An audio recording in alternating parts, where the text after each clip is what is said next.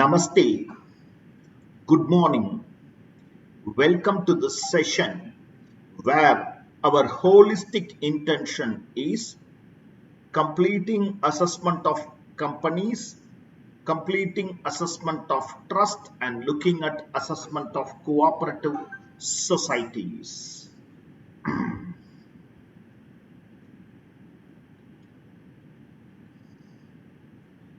Let's start the practical aspects of assessment of companies, the holistic, where math is not involved, where it is not alternative minimum tax or minimum alternative tax, or it is not optional tax regime. So what boils down is it's purely PGBP. It is purely PGBP. I'm straight away going to page number 318 for you, 319 for me, because mine will take the card page also. So 318. Question number 11.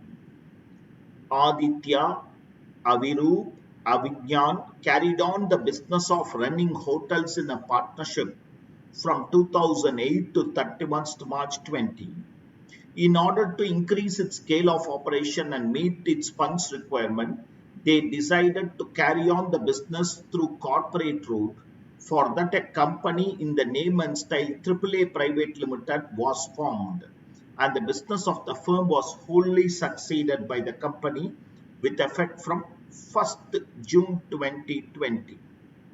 The company's profit and loss account for the year ended shows a net profit of 450 lakhs after debit or credit of following. A. Interest of 3 lakhs paid to Allahabad Bank on term loan taken for the purpose of acquiring a land at Bhubaneswar for a new hotel to be set up.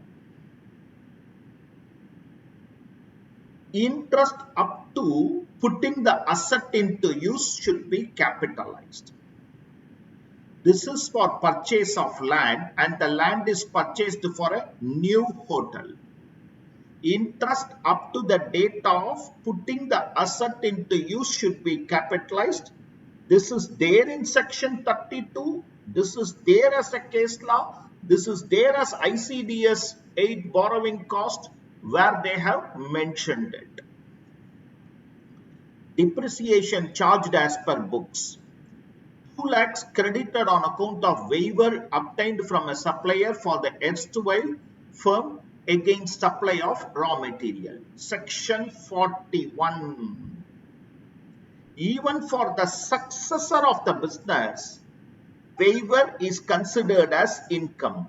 Any allowance, deduction, expenditure claimed earlier, now recovered, or a trading liability now ceasing to exist is considered as income. It will be applicable even for the successor of the business. Even for the successor of the business, so it will be taken as income.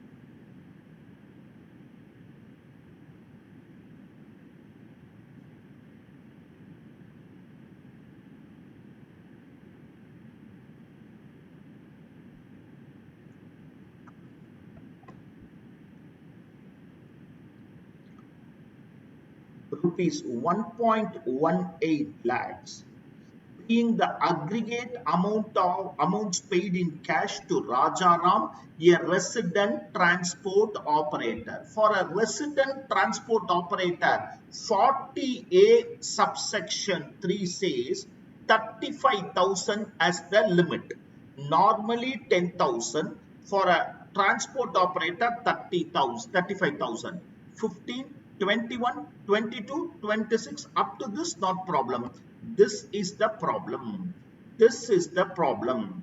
Tax was not deducted on the above payment. Mr. Rajaram has furnished a declaration. Provision for bad debts not allowed. Payment of 25 lakhs to some employees for voluntary retirement, 1/5 only allowed. So I will add back 25, reduce 5. Depreciation as per Income Tax Act. of rupees 4 lakh due from one corporate customer for 3 months have been written off during the year after giving few remainder by debiting the provisioned account. So we need to allow it. Erstwhile firm was allowed exemption under section 50 under section 47 in respect of long-term capital asset transferred to the company. Section 47 says conversion of a company, a firm into a company. Conversion of firm into a company will not be regarded as transfer. Conversion of firm into a company will not be treated as transfer. Conversion of firm into a company will not be treated as transfer. Correct? Okay. When, if we remember some conditions, all the assets and liabilities of the firm should become the assets and liabilities of the company at book values. All the partners of the firm should become the shareholders of the company, and they should together own at least 51% for a period of 5 years. They should together own 51% for a period of 5 years. Now, 50 lakhs was claimed. Company's voting right till 31st March was Aditya, he is a partner, Avirup 30, Avignan, they were holding 40 plus 30, 70 plus 15, 85%.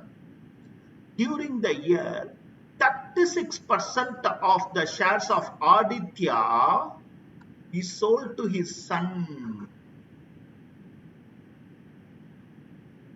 So 36% of this goes. So what happens? 4 plus 30, 34 plus 15, 49. They lose that. They should have held for 5 years. They have not held. So this 50 lakhs becomes taxable during the year. This 50 lakhs becomes taxable. This is the purpose for me picking this question itself, to make you understand this provision also. Unabsorbed business loss and depreciation of 10 lakhs each have been carried forward. The company has a subsidiary company, Tours and Travels, a closely held company. During the year, the company obtained a temporary loan of 12 lakhs from its subsidiary company. Accumulated profits of the subsidiary was 30 lakhs at the time of loan. The loan was repaid before the end of the year. They are talking about 222E. They are talking about 222E. Loan to a substantial interest holder in excess of, who's holding in excess of 10%. Compute the total income, indicate the reason, ignore the provisions of MAT.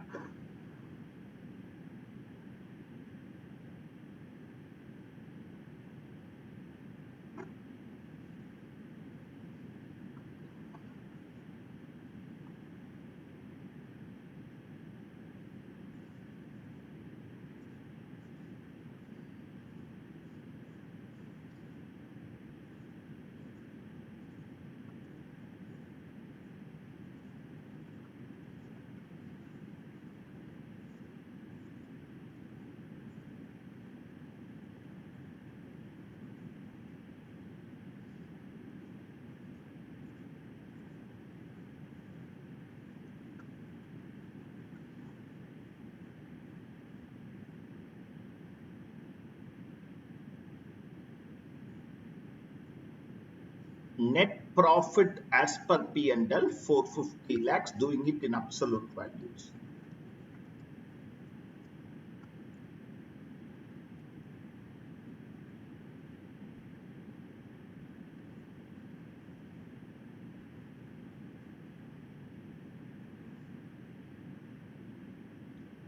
Okay.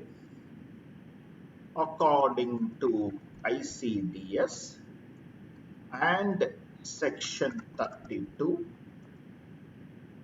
borrowing cost till the date of putting the asset into use shall be capitalized. In the given case, the borrowing is for land and the land is for construction of hotel. Hence, the same needs to be capitalized. Okay, 3 lakhs. 3 lakhs.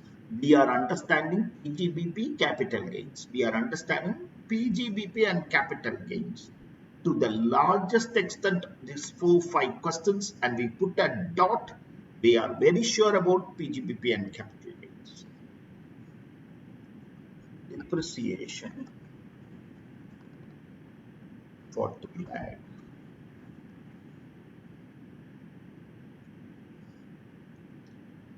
According to section 41, waiver of trading liability shall be treated as income.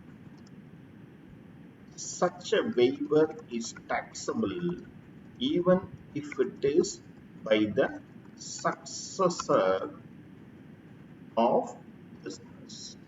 Okay, waiver of trading liability is no doubt an income, and it is also an income if for the successor. The predecessor might have claimed the expenditure. For the successor, it becomes income. So, even such a waiver is taxable, even if it is by the successor of the business. Okay.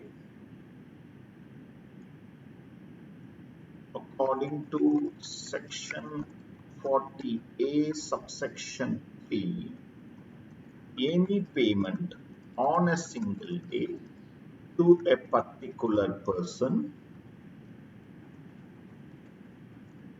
in excess of prescribed limit 10,000 is wholly disallowed. Any payment on a single day to a particular person by unapproved modes in excess of specified wholly disallowed. For a resident transport operator, rupees 35,000 is the prescribed limit. So, the payment made in November is disallowed. All other payments are allowed. Only the payment made in November will be disallowed. Only the payment made in November will be disallowed. In all other cases, it is very much allowed. It is very much allowed.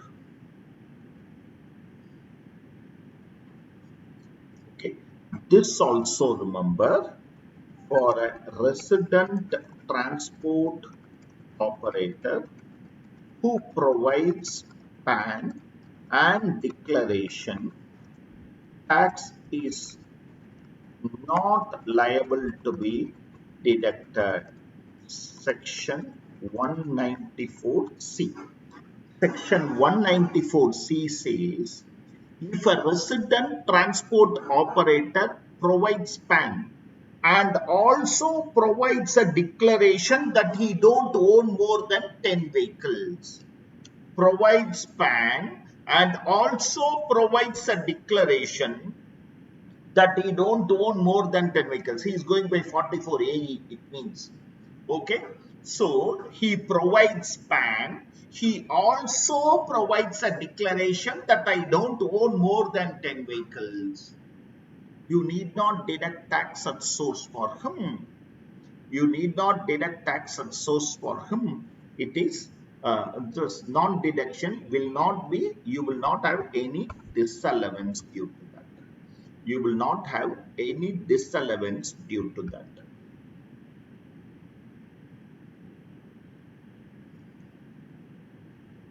Provision for bad debts, 12 lakhs. Okay. BRS payment. First, I disallow the entire 25 lakhs.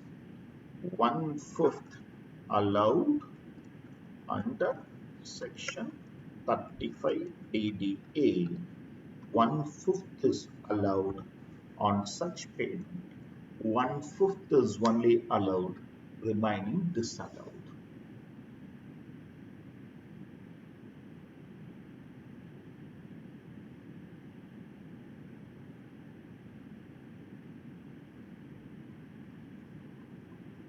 Depreciation as per IT Law Act is 65 lakhs.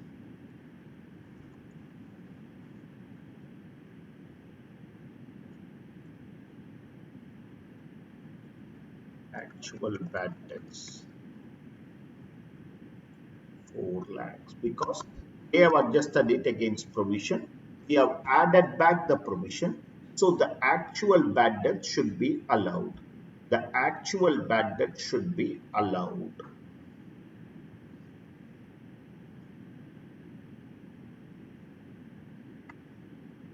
Business income before set off. Business income before set off.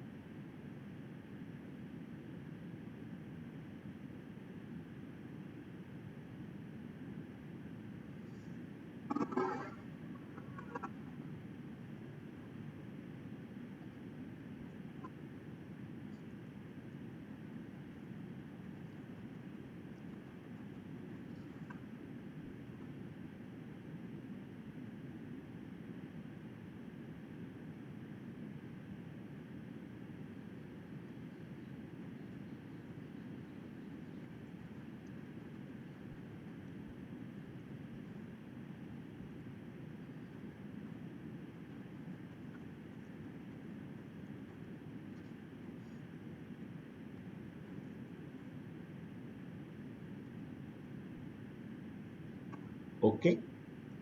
I'm leaving 3 lines and starting so that first I will write.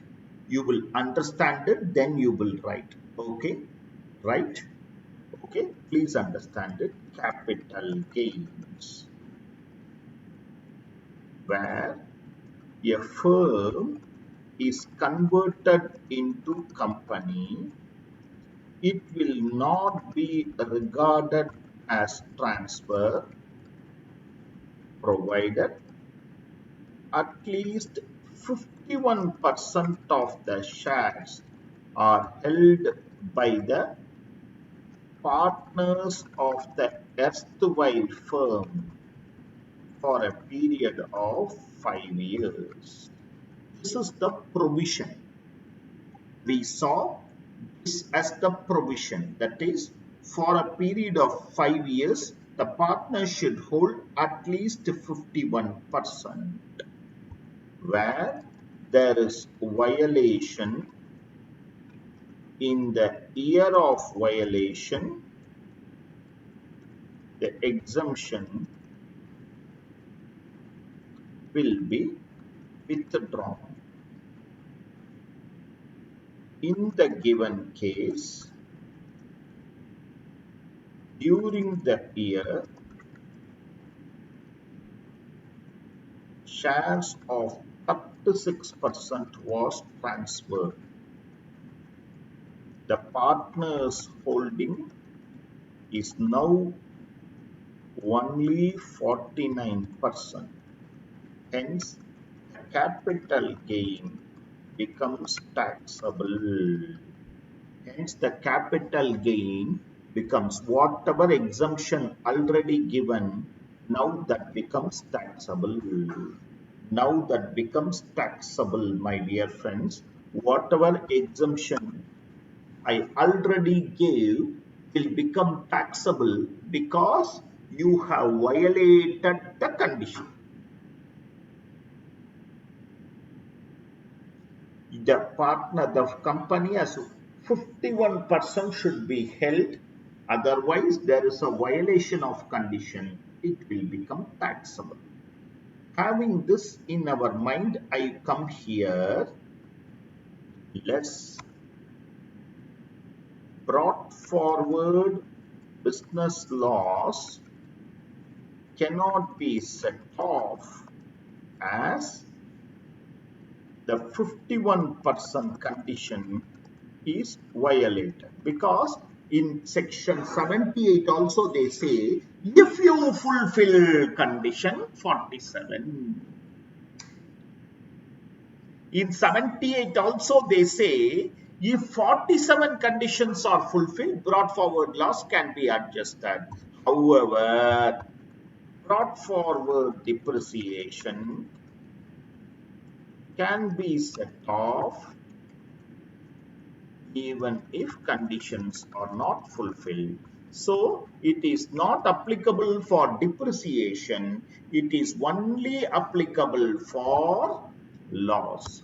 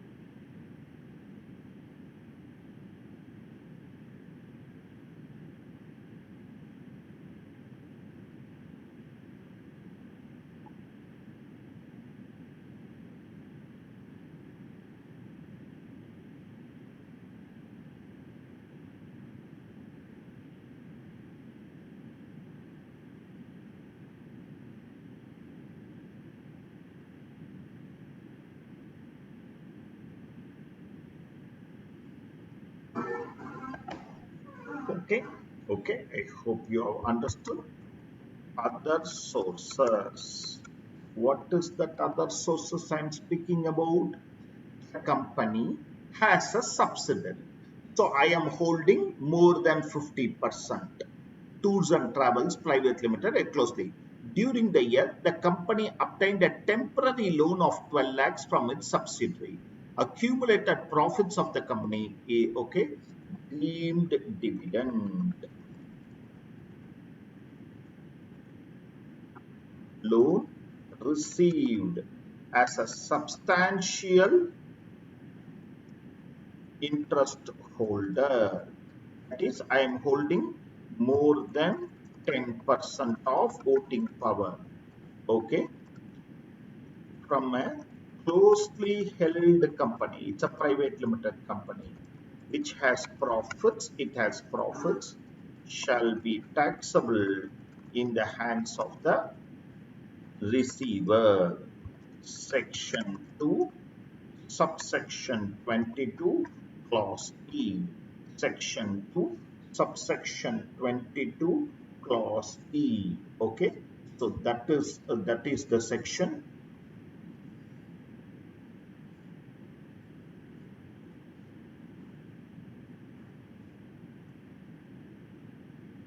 Okay, so this will be taxable as deemed dividend, the loan of 12 lakhs. I will write a note also. Okay, I am getting my gross total income slash total income.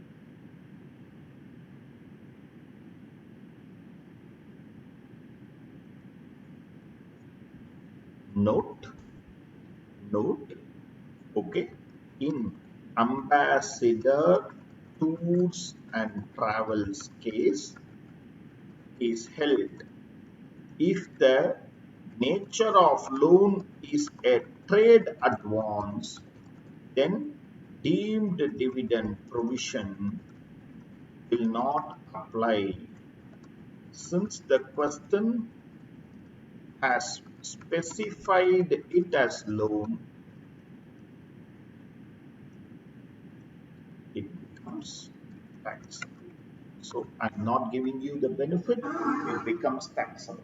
In ambassador tours and travels case, it is held that if the nature of loan is like a trade advance, if the nature of loan is like a trade advance, then deemed dividend provision will not apply.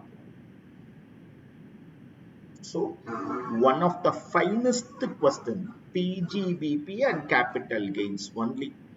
And in capital gains, we understood the intricate provision of 5 years.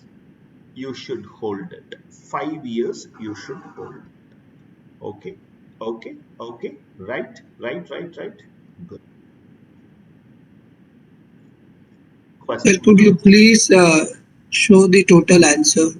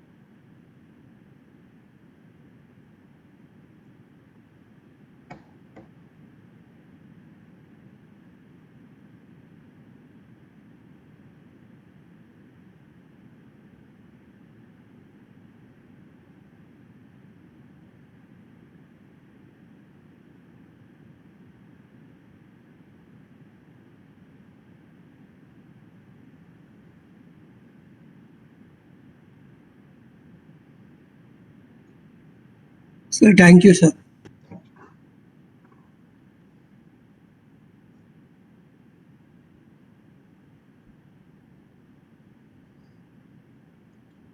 Sir, did class start today earlier? Yes, Aisha. That is, we said yesterday while completing the class also, I put it in the group also that today we will start by 6 o'clock. So we started at 6 o'clock. We did only one question, don't worry. What is the nature of capital gain? Long-term capital gain. They themselves has given. It's a long-term capital asset. You can see in the question they have given. Okay, it is a the exemption under long-term capital asset. So it's a long-term capital. Screen is not visible. Is it stuck? Is it now visible? I hope it is visible because one of our friend was Copying the answer also. Okay. Question number 2. Pritham Motors Limited is engaged in the manufacturing and selling of cars having an annual turnover of 5,000 lakhs. That net profit of the company as per net profit and loss account for the year ended 150 lakhs after debiting or crediting. One-time license fees of 20 lakhs to a foreign company for obtaining franchise. One time, so many data will be there. One-time license fees. Date. Whenever they give a date, there is a relevance. What are all the places where there will be a 48.3? No. What else? If a proprietor sells the stock and start a private limited company, is the gain received on stock taxable as of now? No. From next year, the provision might change, Rishabh. And for your year, no. Stock in trade is not a capital asset. But if the proprietor is selling the stock, that means he is doing business. Then only stock comes. So for him, business profit will be there. One-time license fees.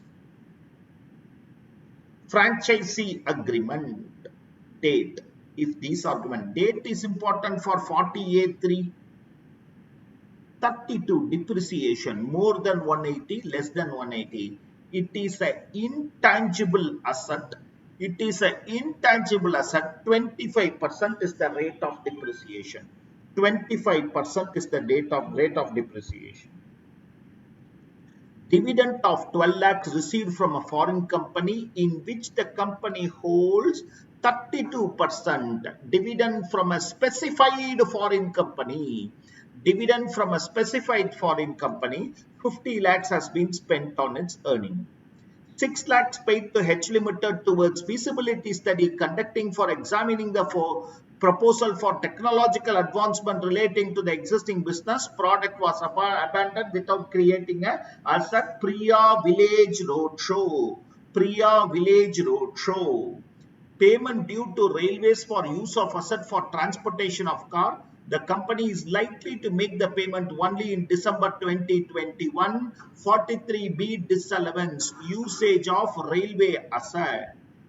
Contribution made to an approved association in social and statistical research allowed. Depreciation charged as per books. The opening and closing stock were overvalued by 10%.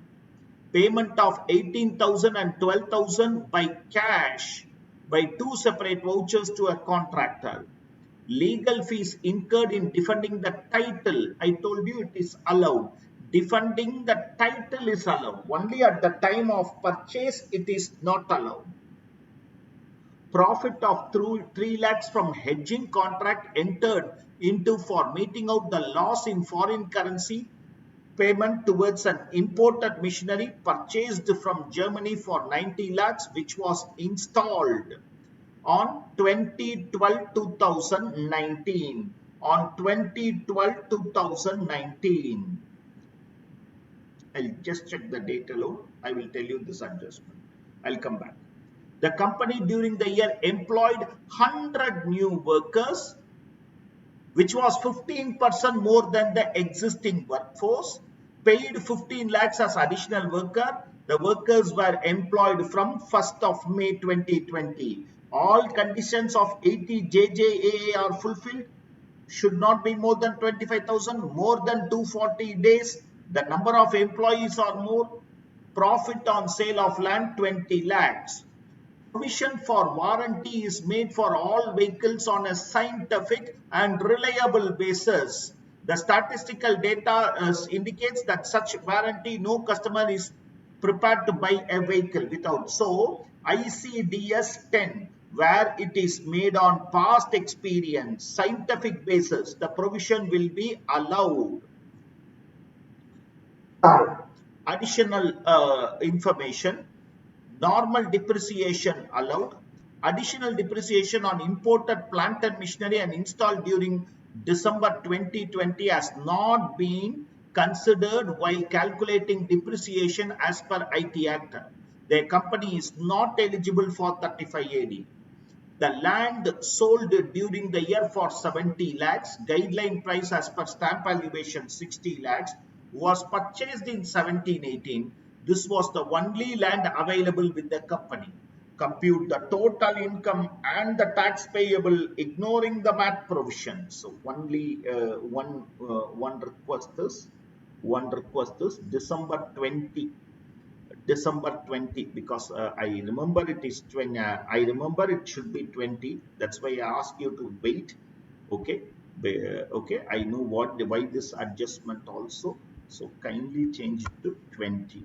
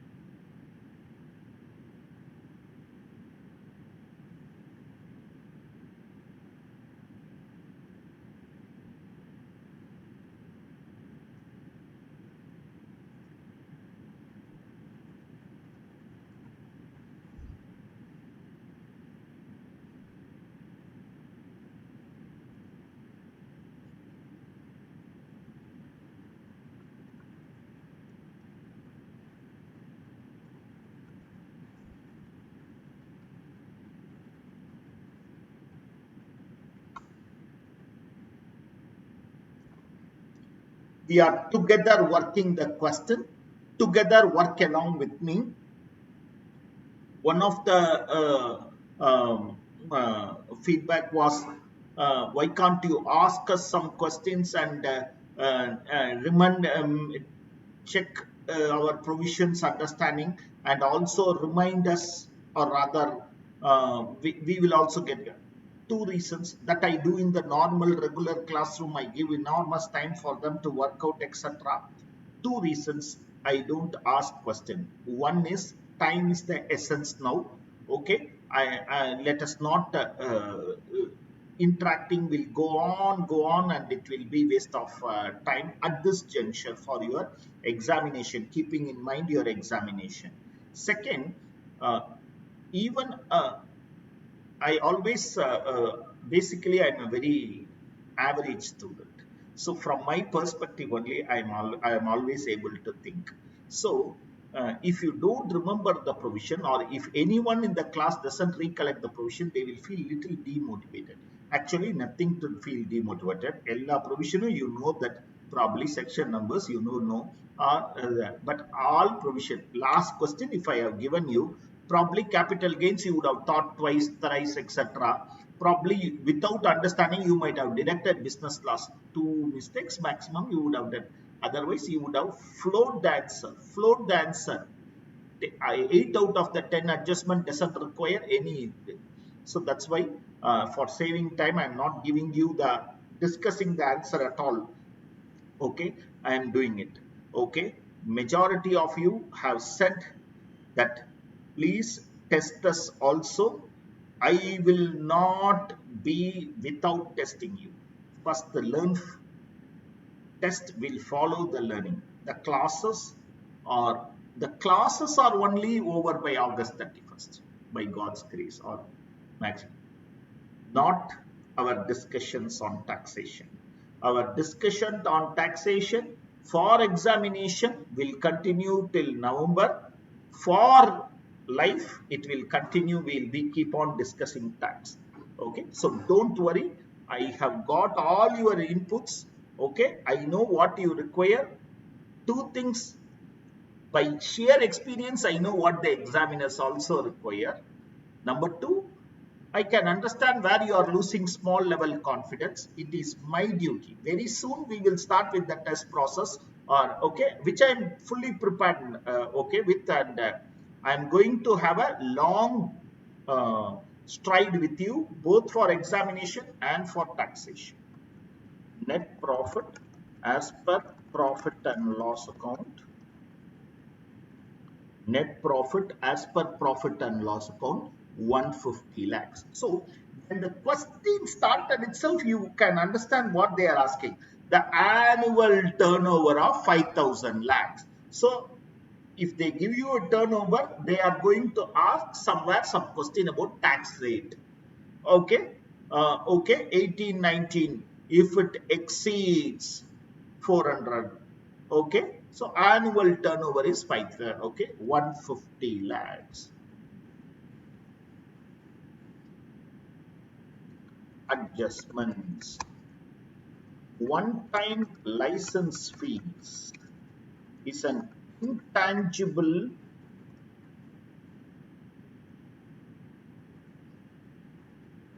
asset, okay, to be capitalized.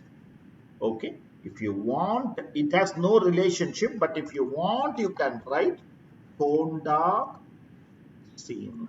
Okay, but I don't think it is related case law. There, if what if termination clauses available, etc. So, Honda scene. Immediately charge the depreciation. Let's do it later. If you keep it, you will forget it. Okay, depreciation at the rate of 25% on intangible as it is put to use for more than 180 days. So immediately charge depreciation so that we forget that adjustment. Whatever required for that adjustment, we forget. Okay. Dividend from specified foreign company taxable under IFOS. How much is that? 12 lakhs. Expenses on such dividend not allowed because the rate of taxation itself is going to be lesser. Expenditure on such dividend will never be allowed, will not be allowed. So, dividend I am reducing and the expenditure I am adding it back. And the expenditure I am adding it back. Okay, I am just writing Priya Village Roadshow case law and putting here nil because now that I am very confident you know that case where any expenditure is incurred which has not created an asset. The expenditure has not resulted in creation of an asset. Such expenditure can be claimed because there is nothing to capitalize with. Okay, okay, right. Payment to railways beyond the due date disallowed under section 43B. Disallowed under section 43B 2 lakhs. 2 lakhs. Okay. Contribution to research, be it social and statistical.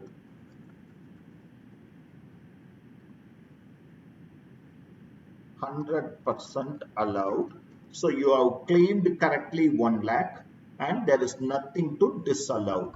It is allowed, 100% is allowed. We know that if under optional tax regime, this would not have been allowed. Under optional tax regime, this would not have been allowed. Depreciation as per books 20 lakhs.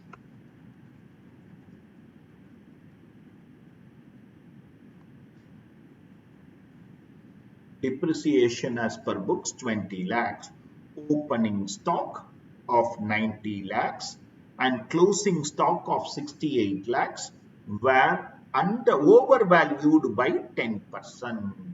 Were overvalued by 10% according to ICDS 2. Okay, stock has to be valued at cost or NRV, whichever is less. So you have overvalued it. Okay, so I need to reduce the value. All of us in the classroom, please understand. They have overvalued it. I need to reduce the value. How will I do? If the opening stock reduces, profit goes up. Opening stock is a debit expenditure. If the expenditure reduces, profit goes up. If the closing stock reduces, profit comes down. Okay, effect of opening stock. Okay, how much is that? 90 lakhs divided by 110 into 10. Repeating, 90 lakhs divided by 110 into 10. So 10% it should come down, which will increase the profit. Effect of closing stock. Okay. Effect of closing stock, 68 lakhs divided by 110 into 10. This will reduce the profit. Okay. So what happens? 68 lakhs divided by 110 into 10. So the net impact is profit goes up by 2 lakhs. Profit goes up by 2 lakhs. Opening stock is a debit item. If it reduces, profit increases. Closing stock is a credit item. If it reduces, profit also reduces. The net impact is profit goes up by 2 lakhs.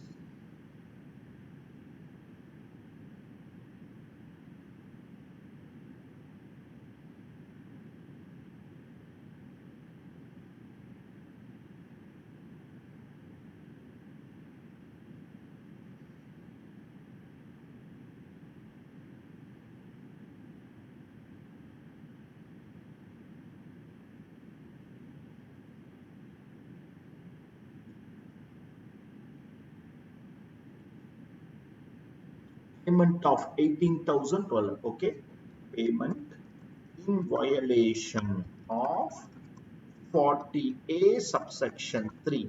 Beyond these sections, they never go in examination. Almost all adjustments you know.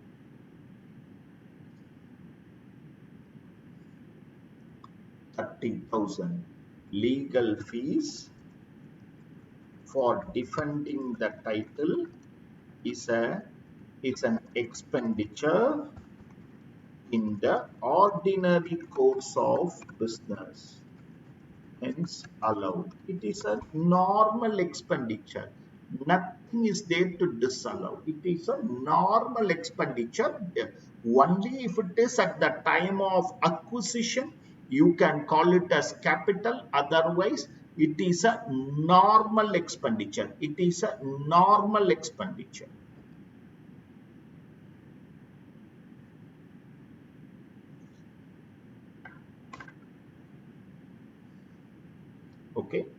Okay.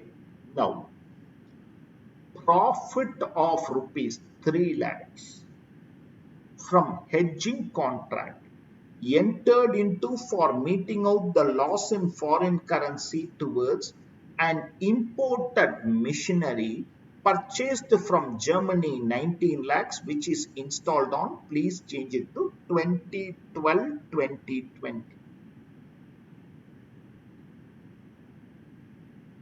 Anything directly related to an asset. Anything directly related to an asset should be adjusted with the cost of the asset. We have been seeing from the first Saurashtra cement case, liquidated damages for supply of machinery should be adjusted with the machinery. Compensation, which is related to an asset, should be adjusted with an asset. Subsidy which is interlinked with the depreciable asset should be adjusted with the cost of the asset. Anything which is directly related to an asset should be adjusted with the cost of the asset. Base rule.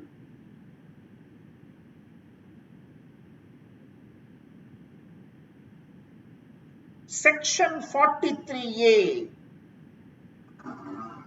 where an asset is imported. Section 43A, where an asset is imported.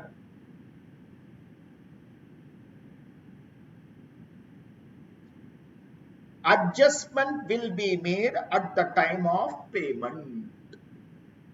The forex difference arising,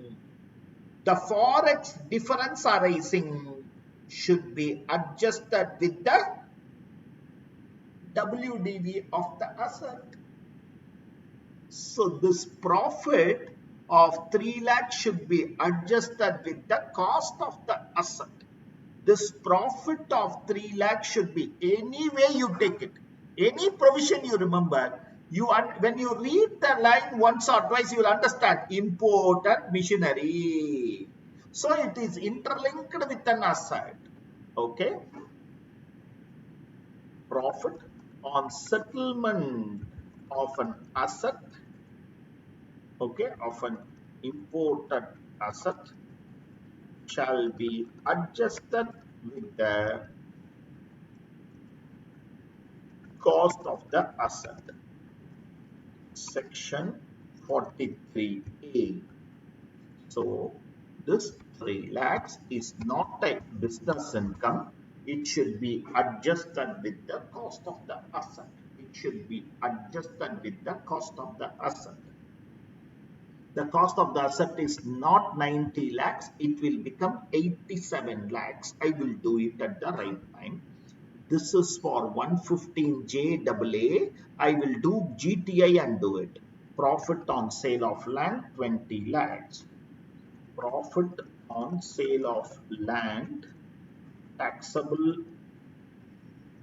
under capital gains, is how much? 20 lakhs. 20 lakhs.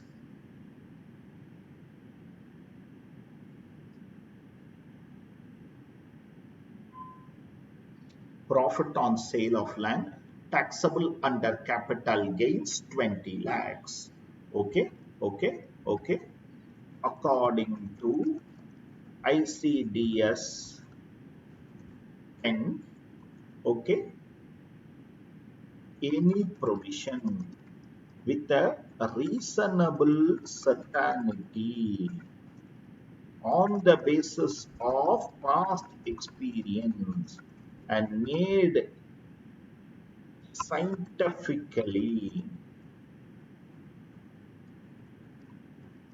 shall be allowed as deduction. So it will be allowed.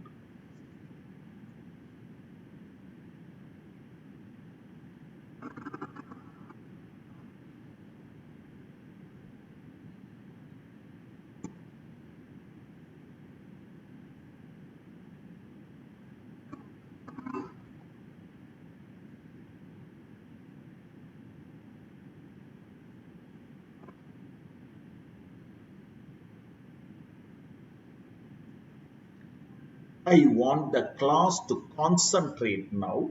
I want the class to concentrate. Yes, depreciation, less depreciation, normal depreciation charged. Okay, normal depreciation they have computed, allowable as per income tax law, 22 lakhs. Normal depreciation computed as per IT law, 22 lakhs. All of us should listen. Okay, 22 lakhs. This would have been computed without adjusting the 3 lakhs of forex difference.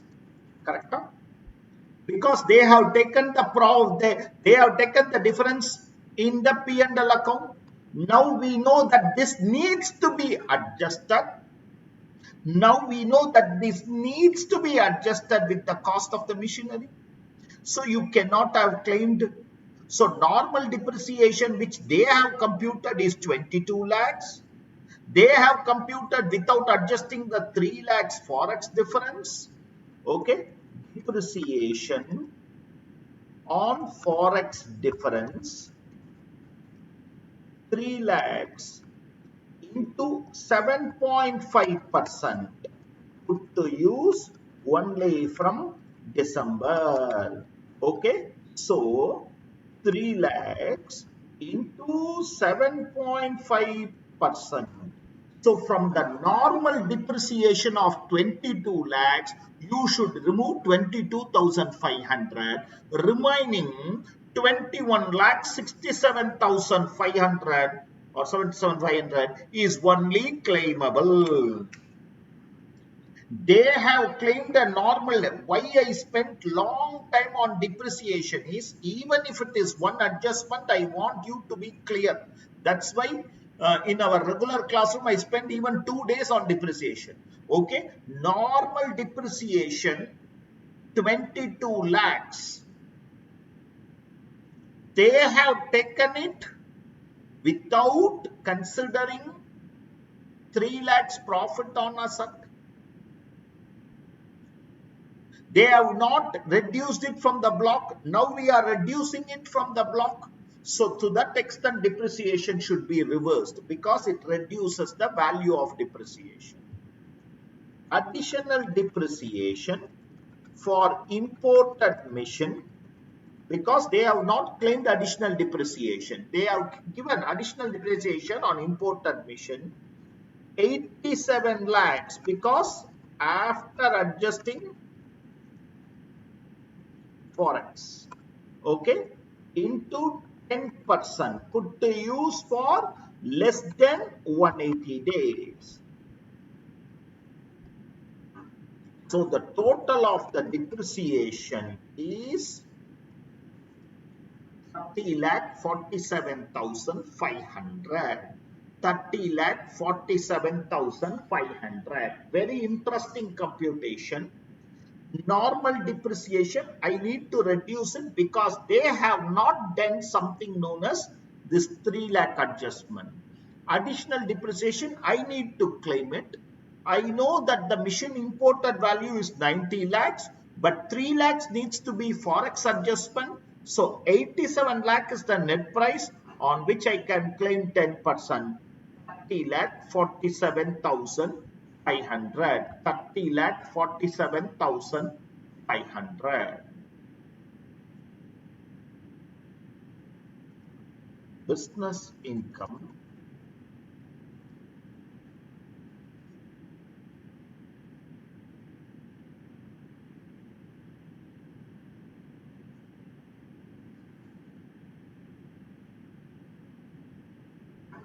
one crore 24 lakh 32,500.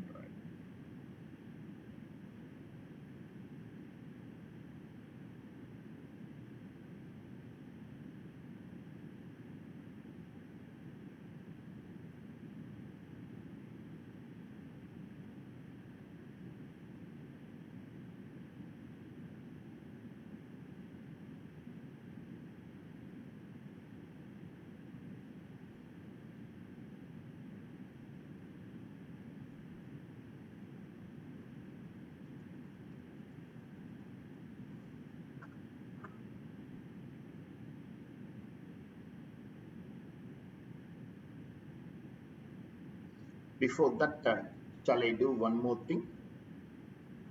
Note. Okay, always to remember, note. Additional depreciation of 10% on imported machine can be claimed in FY 21-22. Write this note so that our answer stands tall. computation of total income.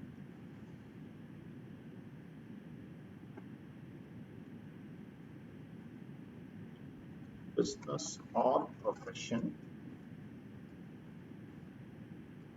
as computed. We have already computed 1 crore 24 lakh 32,500. Capital gains, sale of land, full value of consideration, full value of consideration. Please, this land sold for during the year for rupees 70 lakhs. Full value of consideration 70 lakhs. Stamp duty is only 60 lakhs, so 70 lakhs will prevail. 70 lakhs will prevail. Okay. Actual consideration more than stamp value. So no problem at all. Okay. Less ICOA. Why do I say ICOA? It is purchased in the financial year 1718, 1819, 1920. This was the only land available with the company. Okay. So, yeah, 2 years is over. Even if it is purchased on 31/3/18, with 31/3/20 it is over. We are doing for 2021. Okay. You can see the purchase cost like this. Profit on sale of land 20 lakhs. Profit on sale of land 20 lakhs. Okay. And we all know that the sale value is 70 lakhs. So what will be the purchase value? 50 lakhs. What will be the purchase value? 50 lakhs. So 50 lakhs into 301 divided by 1718. Financial year 1718. Okay. Financial year 1718 be 272. 272. Okay.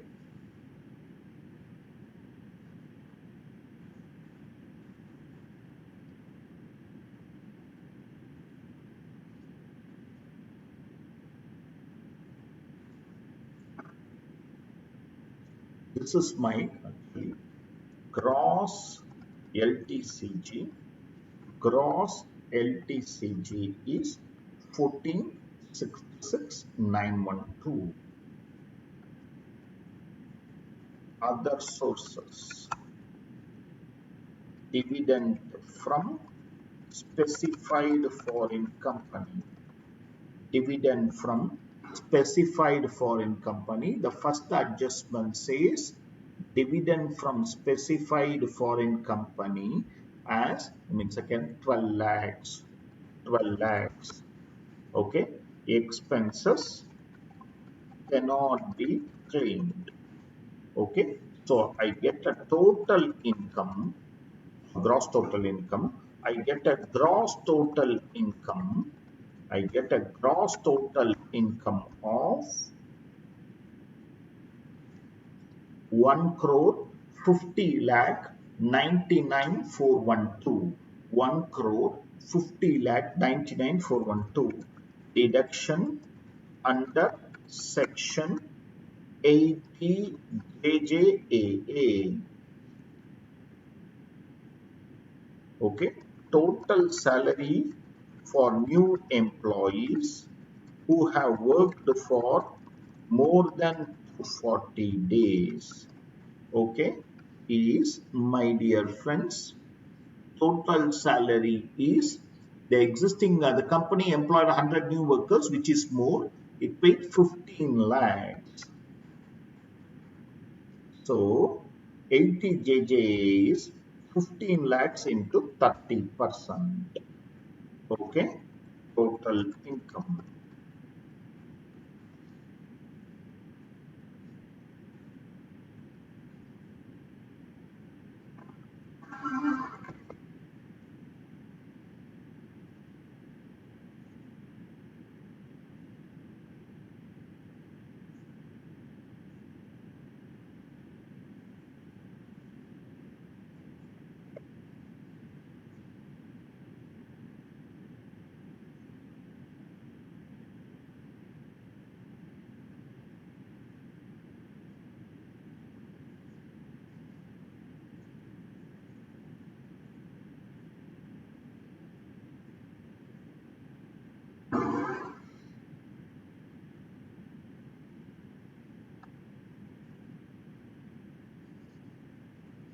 computation of tax. Computation of tax. Dividend taxable at 15% under section 115 BBD. Dividend taxable at 15% under 115 BBD into 15%. Into 15%.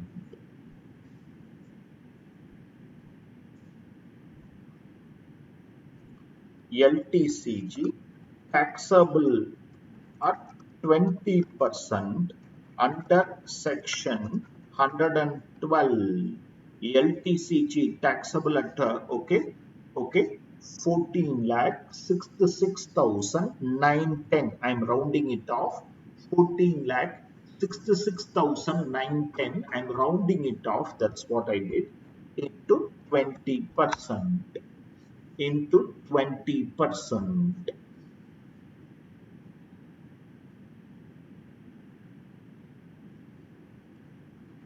Business income taxable at 30%. Turnover has exceeded 4 crores, 400 crores, 5,000 lakhs. Oh, no, not exceeded, sorry.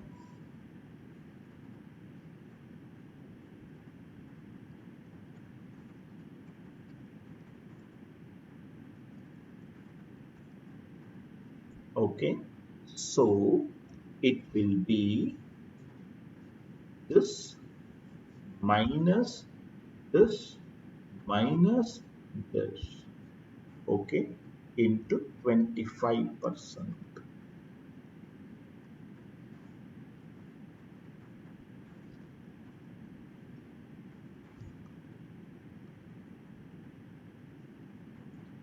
And surcharge at the rate of 7% as income has exceeded rupees 1 crore. Surcharge at the rate of 7% and HEC at the rate of 4%.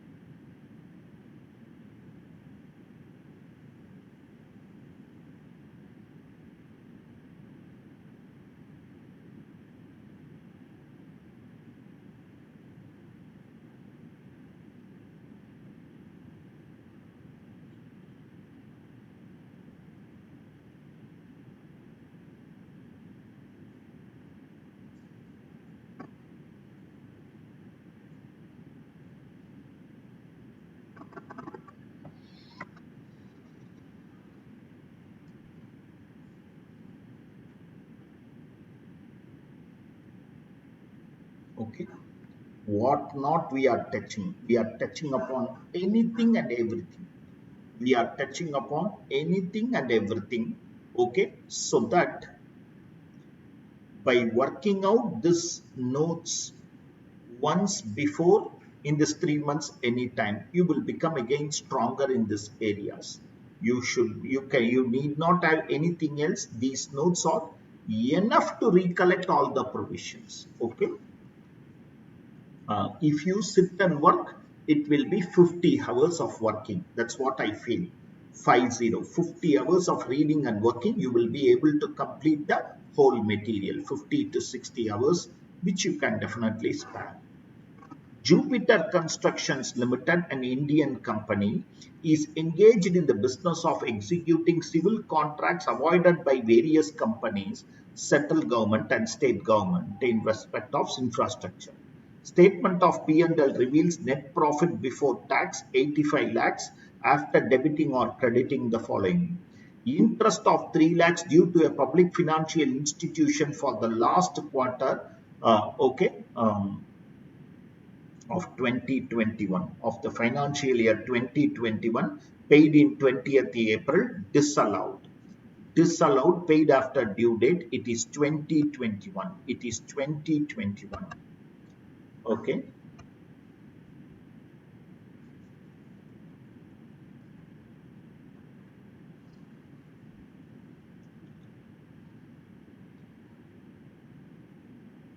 sometimes while converting the questions I just old questions, etc.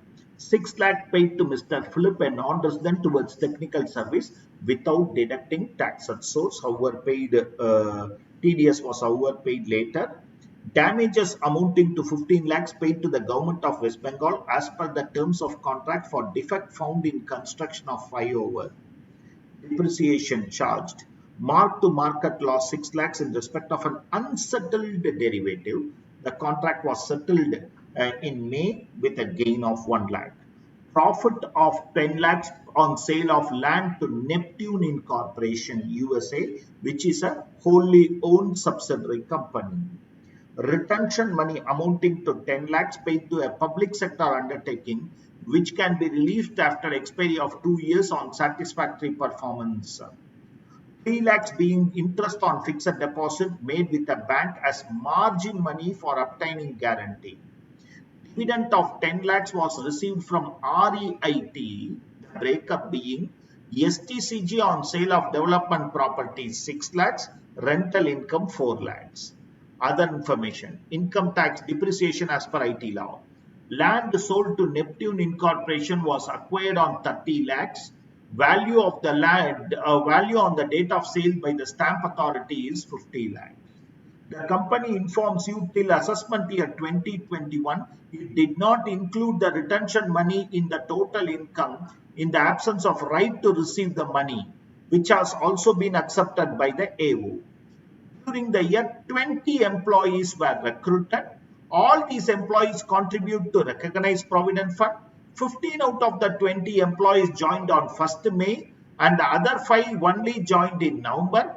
10 employees who joined on 1st were offered salary of 24,500 and the other employees were 32,000. One employee who joined in 1st May at 24,500 drew his salary by bearer check every fortnight.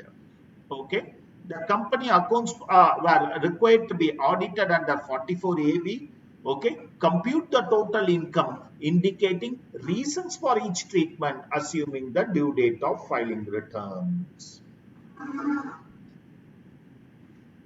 Lot of learnings. Again, very simple. Many provision we know, we are trying to recollect. That's all.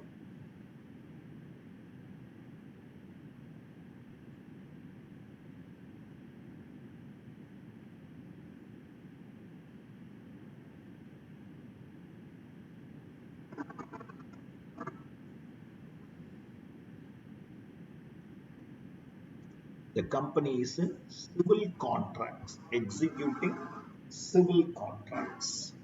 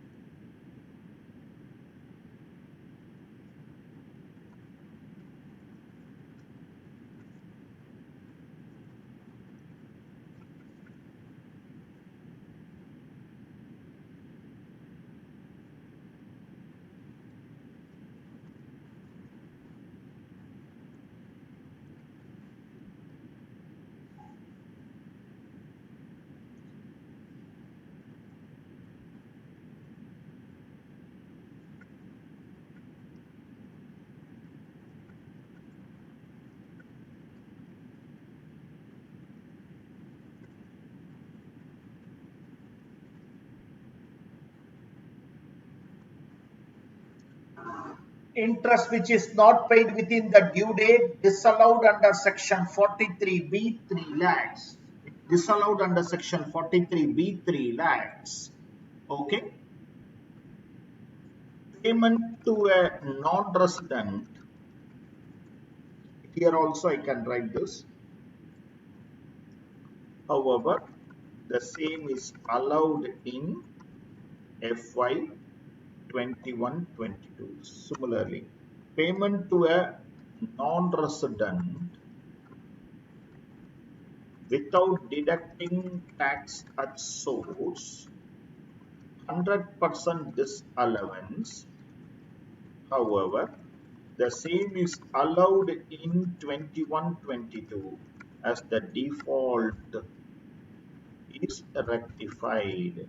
So how much is disallowed? Disallowed is 6 lakhs.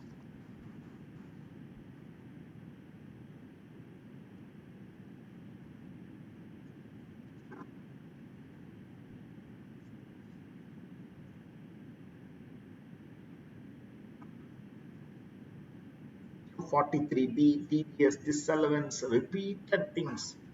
Damages amounting to 15 lakhs paid to Government of West Bengal as per the terms of contract for defects found in construction of flyover. Compensation. Business compensation, not a penalty. Penalty means what? Violation of law. Penalty means violation of law. This is just a compensation paid. Any builder will pay compensation if there are defects. Okay. Compensation paid for defects is an expenditure in the regular course of business. So there is nothing to disallow. This is just the compensation and there is nothing to disallow. Okay, right? So it will be allowed. Compensation paid for defects is an expenditure in the regular course of business. There is nothing to disallow. Mark to market losses. Okay. ICDS 1 says the provision will be disallowed. However, in the given case, the settlement has also happened in the same year. So allowed. Okay, you can see marked 6 lakhs in respect of unsettled demand. The contract was settled with a gain of 1 lakh. So they have provided, they have reversed. So suppose if they have given May 21, this 6 lakhs would have been disallowed. This 6 lakhs would have been disallowed if they have given it as May 21. But here, the settlement has happened. Majority of the cases, the settlement also happened because these are short terms only. So the settlement also happens immediately. Profit on sale of land to subsidiary company. Profit on sale of land to subsidiary company, 10 lakhs. 10 lakhs. Retention money. According to ICDS 3 contract, the revenue has to be accounted on percentage of completion basis. Revenue includes retention also. Hence, retention, irrespective of other considerations, other conditions, needs to be recorded on percentage of completion. Till last year, you have been recorded one retention only when you are sure of its receipt. But now that option is not there. ICDS says if the project is completed, account the revenue.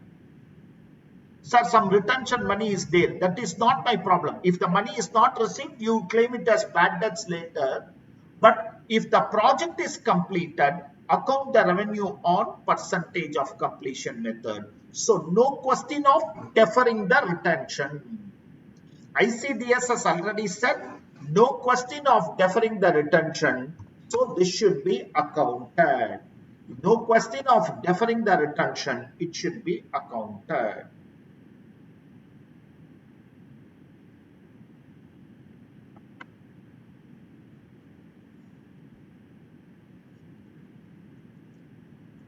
Margin money on bank guarantee deposit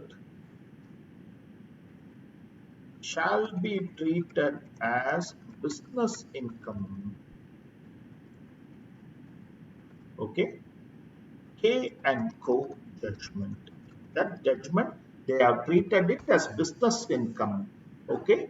K and Co, we all remember it should be treated as business income.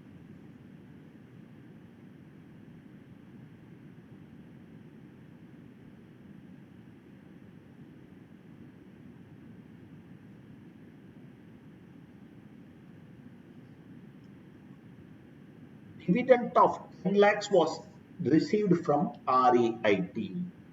6 lakhs, which is STCG, REIT would have paid the tax.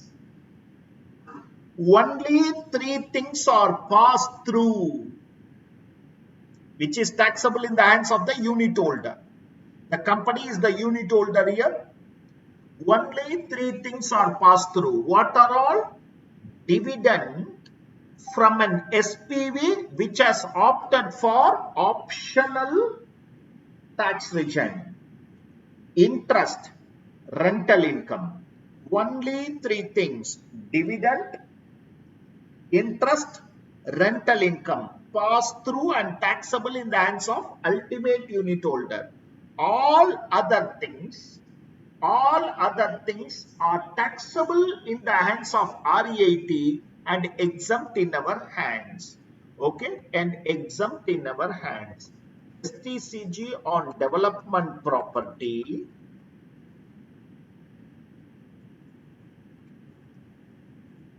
received from REIT, okay, is exempt as REIT would have paid tax at MMR on such income. So that will not be treated as income. Reduce the 6 lakhs. Reduce the 6 lakhs. It is not treated as income because REIT would have paid the tax, whereas rental income from REIT is taxable in the hands of the receiver. REIT would not have paid the tax, so that 4 lakhs you need not take it out. Whereas this 6 lakhs is not the income of the unit holder, it is only REIT which has paid the tax for this. Okay, it is only REIT which has paid the tax for it. Okay, depreciation as per IT law. Depreciation as per IT law, 25 lakhs. 25 lakhs. Land sold, okay, and retention money we have written. 80 JJA will compute later. Company's accounts are audited. So these are all the business income adjustment. Net business income.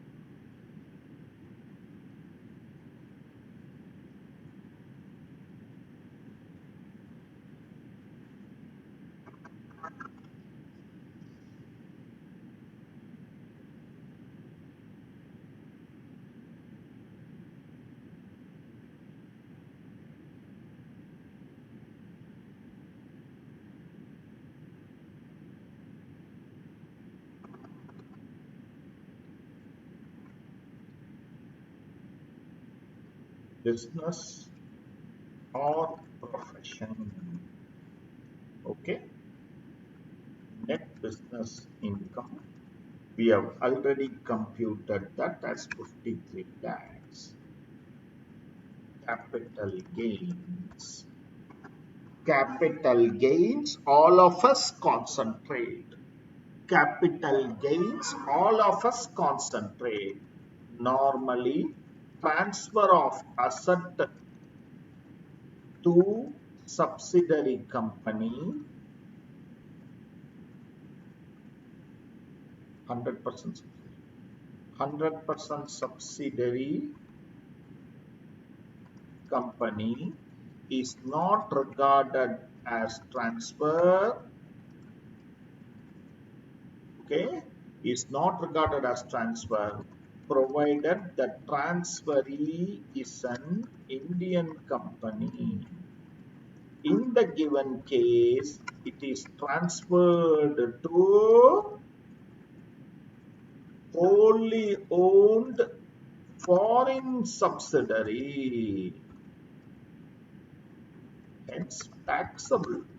Exemption provision will not apply. Look at the wordings. That is where I asked you to remember the other day itself. I'll come to it. Okay. Okay. Okay. Remember. Okay.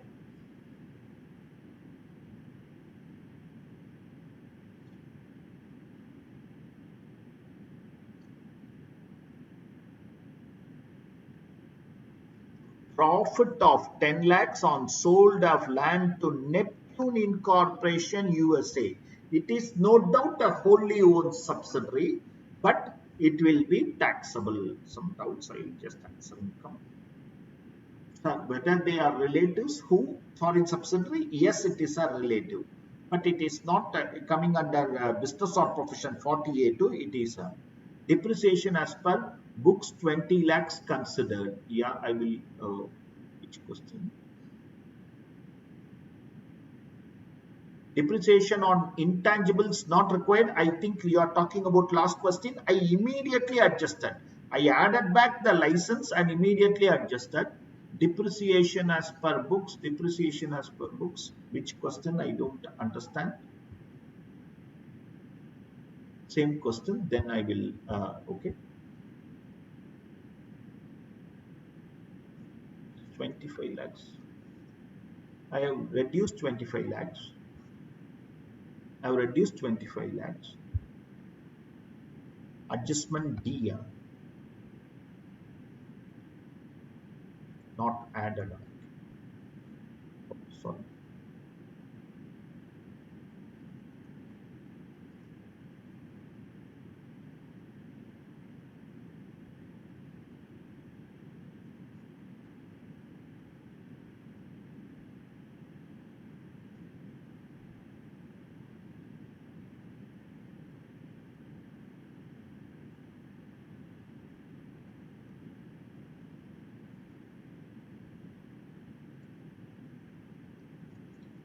Depreciation as per books. Thank you, friends. Okay, 20 lakhs.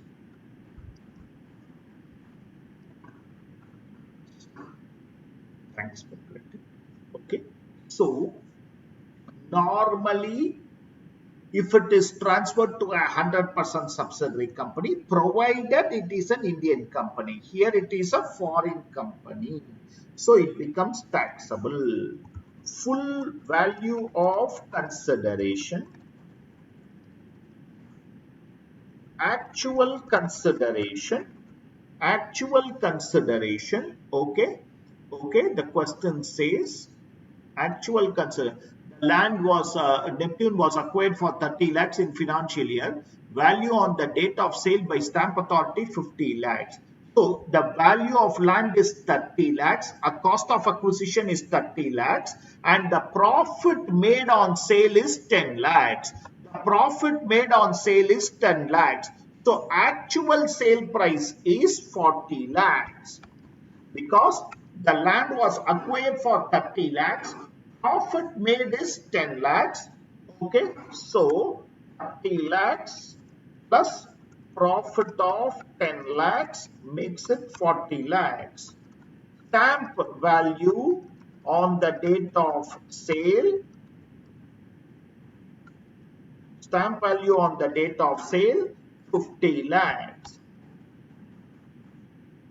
Okay, 110% of actual sale value, 110% of actual sale value. Okay, okay, according to section 50C, where the sale value, where the stamp value exceeds 110% of actual sale value, stamp value becomes COA, FVC, full value of consideration. Stamp value becomes full value of consideration. In this case, the stamp value has exceeded 110%. So stamp value becomes full value of consideration less ICOA. When I have purchased this, I have purchased it in the financial year 15-16 for 30 lakhs. 30 lakhs into 301 divided by financial year 15-16. Financial year 15-16. Financial year 15-16, 254.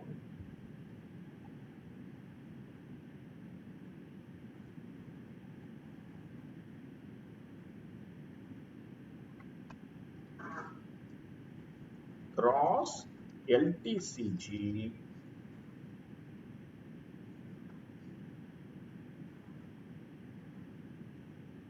1444,882. 1444,882. Okay. Yeah, I have done that. Gross total income. Gross total income.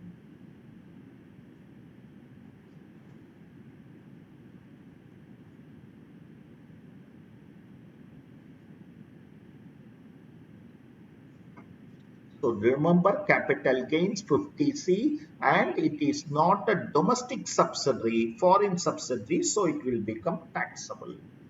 Deduction under section 80 JJAA for new employees. Qualifying new employees is only 9. Why? Out of 15, 5 are paid more than rupees 25,000. So does not qualify. One employee's remuneration is paid by unapproved modes. So he also does not qualify. Okay, look at this, my dear friend.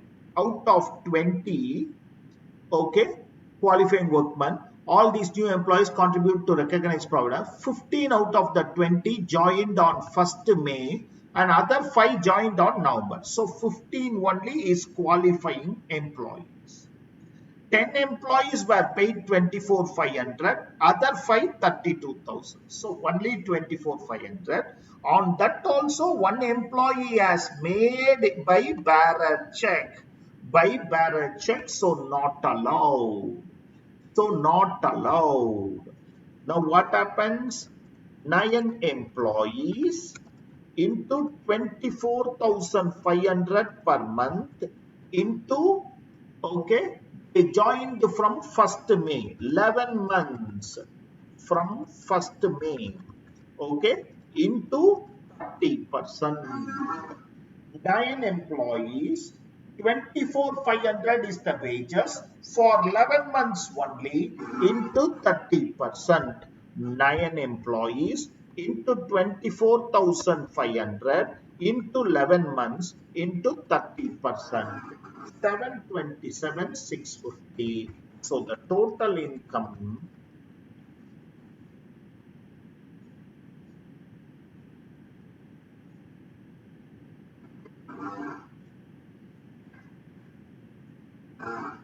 patiently read.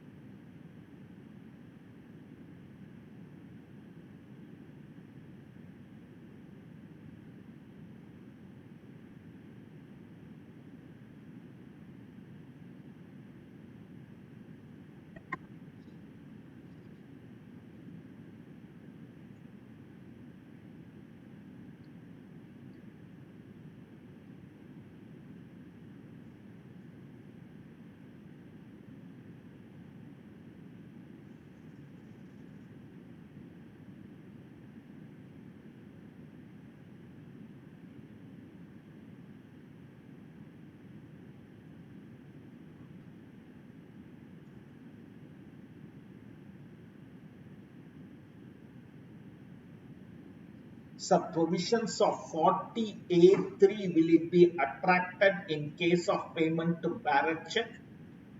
Yes, normally it gets attracted, Shruti. I take your question.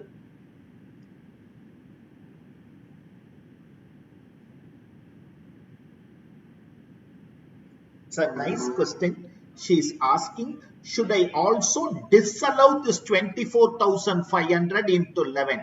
Because payment has been made by bearer check, should I also disallow this 24,500 into 11? It's a very valid question. It's a very valid question. Okay. Okay. I will write the note. Of course, I'll correct the answer. Okay. I vaguely remember the solution of the institute. I don't know why they have not disallowed, but I think it's a very valid question from her. It needs to be disallowed. Okay, I'll write the note. Later I will disallow surely. Okay, note. We should also disallow 24,500 into 11. Section 40A subsection 3 disallowance provision. Okay. Okay. I will do that, and I will, when I'm correcting the answer, I will definitely correct it. It's a very valid remark, Shruti. Take.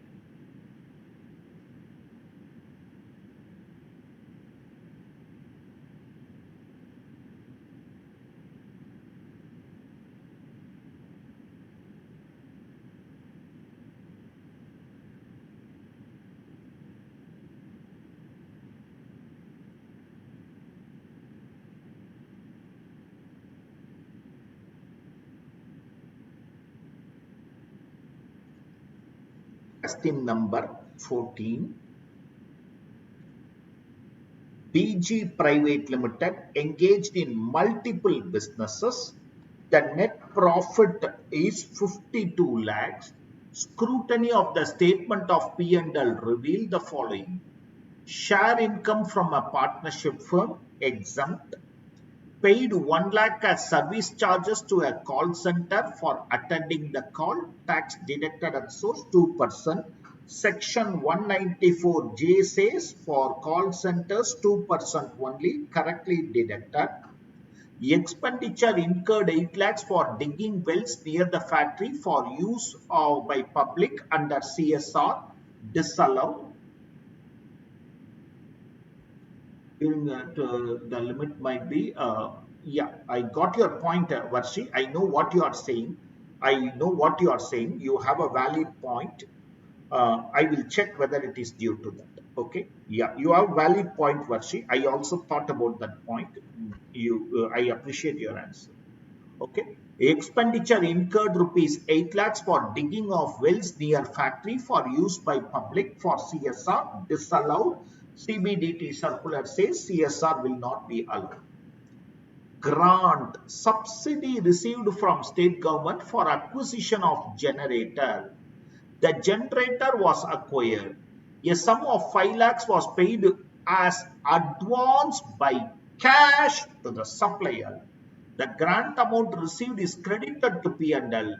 Depreciation is charged on the whole 35 lakh. Assume that the company is not eligible for additional depreciation. During the year, the company purchased textile goods from local supplier. Cash payment was made exceeding 10,000 but below 15-20,000 on 15 suppliers. Depreciation debited to P&L 10 lakh includes 8 lakhs being depreciation on account of revaluation. Provision for deferred tax liability debited 650. Trade creditors 5 lakhs were outstanding for more than 5 years and there is no business relationship with them. The amount was unilaterally transferred to credit of P&L.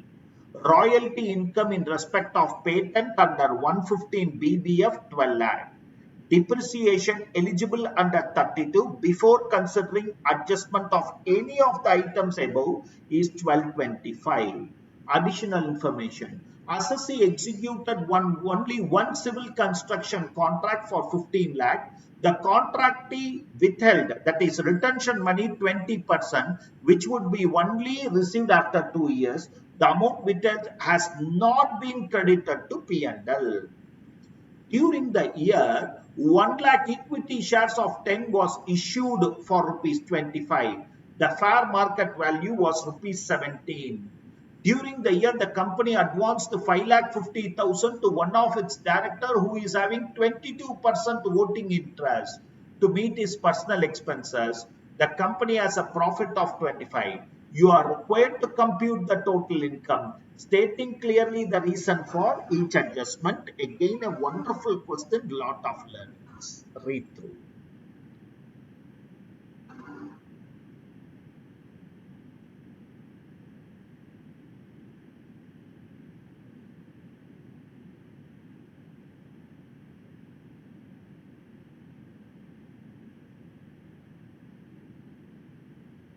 Lot of learnings.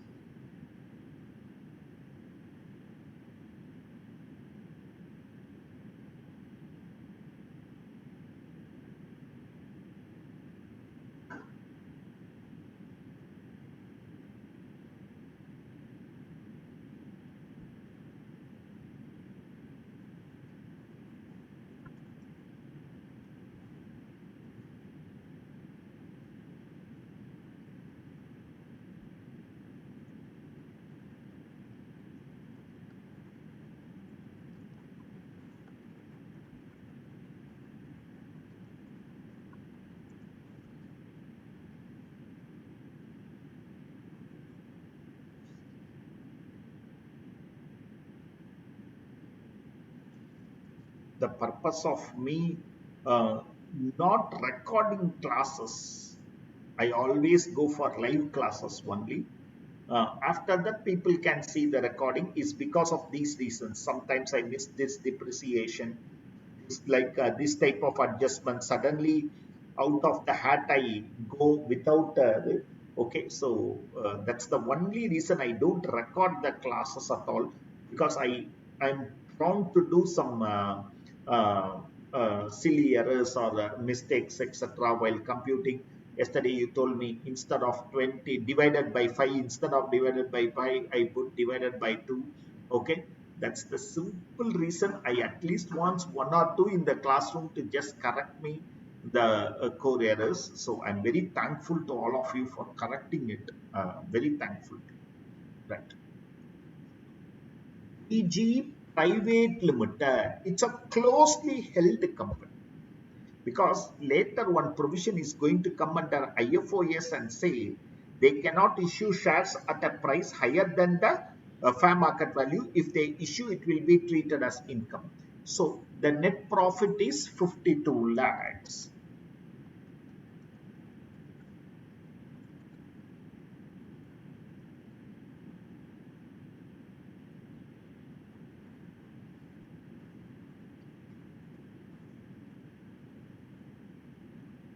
Share of income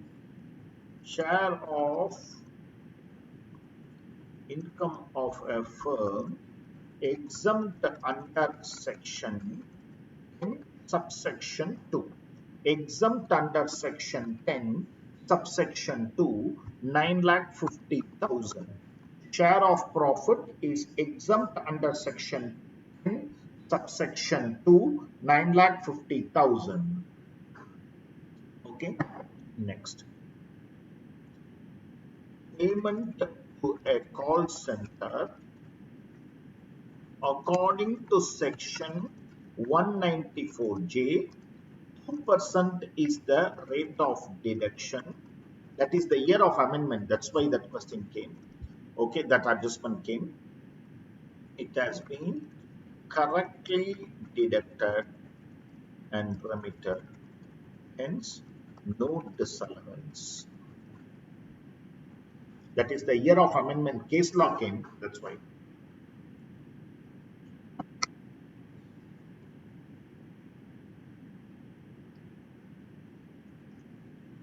CSR expenditure disallowed under section 37 and as per CBDT notification. So CSR expenditure is disallowed. Grant received for a depreciable asset. Grant received for a depreciable asset. According to section 28 and ICDS, any subsidy towards a depreciable asset shall be adjusted with the cost of the asset, shall be adjusted with the cost of the asset and not income. So they have received grant received for generator 10 lakhs. The generator was used from a sum of 5 lakhs. The grant received is credited to P&L. We will come to the depreciation part later.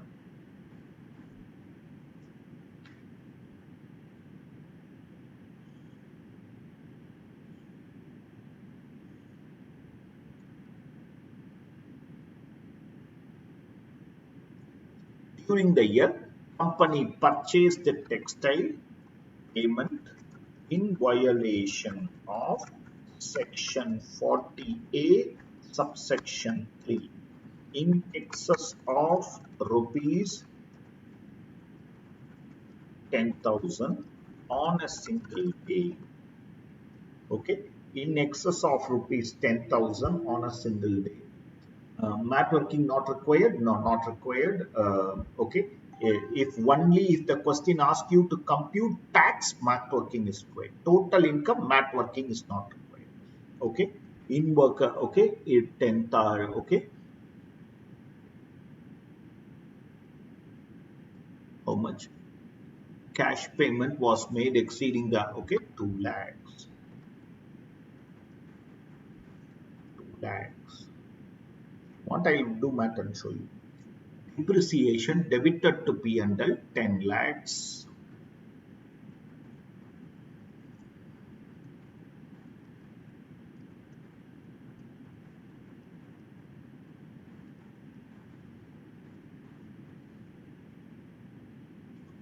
Provision for deferred tax.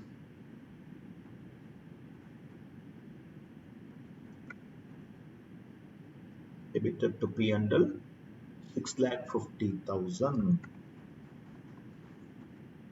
Trade creditors 5 lakhs were outstanding for more than 5 years and there is no business relationship.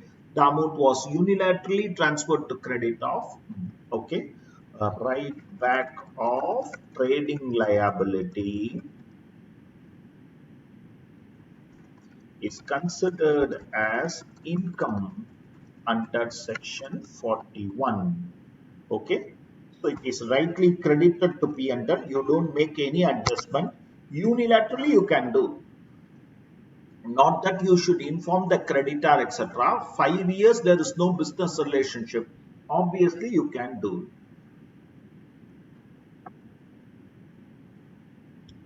Royalty income in respect of patents 12 lakhs.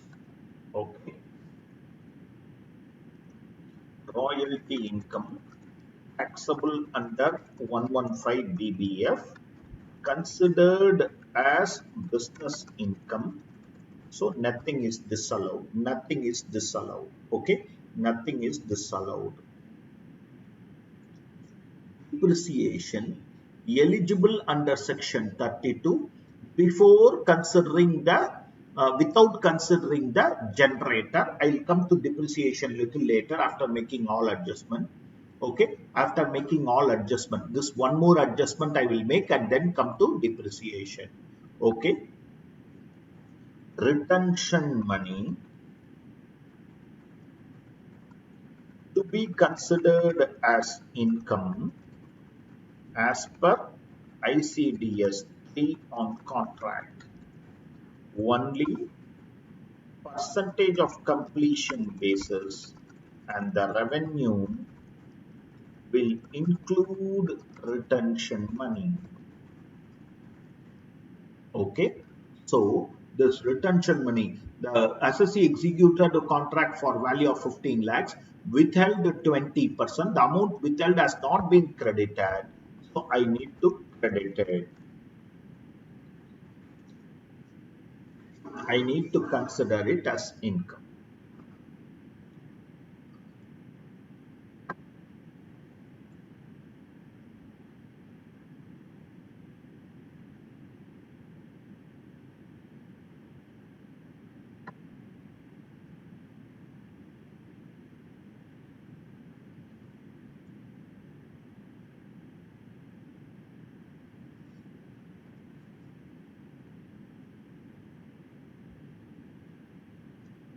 Shall I go to depreciation?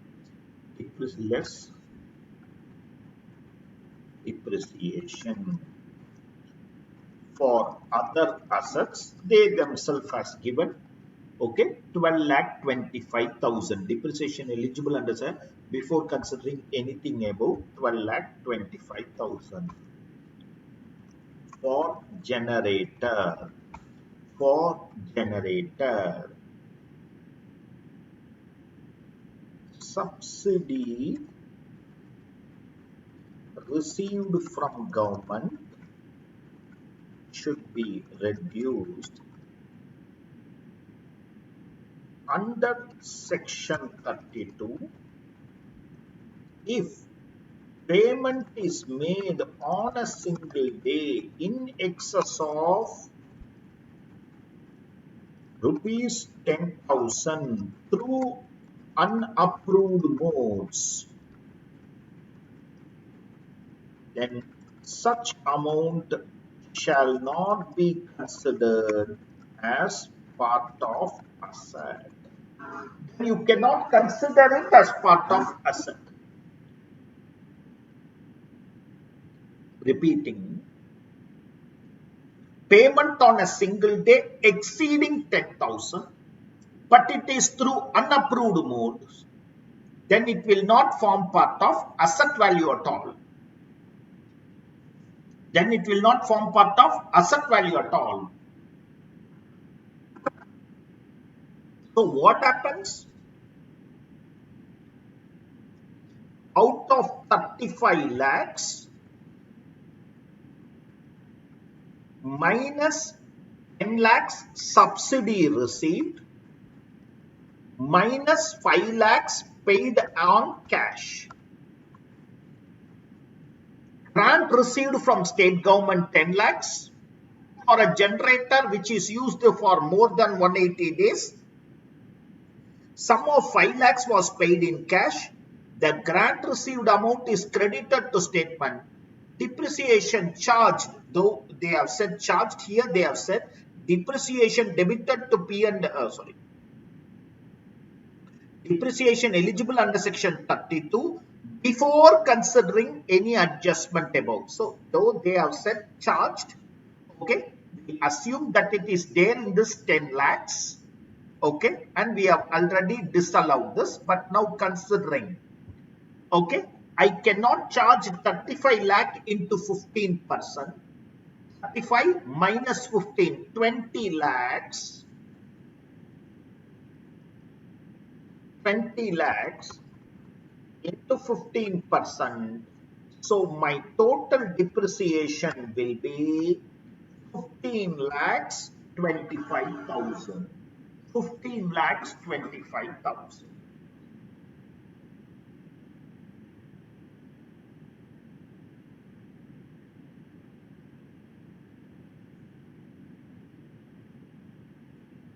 So my business income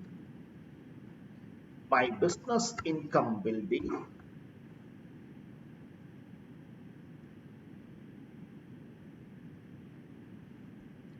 46 lakhs 75,000.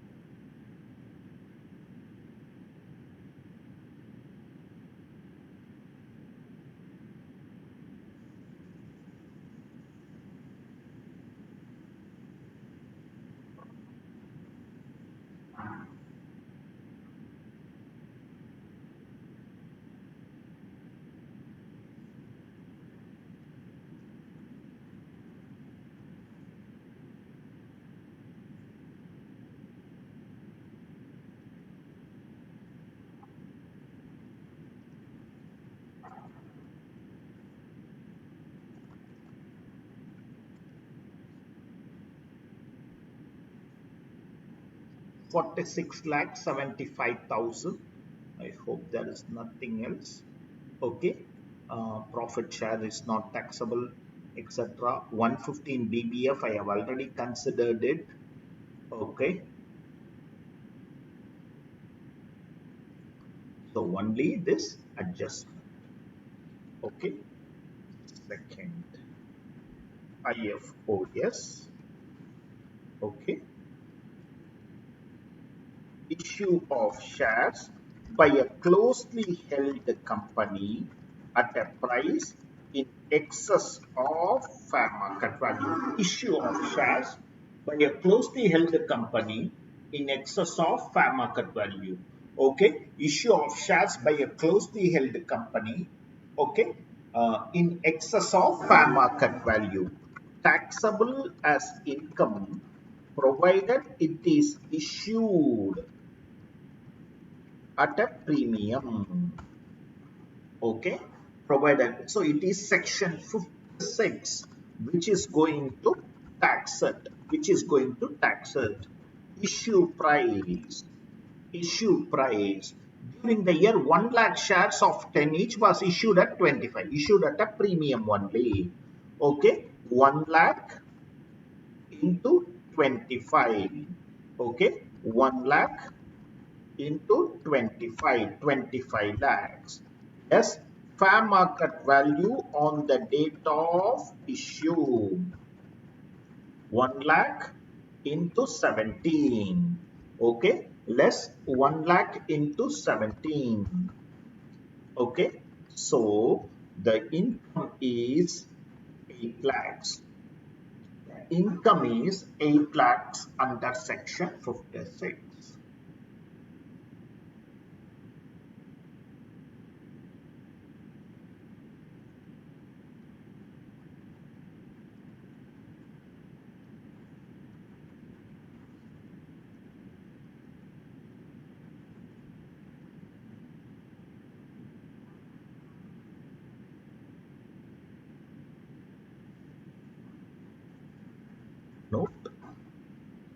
during the year, company advanced 550 to a director. Okay, note, company being a closely held company, advancing money to a director who is a substantial interest holder is taxable in the hands of director as deemed dividend under 2 subsection 22 clause E. In that year, no, in that year, when the question came, the provision was it is taxable in the hands of the company. Now they have changed it back to the substantial interest holder. In the year in which the question came, it is taxable in the hands of the company.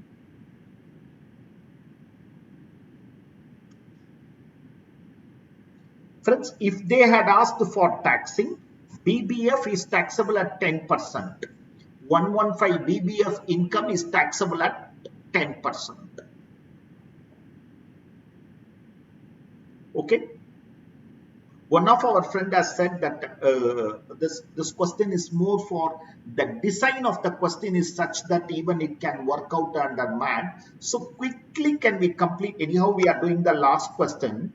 Okay, quickly we will do the math also for this question for just a theoretical understanding.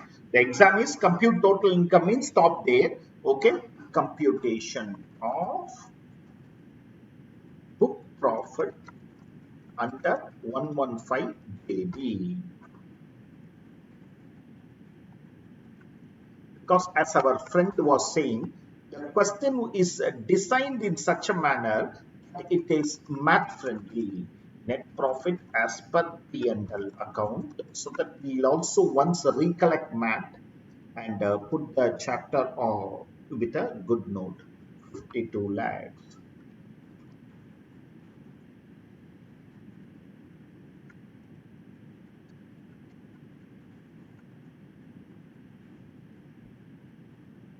Share of profit exempt under 10(2). Share of profit exempt under 10(2). Okay, 9,50,000. Share of profit exempt under 10(2), 9,50,000. No adjustment, no adjustment, no adjustment. Okay, during the year card, no adjustment. Depreciation. Depreciation as per books. Depreciation as per books. Depreciation debited, sorry. Yeah, depreciation debited is 10 lakhs, includes 8 lakhs. It includes 8 lakhs being depreciation on asset revalue. So 10 lakhs, okay, depreciation, ignoring revaluation, 2 lakhs. Because 8 lakhs being depreciation on assets revalue. So 10 lakhs add back minus 2 lakhs. Minus 2 lakhs. Okay. Deferred tax debited. Deferred tax debited.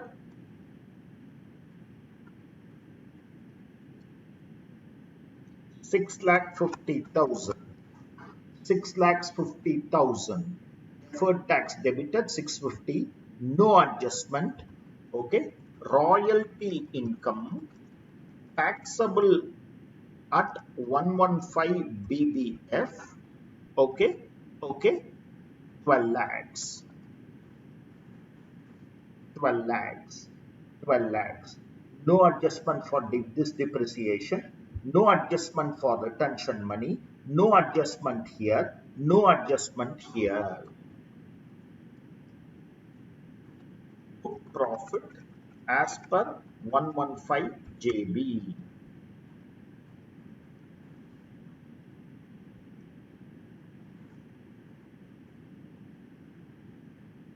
45 lakhs, much lesser than here, 5475. So obviously this tax will only be higher. Okay, this tax will only be higher, not the other one. Generally, just work it out and show. Okay, I'll answer the question. What are all the things to be kept in mind while computing numerical problems? Like day before yesterday, you gave 3 things to be kept in AMT.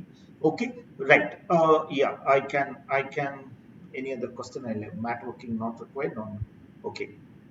Rishabh, I cannot tell you that these are all the things that needs to be remembered. Okay, one. Sir, one debit regarding depreciation. One doubt regarding 35 lakh depreciation is already charged. Why should we consider that again? That's what I said. Okay. Yeah, I understand the design of the question. Okay. Look at the question. You say the depreciation charged on 35 lakhs at 15%. I think it is on the books of accounts, because I have added it back. Why I am thinking it's on books of account? Depreciation eligible under 32 before considering adjustment of any of the items described above. Okay, so they have not considered this 35 lakhs into 15% here. So that's why I have taken it. So you can make an alternative assumption, not an issue. Now coming to Rishabh's question, or rather, I will answer that question completely. Okay. Now that the chapter is over, I want to summarize like this. Okay, all of us, we have studied PGBP as a standalone chapter and also in assessment of firm, assessment of companies. Now, most popular adjustments are 40A3, 40A2, payment to relatives, payment in excess of 10,000, provisions, TDS default. Most popular.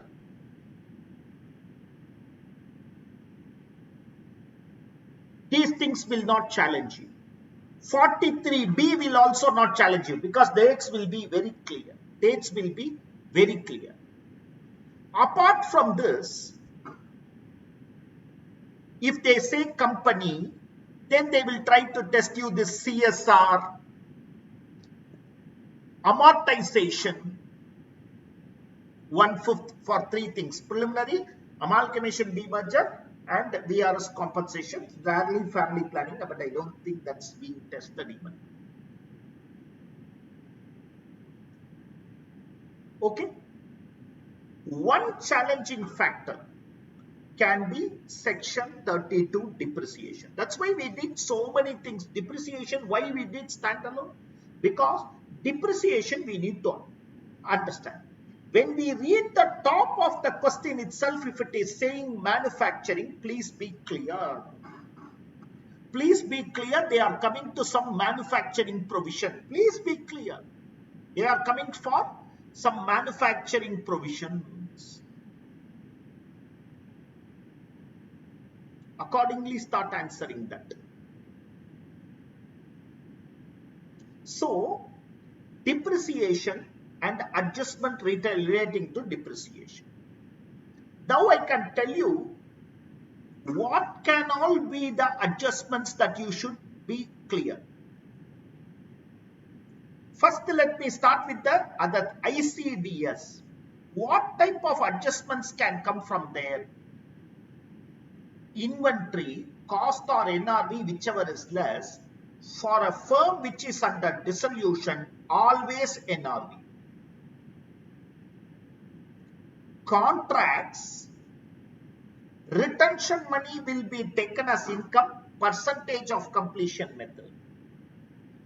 Borrowing cost, simple, be it accounting here, till the date of putting it into use, it should be capitalized. ICDS 10, provisions on scientific basis. And then subsidy. This is the questions which are coming from ICDS. This is the questions. Inventory, in that remember a firm, contract, retention money is also income, and you should take the percentage of completion method. ICDS 10, scientific and past experience based, please take the provision and give the expenditure also. Subsidy towards depreciable asset, charge it to the, adjust it with the depreciable asset, otherwise take it as an income. Borrowing cost. Coming to the main PGBP chapter, more than 10,000, wherever it is there. What are all the sections? Section 32 says I will not consider it as cost of asset. Section 35 AD says I will not consider it as cost of asset. Section 40A3 says I will disallow it. 80 JJAA says I will not provide the deduction. More than 10,000. Coming back. If you look at PGBP as a chapter, if at all there is going to be a plantation sector question, only 33 AB is going to be questioned. Otherwise, that is not a question. So 30, 31, 33 AB and all are. Scientific research has been simplified 100% except cost of land. So not a challengeable area. 35 AD can only be standalone basis. We know except cost of land, goodwill and financial instrument, accumulate the expenditure, claim it. And for 35, for MAT provisions, you know it cannot. 37 is only case law based. Other than that, penalty and CSR. Otherwise, it is all case law based disallowance. TDS disallowance, 40A2 disallowance, 40A3 disallowance, 40A7 disallowance, 43B disallowance are regular features in our question.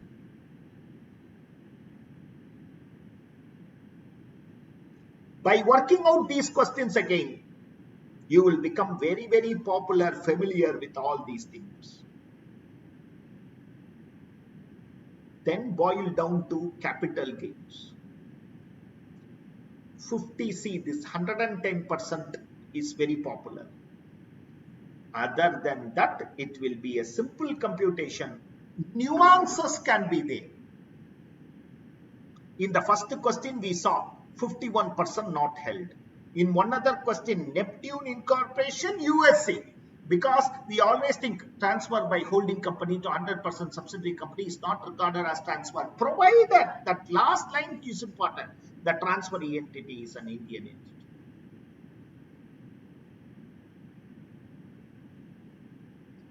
entity. Liquidation of company, we saw. Deemed dividend to an extent we know. So this is the way in which you have to remember. 115 JB format, even till examination, even if I wake you up in midnight, you should say 4 appropriation, 2 on the credit account, 3 provisions, 5 exemptions, 1 depreciation, 1 brought forward loss. 4 appropriations, income tax current, deferred, dividend, reserves, the credit will be reversed.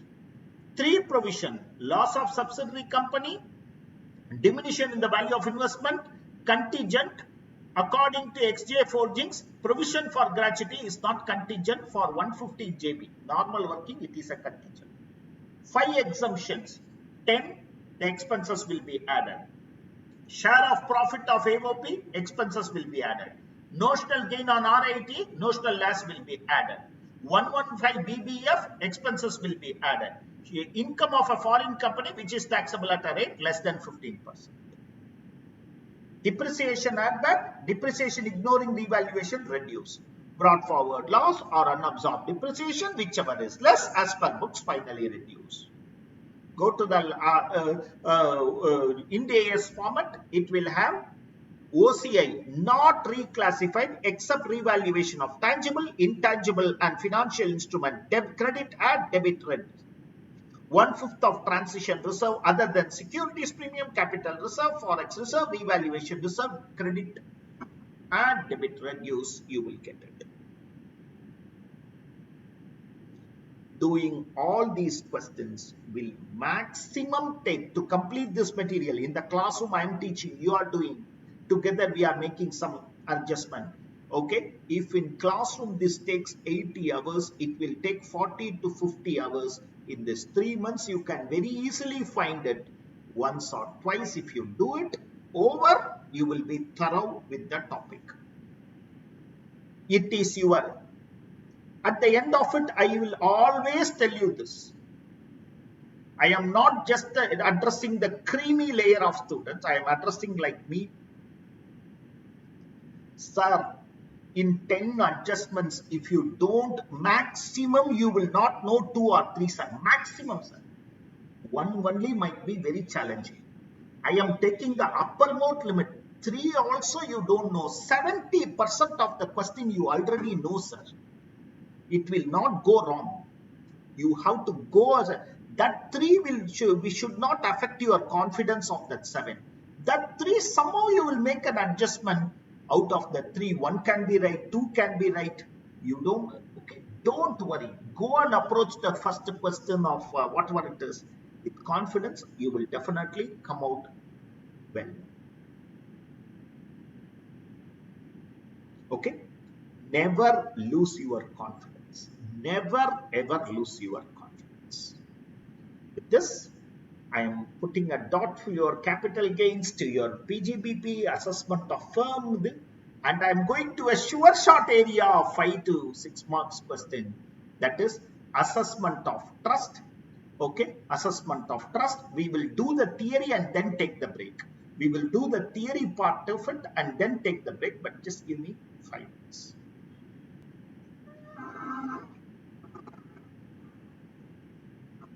Friends, I will take this doubt also from Rishabh. Can we write all the reasons as a working note instead of writing next to the adjustment? Case law need not be quoted with which authority is dealt with. Just writing the name would make a go. Yes. You can write. What our friend is asking is, instead of writing so very big notes, etc. Okay, can I do it as a okay? So many big notes. Okay, mark to market. Refer working note 3. In the working note, you can write. Absolutely not an issue. Case laws, it is enough if you do the citation of what case law, Priya Village Roadshow. You need not write Priya Village Roadshow versus CIT.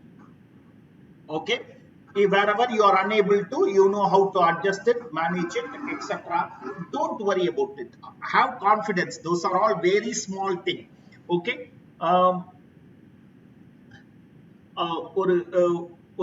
I have been part of a friend who has the last rank number 1 of Chennai. Okay, he has attended our class. I have interacted with many rank holders, and I've always asked them one question: have you written all the case laws? Have you written all the section numbers? No, it is not so. So please don't think that your memory power is going to carry big marks. Okay, your memory power, your ability to present the answer well, okay, and make the small difference to the answer, that will only work out well.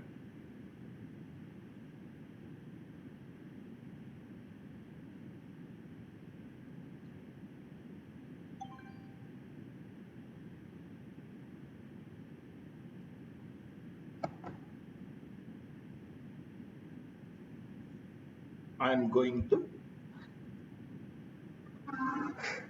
assessment of charitable trust. I am going to the assessment of charitable trust, one sure short questionable area. Assessment of charitable trust, what it is. Well, popularly regarded as non-profit organizations, the intention is not to earn profit. Okay, there are 2 sections. So since the intention is not earning profit, And since the intention is social welfare, the law also recognizes and says, whatever is your income, I'm ready to provide exemptions. Two sections provides the exemption. Section 10, subsection 23C. Section 10, subsection 23C also provides the exemption. Section 11 also provides the exemption. Okay, right? This apart, political party and electoral trust are also exempt. Let us understand what is 1023C, what is 11. To make it very simple, small trust will come under 1023C, larger trust will go to 11.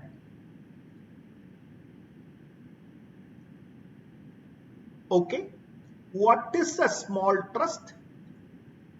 The annual receipt does not exceed 1 crore. An educational institution or a hospital where the annual receipt does not exceed 1 crore, it's a small trust, give the full exemption.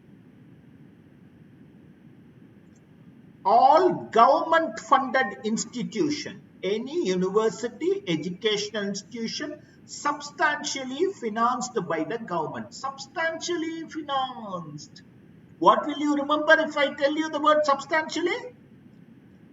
The term substantially financed means the government grant is 50% of total receipt. We all know that. Substantial.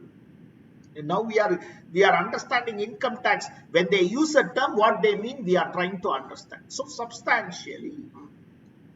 Okay, so these type of organization, less than 1 crore, schools and hospitals, government funded institutions are coming under 1023C, all other in 11.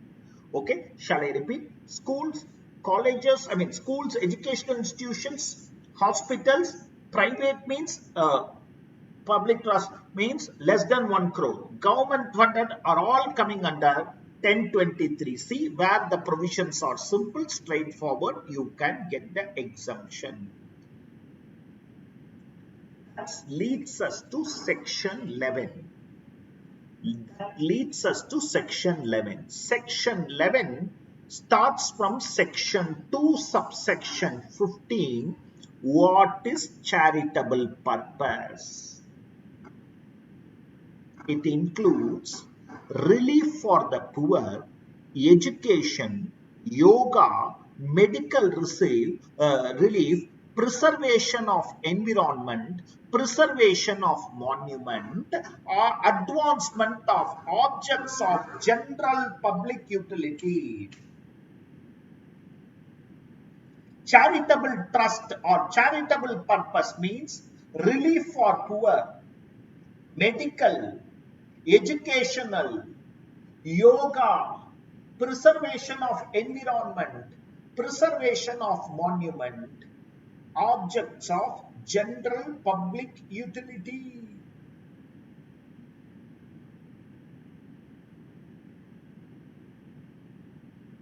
The whole definition is in two parts. The whole definition is in two parts, my dear friends. The whole definition is in two parts. Part 1, relief for the poor, education, medical, yoga, preservation of environment, preservation of monument. It can have even business income. If you are using it for the purpose of this, all educational institutions will have business income. Their fees collected is there, obviously business income. All public hospitals will have business income. The collection of fees from patient is business income. But if they use it for the charitable purpose, it is exempt. One alone I am segregating advancement of objects of general public utility. Anything other than this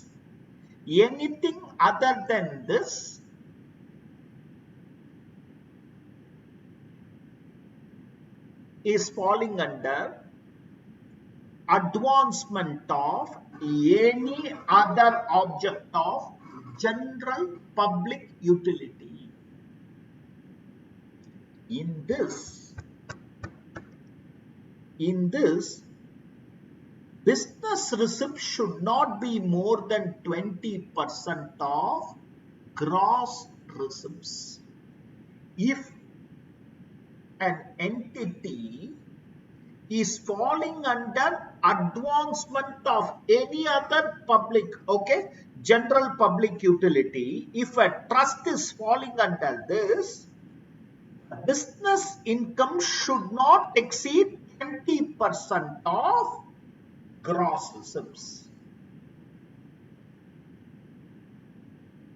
If it exceeds, the benefit of exemption is lost.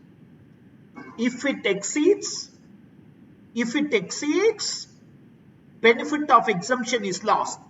Even if you have used it for charitable purpose, your benefit of exemption is lost. Sir, it has exceeded, but sir, I have used it, sir, 100% I have used it for benefit of charitable only, sir. You are not supposed to do business.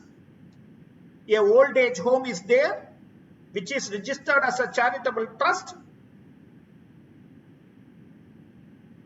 They are not supposed to do business. But I accept some handicrafts are sold, some small things are sold. So I give you one benefit. 20% of your total receipt can be business receipt. But if it exceeds 20%, I am not bothered whether you are using it or not. Your exemption is lost. But for administrative convenience, they have said, again to apply everything will take time. Only in that year you will lose the exemption. All the 3 points here are important. Business receipt should not exceed 20% of gross receipt. If it exceeds, irrespective of utilization, the benefit is lost only for the year in which it has exceeded, and not every year, 1 year only.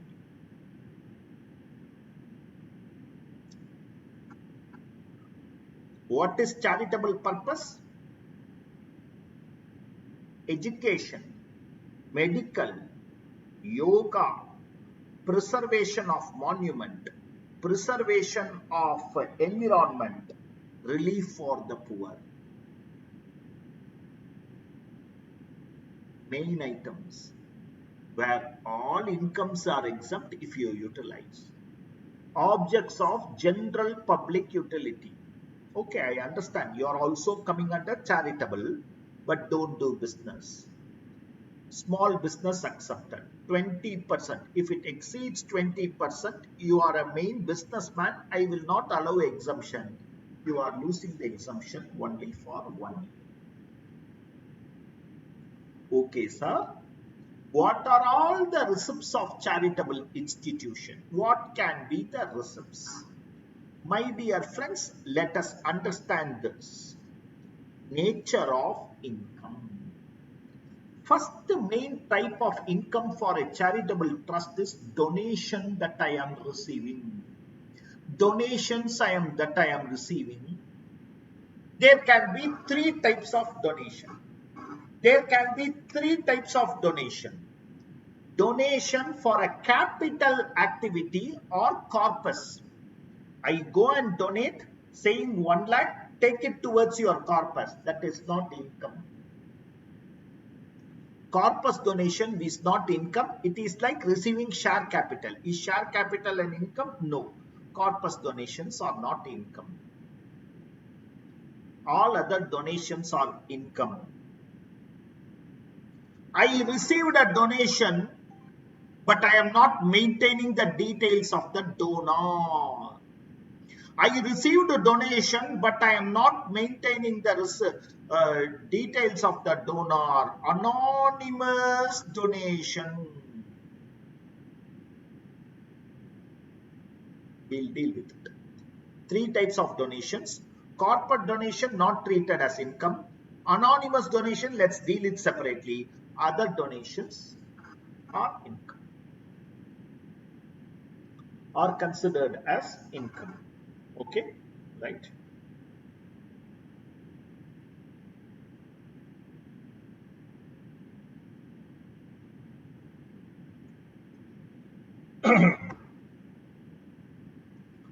Property. Please don't, I never said house property. Property. Everything is a property. Interest, dividend, everything. Assets held by a trust. Any income from property is a revenue receipt. Can be interest, dividend, royalty, fees, subscription, rent, anything is a revenue income. Business or profession, fees, trading receipts, sale of any article. In the case of objects, to repeat, if you are falling under objects of general public utility, if this exceeds 20%, you are losing the exemption. Capital gains, again, utilization gives you the benefit. Sir, you have been saying, what is utilization, utilization, utilization? What is it, utilization? The expenditure incurred for the object of the trust, the purpose of forming the trust, education, scholarships, giving patient free treatment, getting preserving the environment. Purchase of asset is also utilization, where asset is claimed as, when you claim it like scientific research, like 35 AD, when the asset itself is claimed, no question of claiming depreciation. Repayment of loan is utilization. Providing scholarship is utilization.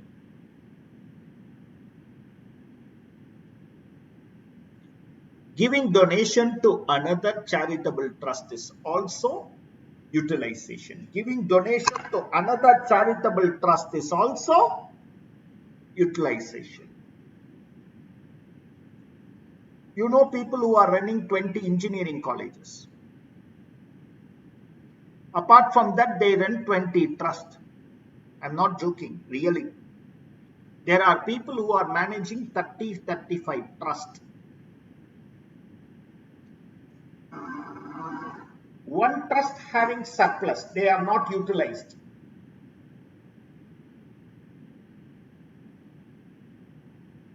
So they give donation to another trust, saying this donation will form part of corpus of your trust. I just told you. And the contribution is made with the direction that it shall form part of trust corpus, it will not be treated as income. So for my trust, it is an expenditure. Trust A, it is an expenditure. Trust B, it is not an income.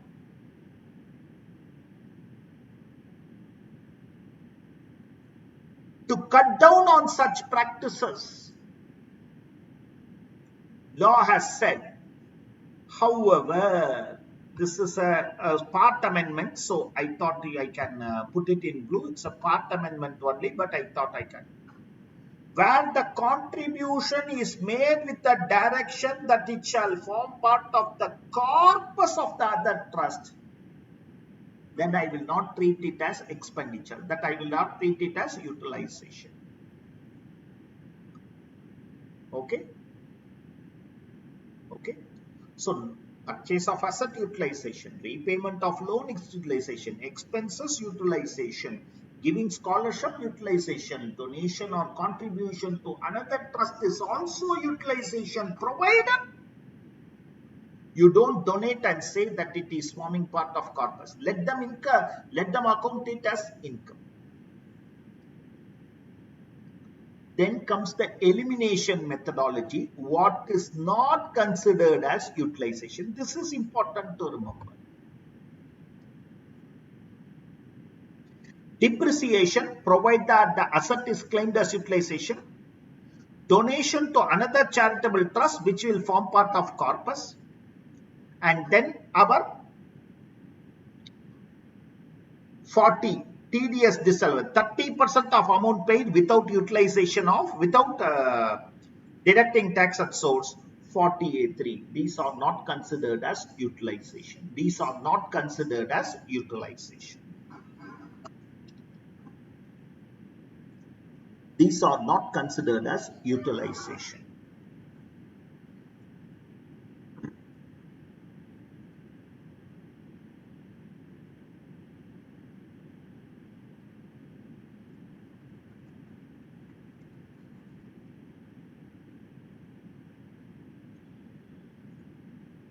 Okay.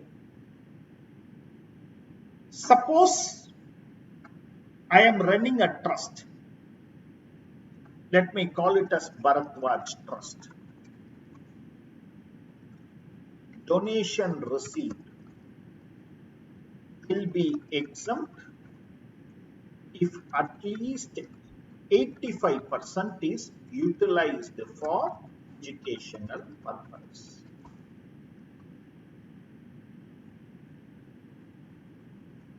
Donation received in March. Donation received in March, because it is normal tendency of the people who want to donate also. Their intention is clean, but they keep on postponing. Suddenly March comes, ayyo, I need to claim 80G. Where is this Watson? Come and take the money. Come and take the donation.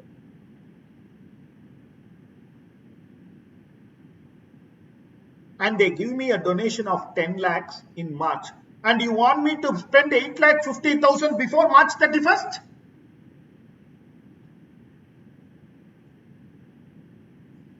So, impracticable. April to February, my income is 50 lakhs, 85% utilized. March alone, my income 1 crore. Because everybody started donating in March. That is normally happening. So, do you expect me to utilize 85% immediately? Not possible. Not possible. Impracticable.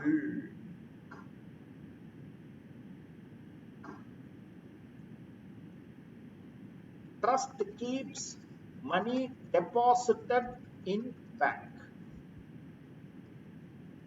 Interest earned is income, exempt if 85% is utilized.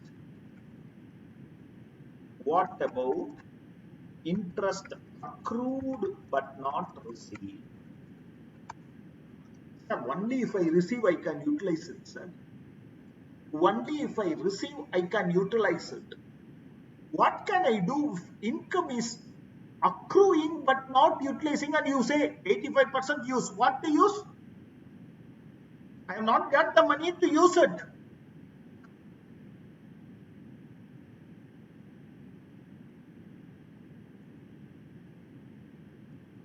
Bharatwaj Trust want to construct its own school.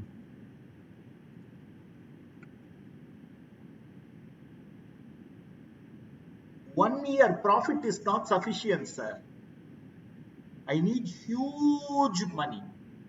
So I applied to the commissioner saying, boss, whatever is the unutilized money, allow me to accumulate so that I can construct a school.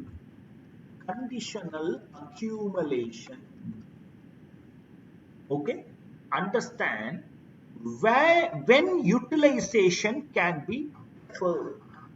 When utilization can be deferred. Where it is impracticable, then next year only I can use it, sir. I received only in March, sir. It is impracticable for me to use. Where income is accounted on accrual basis. So in the year of receipt, or in the immediate next year I'll use it, sir. Don't ask me to use. And then comes section 11.2, conditional accumulation. For a future activity, application for deferment can be made to the commissioner and he will give you maximum 5 years. Not 5 years, don't take. Maximum. He might say only 2 years, 3 years. Maximum he can give is 5 years. When can utilization be deferred? If it is impracticable for me to use it, if it is not received by me, or if I want to keep that money for a bigger activity in the future, sir, allow me.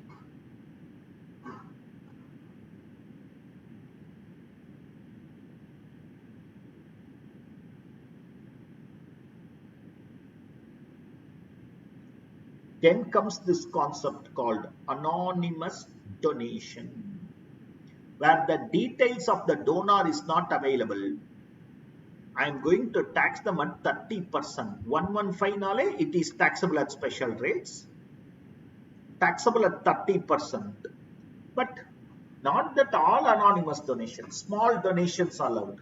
To the extent of 5% of total donation or 1 lakh, whichever is higher is taxable at normal rates. Balance is taxable at 30%. Of course, this provision is not applicable for religious trust. Religious trust, it is not applicable. So this is how I compute. Voluntary donation other than corpus and anonymous donation, income, any other. So this will be my total income, standard deduction 15%, amount utilized expenses, impracticable, conditional accumulation, etc. Donation to another trust provided it is not giving. Income of the trust which is taxable at slab rates.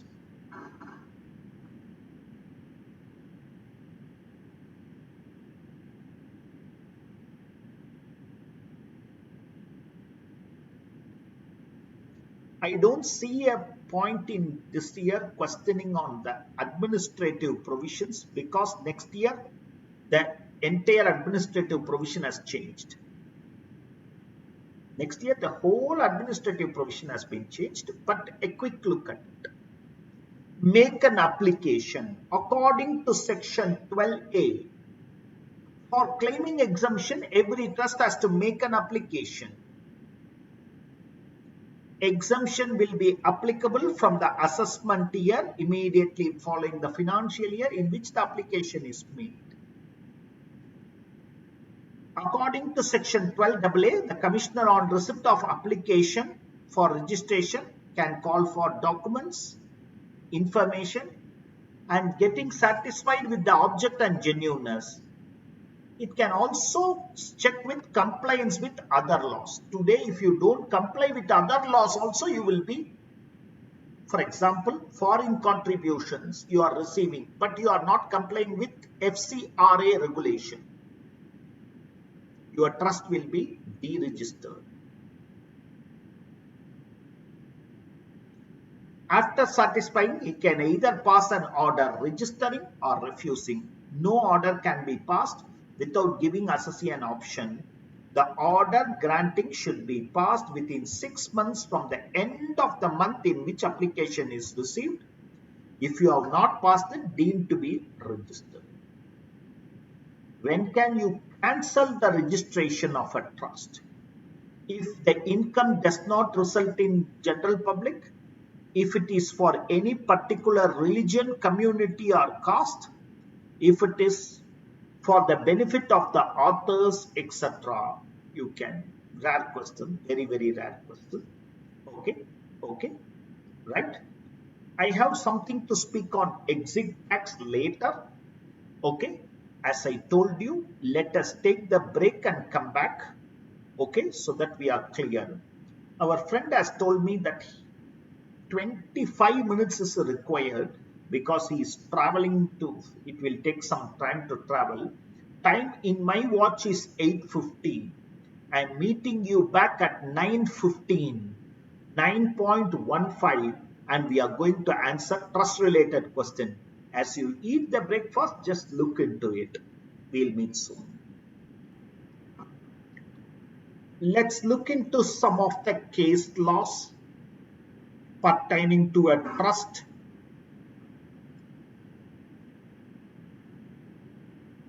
before going and taking up practical questions.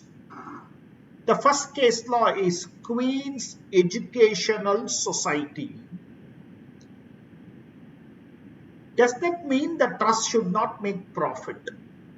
If I say that a trust is not existing for the purpose of profit, does it mean the trust should never make profit? The answer is no. The profit should be, intention of profit should not be there, and the incidental profit should also be utilized for the object of the trust. That's what we call it as, it is technically non-profit organization.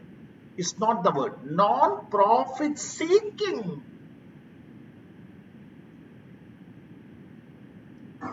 institute engaged in imparting education makes profit. Will it lead to a circumstance it does not exist as a non-profit organization? No. That all conditions were fulfilled by the say, and the profit is only incidental, and such profit is also used for the main object of spreading education. So exemption cannot be taken off. Exemption cannot be denied.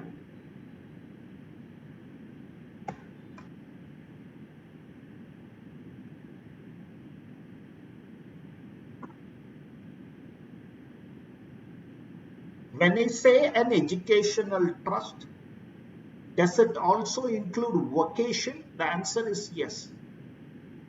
Radio mechanic, polytechnic, imparting education and training in specialized field like communication, advertising, and awarding diplomas and certificate. Will it also constitute educational? There is no requirement of formalized manner of education. The institution is established with the purpose of imparting education in a specialized field. When it is clear that funds are utilized for that purpose, exemption cannot be denied just because it is not a formal education system. In the registration, if the application is not disposed of within 6 months, yes, Society of Promotion of Education says that where communication is not received within 6 months, then the assessee can assume it that the trust is registered. Deny within 6 months. If you don't deny within 6 months, at the end of the 6 months, I will consider it that the trust is registered, deemed registration. 6 months from the end of the month in which application is presented, the communication from the commissioner should be there, whether he has approved or not approved the fund. If it is not communicated, I will take that registration has been granted. Put an important for this because recent ones. I started a trust yesterday and I presented the application today for exemption. I started the trust yesterday. Today I am presenting the application for exemption. Will exemption be granted? The commissioner said, boss, you have only started yesterday and today you are presenting. I am not yet knowing whether your activities will be genuine or not. So let me check the genuinity and then grant the exemption. Assessee went to the court. Court said, if the trust is not run in a genuine way, you can cancel the registration.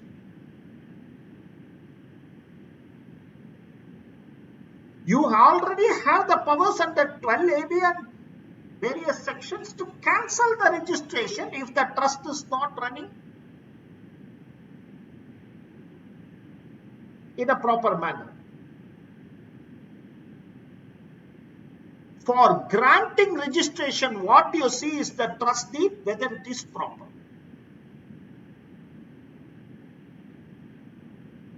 Objects are genuine. Grant registration. Not being conducted properly, cancel the registration. Application can be made any time after incorporation. The requirement of financial statements arises only if the year is completed. And just because the application is presented in a short span, you cannot deny it. If you have a question, please grant the registration first, later take it out.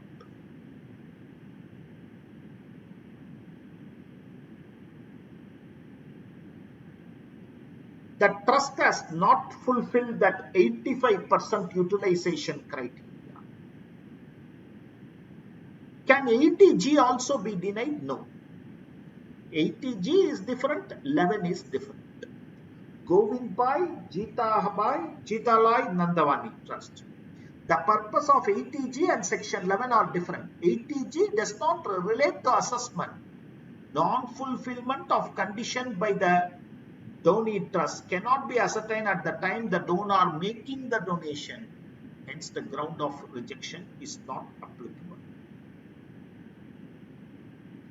Please remember this, especially this case law and the last case law are important.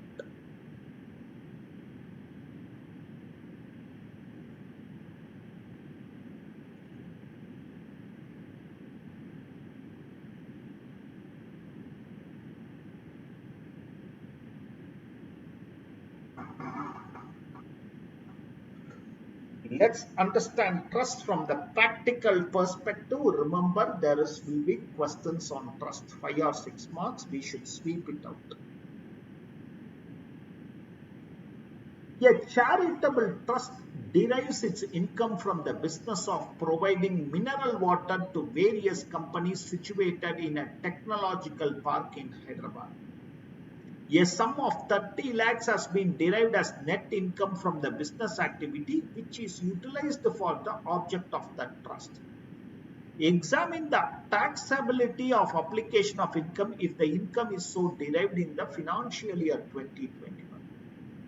Would your answer be different if the trust runs a school in a backward district and applies the profit from the business of such school's activity? Read through.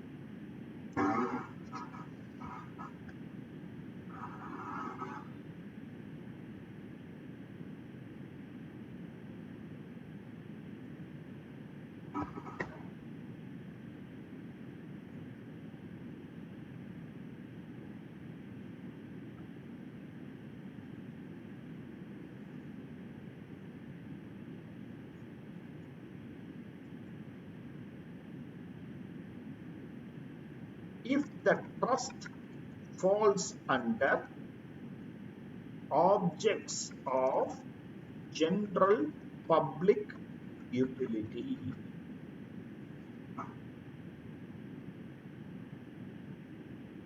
the business income, in this case they have said 30 lakhs from sale of mineral water,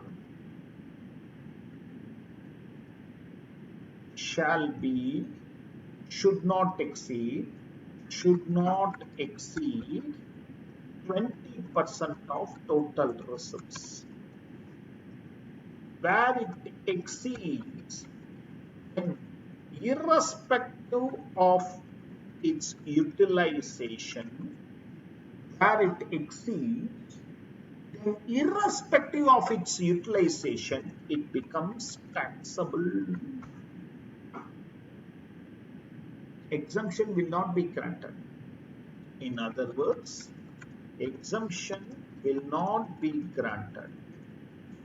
However, exemption will be withdrawn only for that year in which the business income has exceeded 20% of gross receipts. Only for that year you will lose that benefit.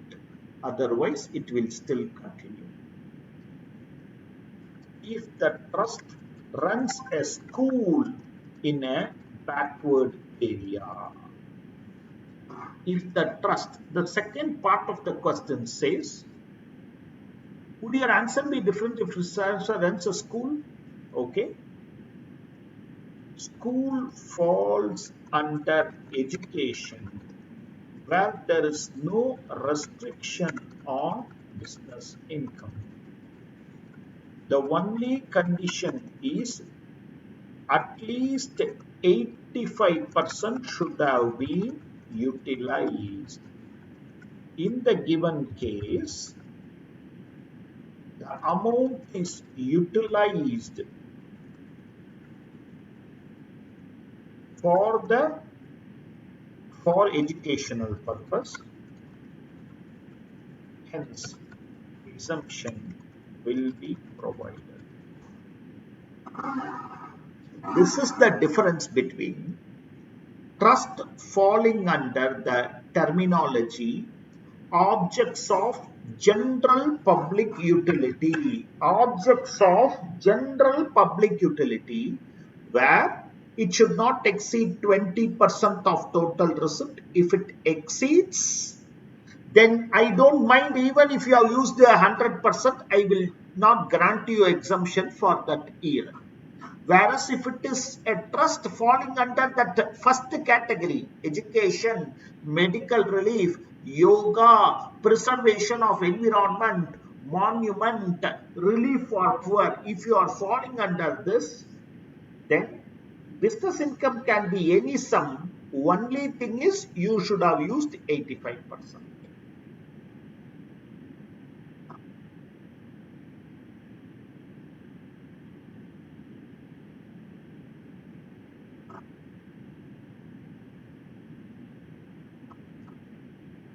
Hundi, a charitable box with a superscribing. Contribution in this hundi forms part of corpus of the trust.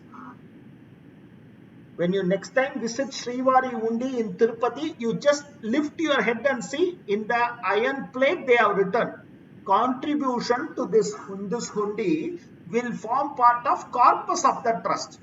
Okay, you have seen, no, in Tirupati there is a Srivari Hundi. Immediately outside that also there is a hundi. Okay, that is not corpus. This alone is corpus. Okay, if I tell that shall I drop it there, that's all. Punyam is gone. Only if you drop here, the punyam will be there. Hundi, a charitable box superscribing contribution in this hundi form part of the corpus is kept in Tirumala Tirupati. Cash of 100 lakhs and valuables of 250 were found to have been contributed by the devotees.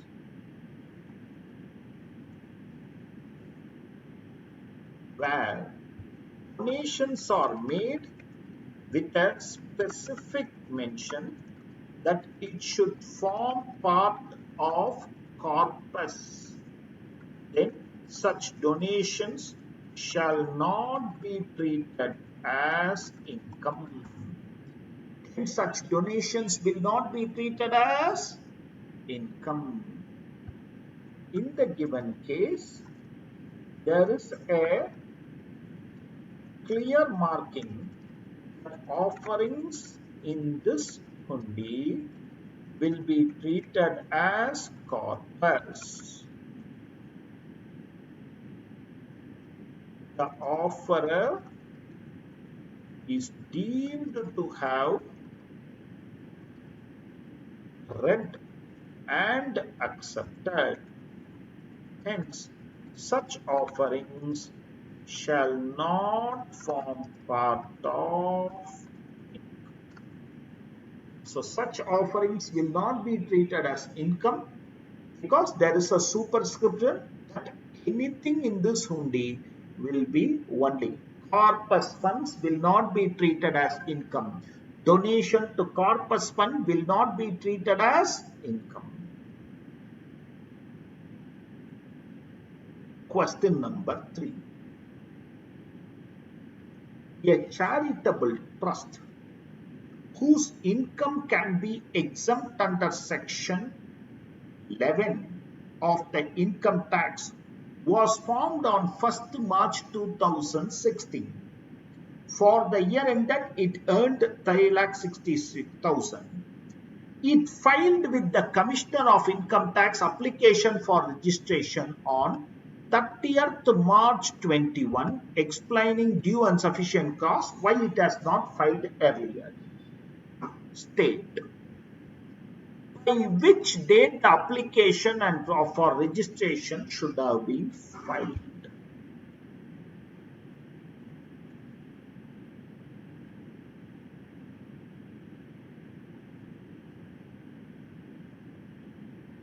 Application for registration can be filed at any time after incorporation. There is no specific limit in the law that application needs to be filed within specified time. You can file the application anytime, no problem. After incorporation, before dissolution, you can file anytime. That is law. Some 5 years back, the law was file it within 1 year, 6 months, etc. Now it is not there. So there is no restriction. After incorporation, anytime you can file before liquidation. Whether such an application could have been filed before the formation of trust, not possible.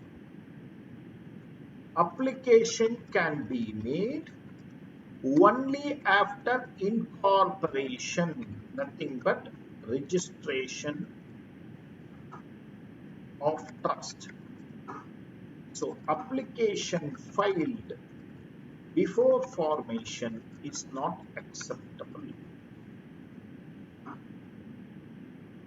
In the absence of order of registration from the commissioner, can the trust be deemed to be registered? 3. Within 6 months from the end of the month in which application is made, within 6 months from the end of the month in which application is made, commissioner has to communicate his acceptance or rejection. Where there is no communication, then the trust is deemed to be registered. Where there is no communication, the trust is deemed to be registered. This is also upheld in Society for Promotion of Arts. In that case also it was upheld that within 6 months, if there is no communication from the commissioner, then the trust is deemed to have been registered. Then the trust is deemed to have been registered.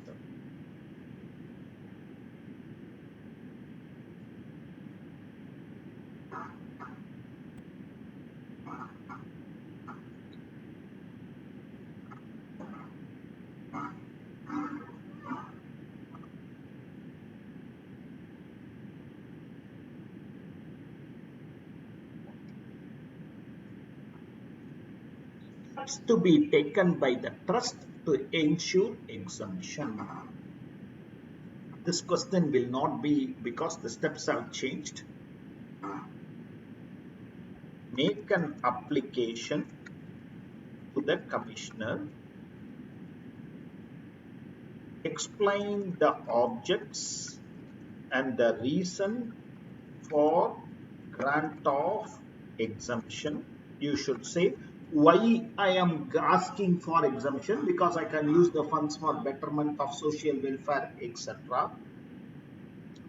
Commissioner has powers to call for information and documents, examine the same. Okay, not a major question. whether a certificate of registration once granted can be cancelled, if so, the conditions therein. Registration granted can be cancelled if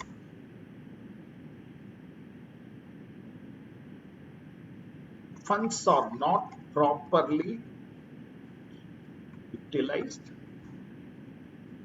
funds are kept invested in unapproved modes, trust acts, trust spends for the benefit of author or trustees. They are not supposed to spend for the benefit of author or trustees. If they spend, the trust registration will be cancelled. Trust does not comply with the provisions of other laws. Trust is not complying with the provisions of other laws.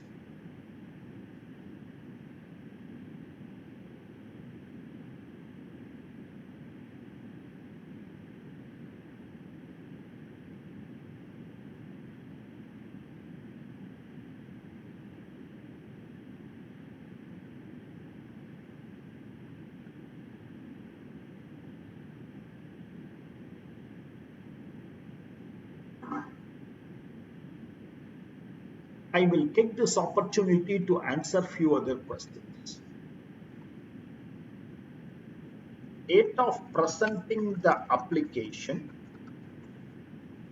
30th March 2021. Date of presenting the application, 30th March 2021. Date by which Commissioner has to communicate acceptance or rejection. Okay, is 6 months from the 6 months from the end of the month in which application is presented. So, on or before 30th September 2021, because 31st March year ends, April, May, June, July, August, September, 6 months from the end of the month in which application is presented, where registration is granted. Please understand this answer. Where registration is granted, exemption can be claimed from FY 2021. The year in which you presented the application, exemption can be claimed from the year in which you presented the application. When did you present the application? 30th March 2021.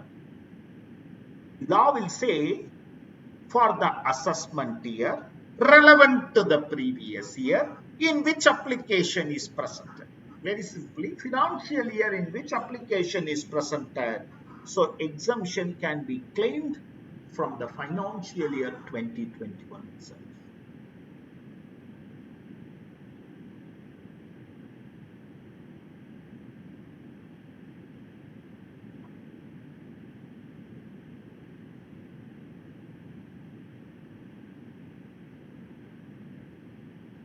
An institution having its object as advancement of general public utility received 30 lakhs in aggregate in financial year 2021 from an activity in the nature of trade. It applied 85% of the receipt from such activity during the same year for its main object. What would be the tax consequence of such receipt and application thereof? Would your answer be different if you had received 23 lakhs instead of 30 lakhs? C.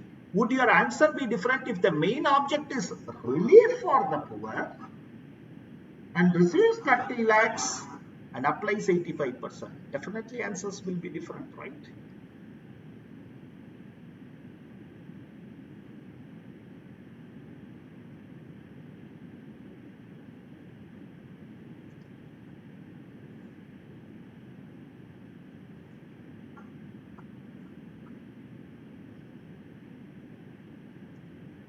if the trust falls under object of general public utility, then its business income, business receipt, should not exceed 20% of total receipts. It is not the quantum, it is the percentage which is the determining factor. It is not the quantum, it is not how much. Let it be 30 lakhs, let it be 23 lakhs.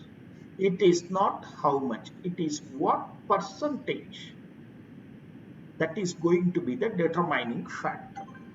That is going to be the determining factor. Okay.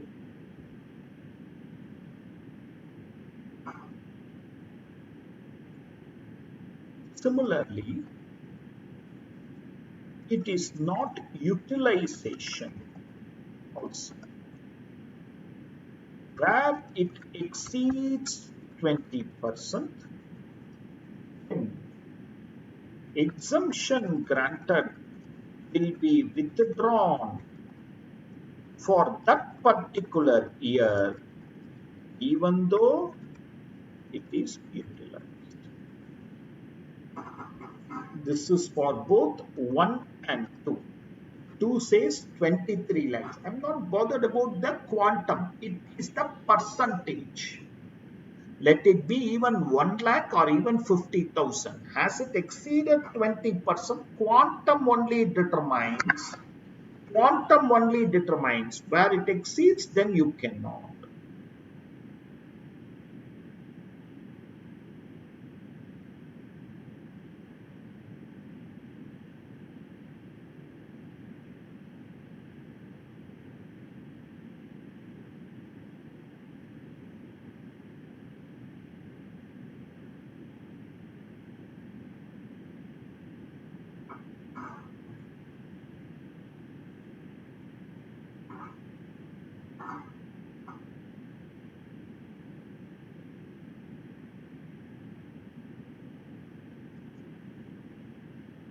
Where the trust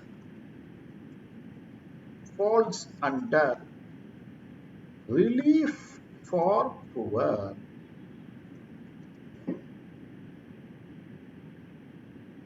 it is only utilization and not the quantum or percentage which determines exemption.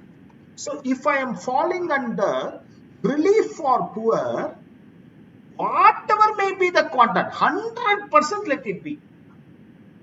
It should be.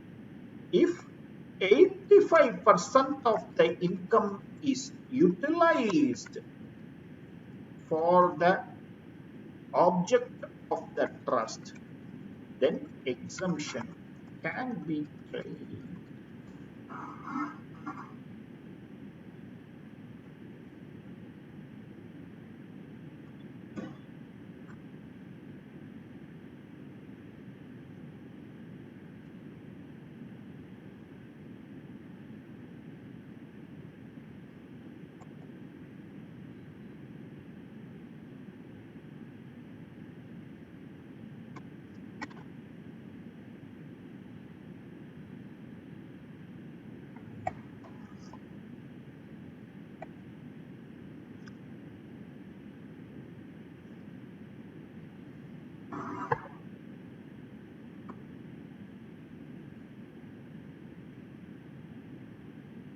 Question number 5.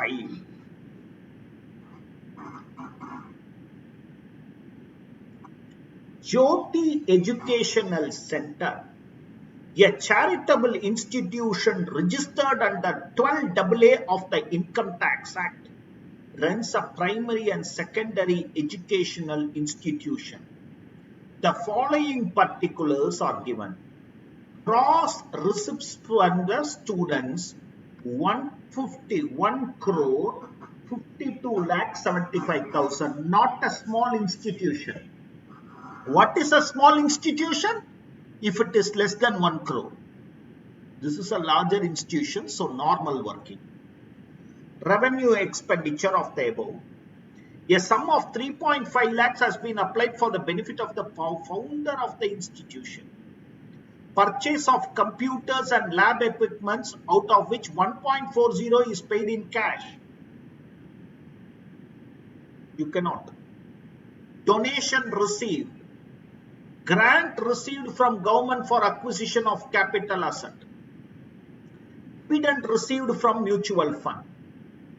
The institution has accumulated 20 lakhs under Conditional Accumulation scheme in the financial year 18-19 for a period of 2 years for acquiring and developing a land for construction of new school.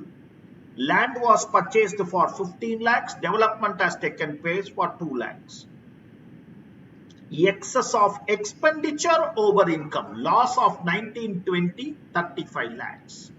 Compute the total income and the tax payable. Read through.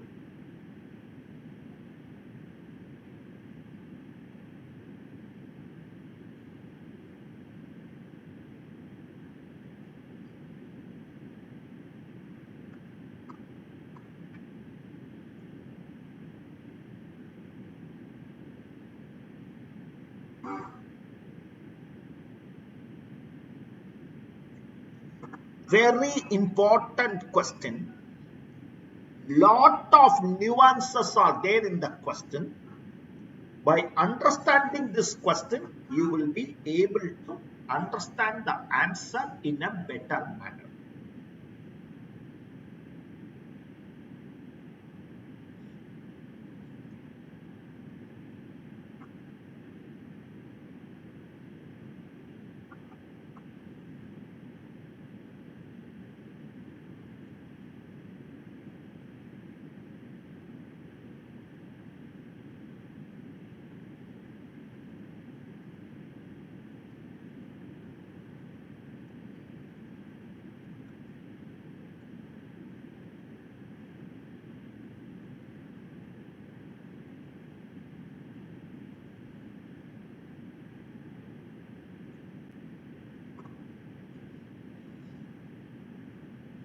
Income.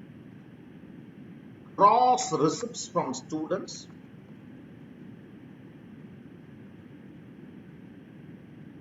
₹1,52,75,000. 1 crore 52,75,000.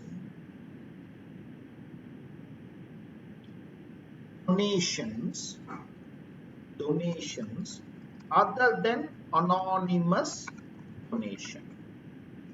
Donation other than anonymous donation, 12.50 minus 2.50. Okay, 12,50,000 minus 2,50,000, 10 lakh. Donation other than 10 lakh 50.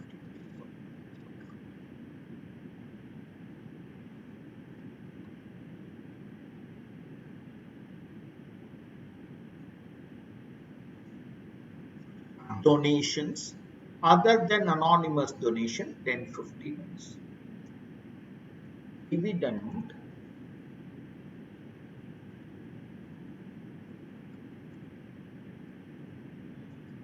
₹16 lakhs.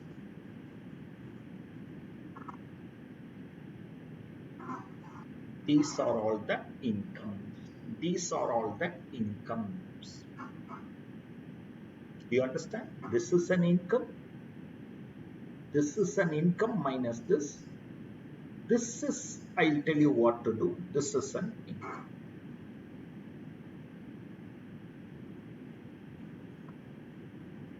Total income.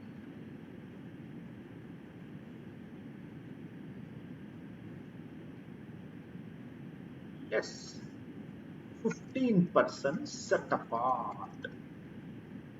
Less 15% set apart. It's a Supreme Court judgment for program for community. 15% on gross receipt or after adjusting the expenditure. That is the question. Is it 15% on gross receipt held by the Supreme Court?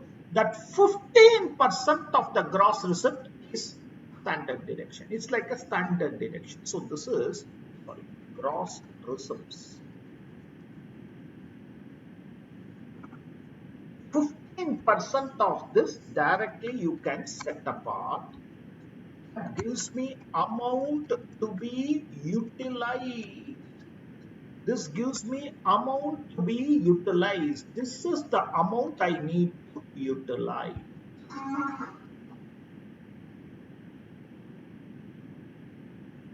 My gross receipts consist of fees that are collected from the students, donations other than anonymous donation, and my dividend income.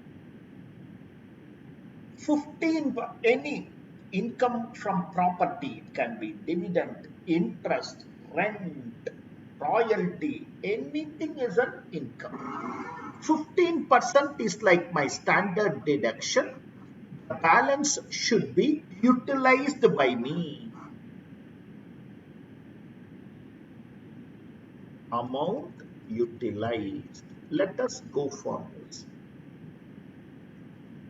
The expenditure of the trust.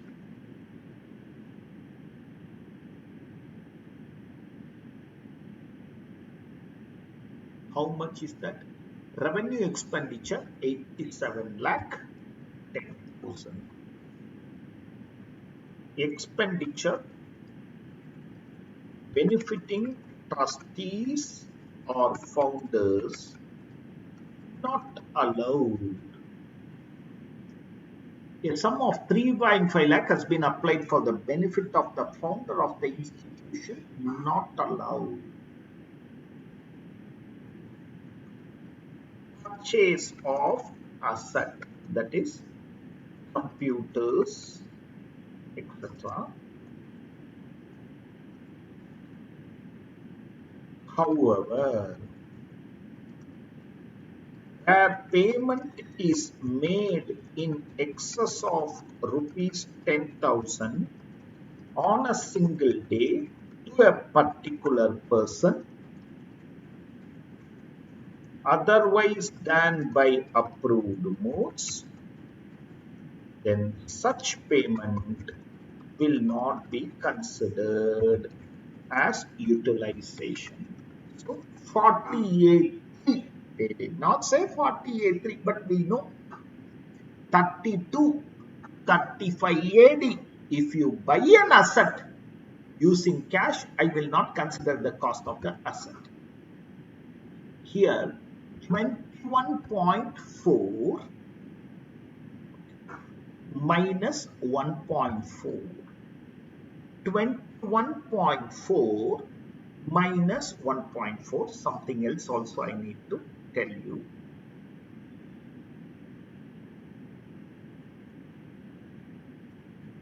According to ICDS, where any subsidy is received towards an depreciable asset, whether you pay in depreciation or not is different. Except land, everything is a depreciable asset.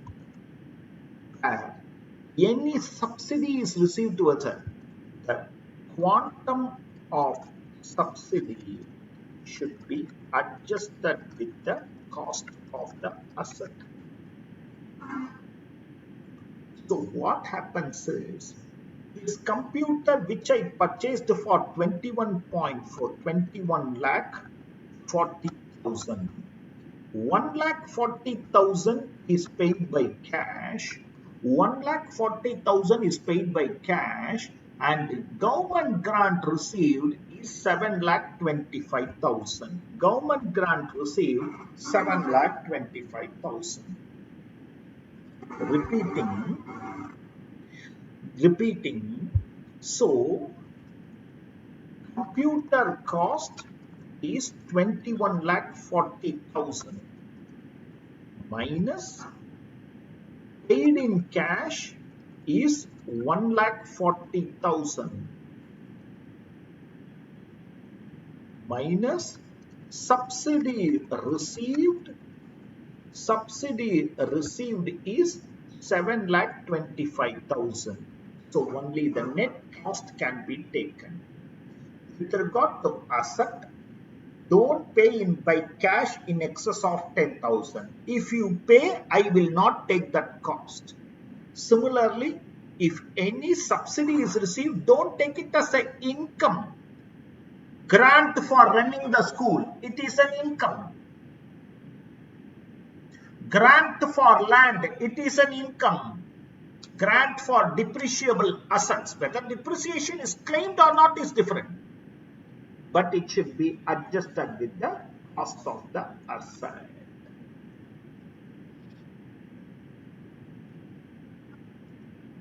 Donation, dividend. Okay.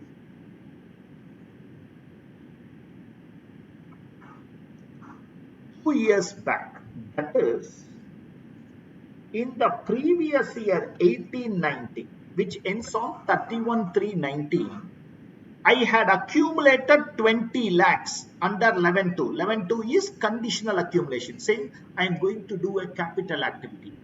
I have accumulated for a period of 2 years for acquiring and developing a land for construction of new school.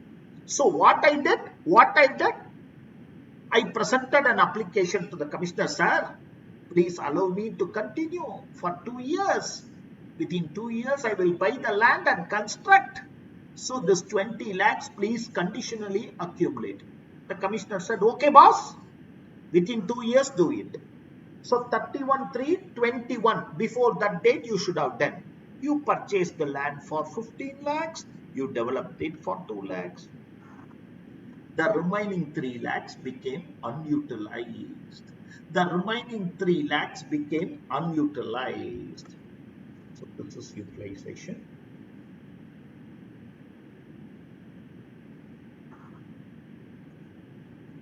Add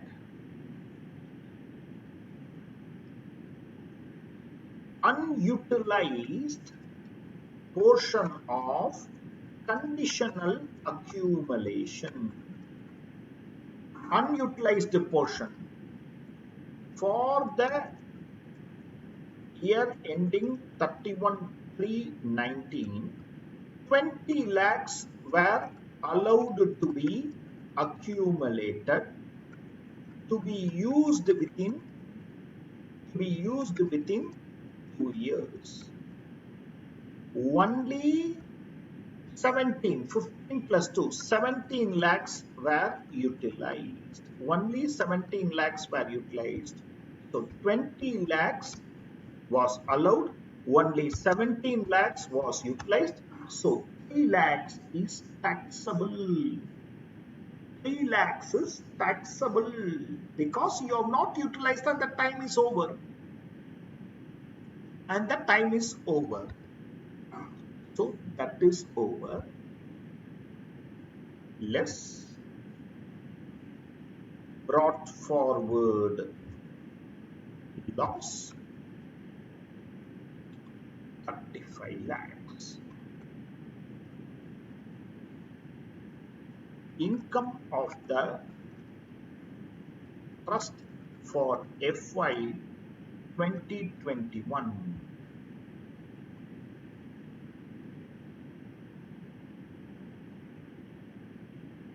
One minute. This is my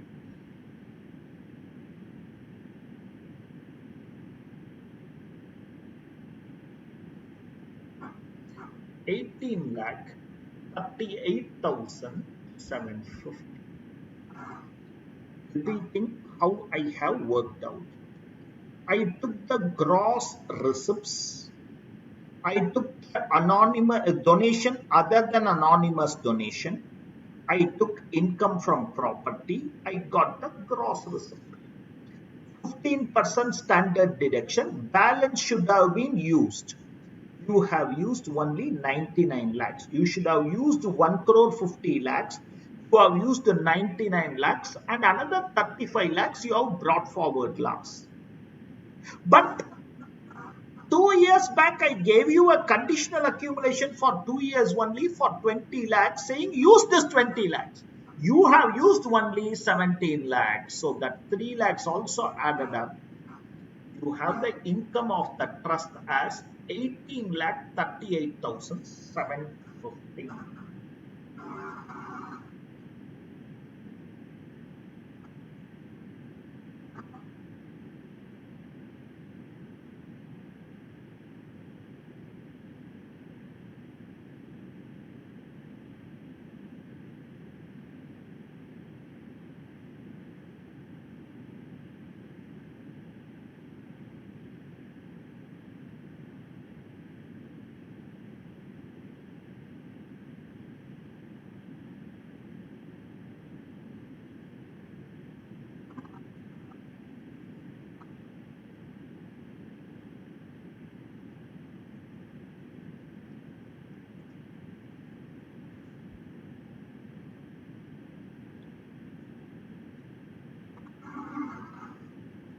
I don't mind, even if you put down your pen and understand it first completely, end to end, and then write it also. I don't mind giving that 2-3 minutes extra. Instead of together, next question onwards, we will work together. This question you understand. Total donation 10 lakh 50,000. Anonymous donation 2 lakh 50,000. Total donation is 10 lakh 50,000. Out of that, anonymous donation is 2 lakh 50,000. Anonymous donation taxable at normal rates is 5% of total donation, which is nothing but 10 lakh 50,000 into 5%, max limit of 1 lakh, not max limit, limit, no, sorry, not max limit, limit, okay, whichever is higher, whichever is higher. So, anonymous donation to this extent is taxable at normal rates. Anonymous donation up to this extent is taxable at normal rate. Anonymous donation taxable at 30%. 115 BBC is 2,50,000 minus 1 lakh. The remaining 1,50,000, or even I can write for your understanding. Balance anonymous donation taxable at 30%, 1,50,000. No, the solution gets more intricate here. Unfortunately, our income tax law is not offering one clarity. So, we are two-way working the tax. Unfortunately, our income tax act has not yet clarified, long pending clarification. Option 1, where whole of the anonymous donation taxable at normal rates is considered.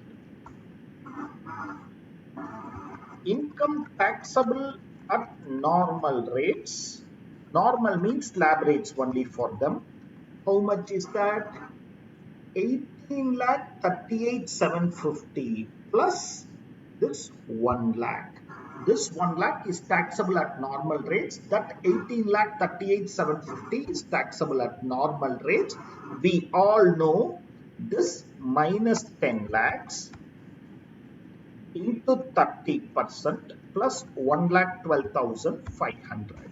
9,38,750 into 30% plus The first 1,12,500. Income taxable at normal rates. If you want, I will write it here. 18,38,750 plus AD taxable at normal rates. That is 1 lakh.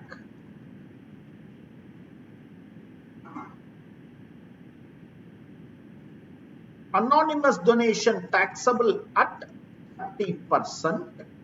This 1,50,000. So I make it 1,50,000 into 30%. Total waste tax.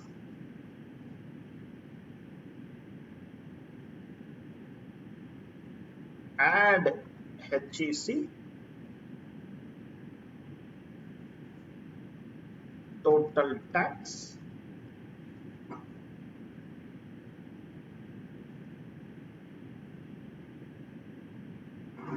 Shall I repeat to you?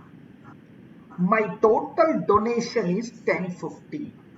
5% of this donation or 1 lakh, whichever is higher, can be through cash. Somebody walking in the road came and gave me 200 rupees, 300 rupees as donation. Sir, please give me your PAN, please give me your Aadhaar, please give me your address, please give me your income tax bill, and a donation give me back, I will go off. That's what he will say.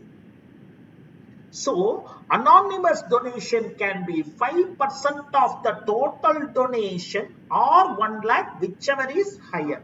So, in our case, 1050 into 5% or 1 lakh, 1 lakh. But my total anonymous donation is 250. Balance 150 is taxable at 30%. So, I worked out my taxation like this. Please take it down. We will do option 2. Now, question not yet over. Please take it down or we'll do option 2. I'll come to you, Santu.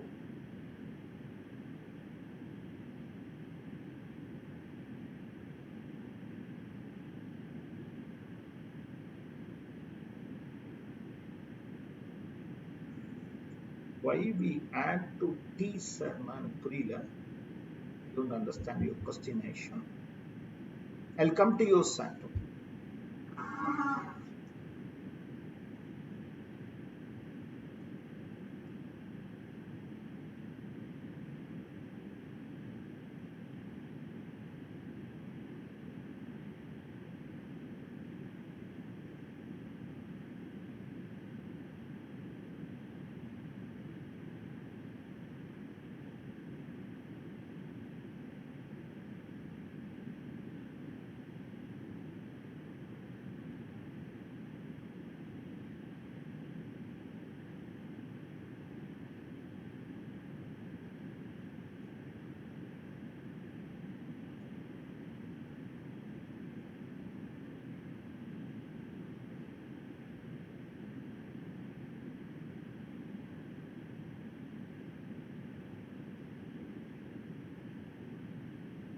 Yeah, unutilized is, what happened is, last year I would have given this as a utilization.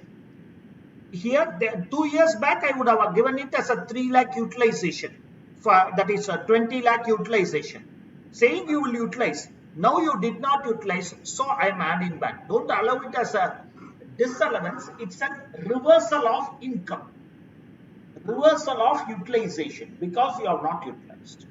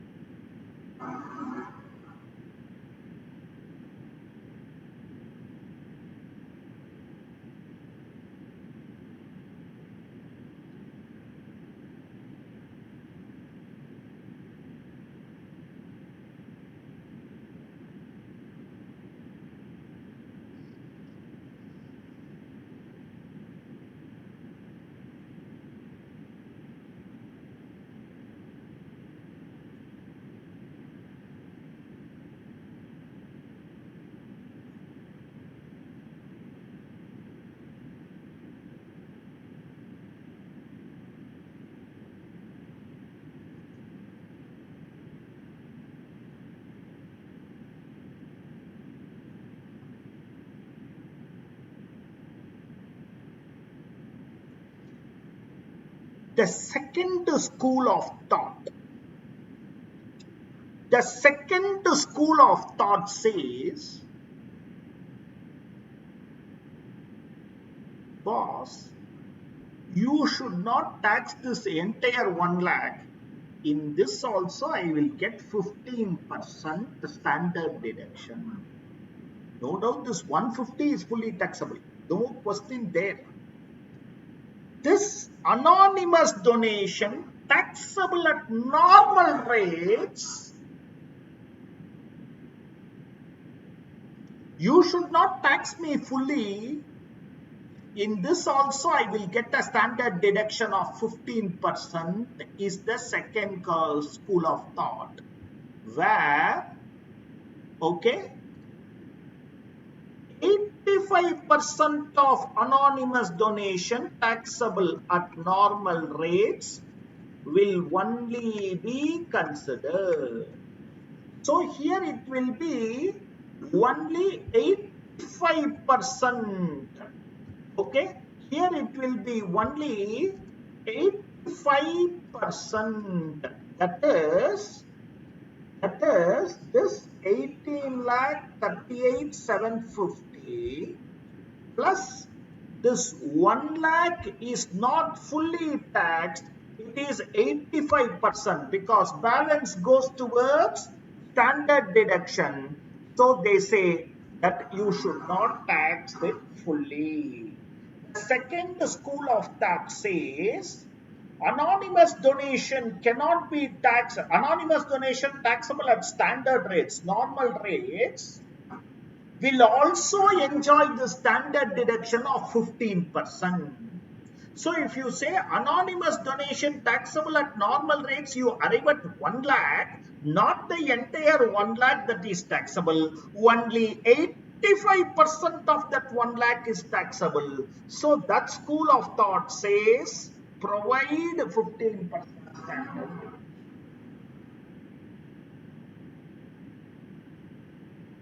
In exam, you need to work both the answers, you don't have an option.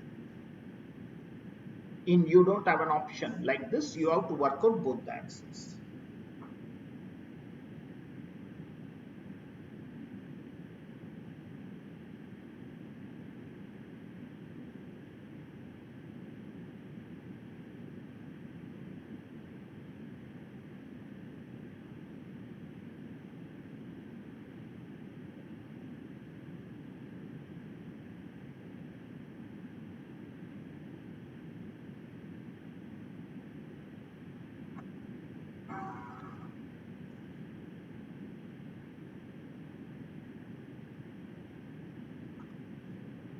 Ramurthy Public Charitable Trust, registered under 12AA, furnishes the following. Income from an engineering college whose gross receipt is 1 crore is fully exempt. It is a small educational institution. It is a small educational institution, fully exempt. 1023C. 1023C, fully exempt. Income from property held in trust, 26 lakhs. Out of this, 2 lakhs was not received during the year and 2 lakhs was only received in the last date. Net income from business held under the trust, 2 lakhs. Amount spent on scholarship, free meals and free medical, 9 lakhs. Repayment of health care, 3 lakhs. You are required to compute the taxable income. Assume that the option under 11.1 is excised. Advise how the taxability could be minimized or reduced.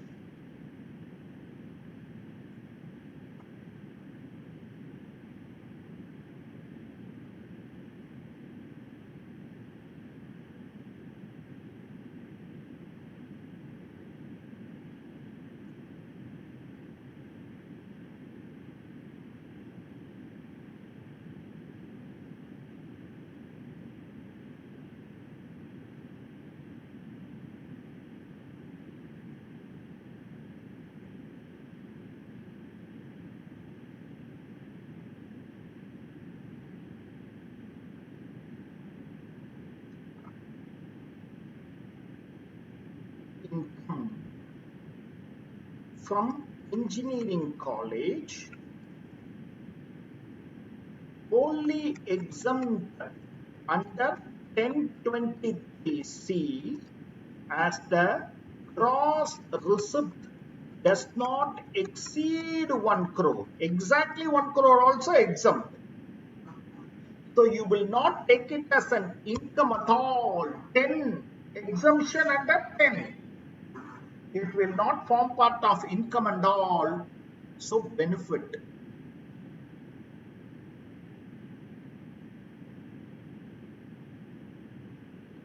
Income from property 26 lakhs. Income from business 2 lakhs. Income from business 2 lakhs. Gross receipts 28 lakhs. Gross receipts 28 lakhs less 15% set apart. Less 15% set apart. Amount to be utilized. Amount to be utilized is 23 lakh 80,000. Amount to be utilized is 23 lakh 80,000. Utilization. Accrued but not received 2 lakhs. It will come in utilization. Please remember. Accrued but not received 2 lakhs. Impracticable to utilize as it is received on last date, another 2 lakhs. Impracticable to utilize as it is only received on the last date, another 2 lakhs. Another 2 lakhs. Expenses 9 lakhs. Repayment, which is also taken as utilization. Repayment of loan is also utilization, 3 lakhs.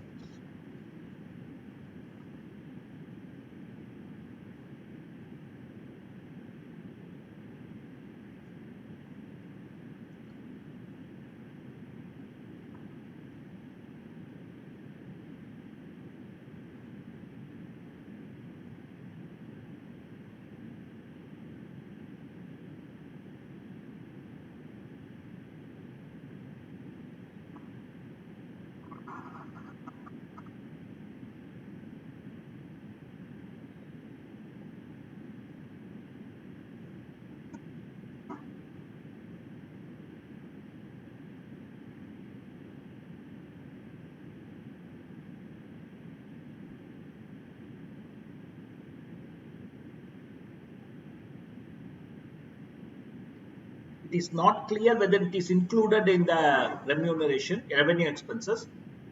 So I have considered revenue expenses is 85, another 3.5 amount paid to the founder.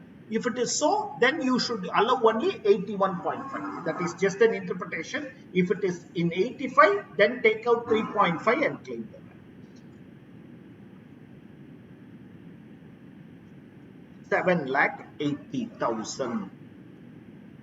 So you are required to compute the taxable income. Advise how the taxability. Okay. The trust can opt for 11 conditional accumulation. So you can say, boss, I have income. I will give me 2 years, I will use it. You remember now? So if I give you 2 years, 3 years, maximum 5 years, conditional accumulation. Amount to be applied for is rupees 5.30 lakhs because 2.50 lakhs is anyhow not taxable. That is the tax plan. Okay, 2.50 lakhs is not taxable. So remaining 5.3 lakhs, you can go for conditional accumulation. I will use it in 2 years, 3 years. But at the end of the year, you did not utilize. Whatever is not utilized, they will again tax.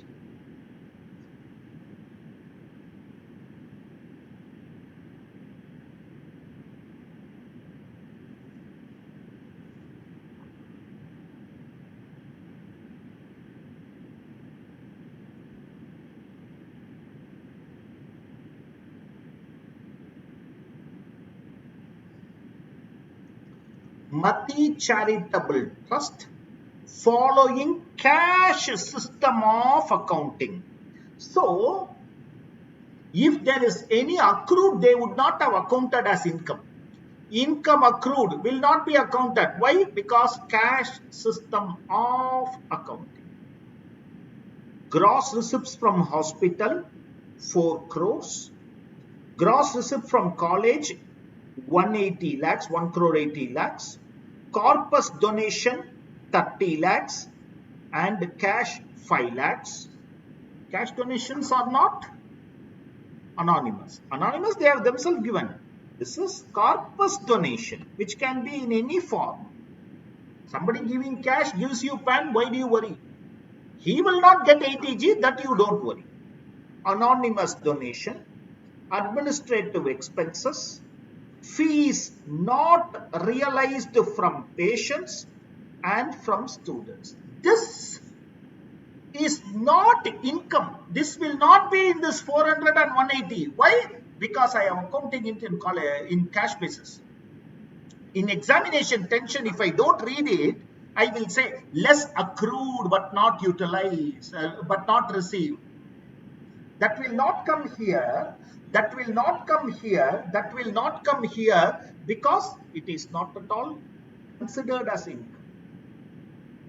Depreciation, 18 lakhs. The entire cost as claimed in the earlier year as utilization. You cannot claim depreciation.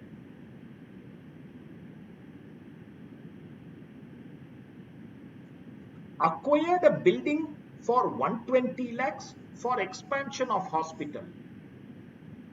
Cost of land is therein is 100 lakhs. Stamp duty of the value of land and building on that date is 140 lakhs. The trust gave donation of 25 lakhs to another trust having objects of charitable but not similar to the objects of the donor. You are required to compute the total income and its income tax liability. Note the trust do not want to seek accumulated. So pay the tax. I'll pay the tax. That's what they say. Quickly read through.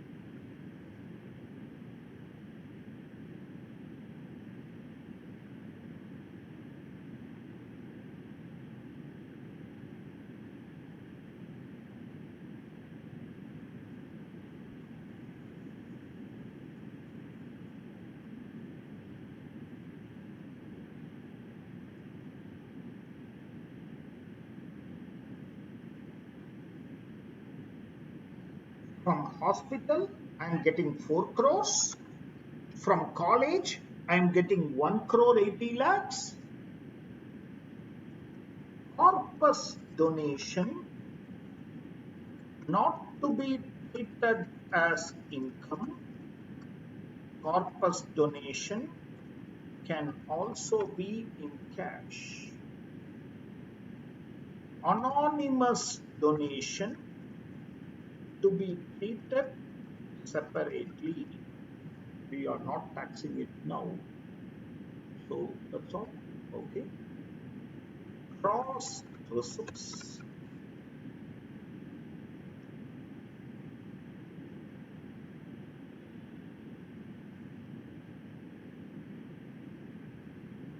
Less 15% set apart.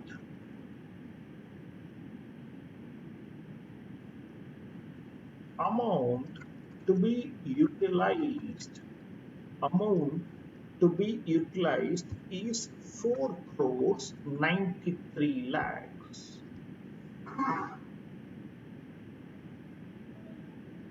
Amount to be utilized is 4 crore 93 lakhs. Utilization. Administrative expenses. Admin expenses. How much? 220 plus 100. 220 plus 3 crore 20 lakhs. Fees not realized will not be considered as the trust is accounting on cash basis. Hence, it will not be forming part of income. It is not forming part of income. So now it will not form part of. Had I included here, I would have deduced here. When I have not included here, I am not reducing. Okay. Depreciation cannot be claimed as the asset is claimed as utilization in the past years. If the asset is considered as utilization, depreciation cannot be claimed. Okay. Acquired a building for 120 lakhs, which includes cost of land. Capital expenditure of land and building 120 lakhs. Donation to another trust, assumed that it is not corpus donation. The other trust need not carry on same activity. Donation to another trust 25 lakhs. It is not towards the not having objects of charitable nature registered, but not similar to the object. It's okay, but it should not be corpus donation and should be a registered trust. 25 lakhs.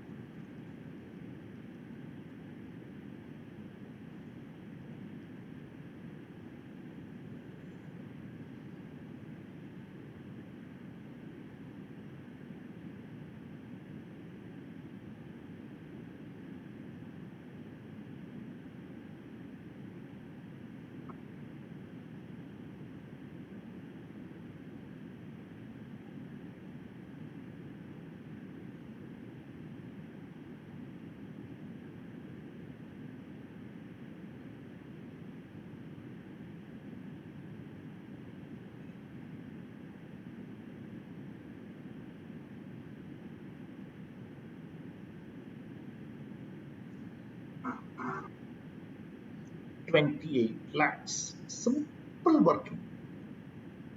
In gross result, 15% set apart, whatever is utilized, whatever you cannot, you all know. If they are given some payment on which tax is not deducted, take 70% only as utilization. 30% not utilized. 70% is only utilized like that. Now I want all of us to be cautious. Computation of tax. All of us, let's go slow. Total donation, corpus donation. I received corpus donation of, okay, I received a corpus donation of 30 plus 5, 35 lakhs. 30 lakhs plus 5 lakhs, 35 lakhs. Anonymous donation, I get another 10 lakhs. Okay, so totally 45 lakhs is my donation. Totally 45 lakhs is my donation. Remember this. Anonymous donation taxable at normal rates. What is that? 5% of total donation. So 45 lakhs into 5%. Limit of 1 lakh. Okay, whichever is higher.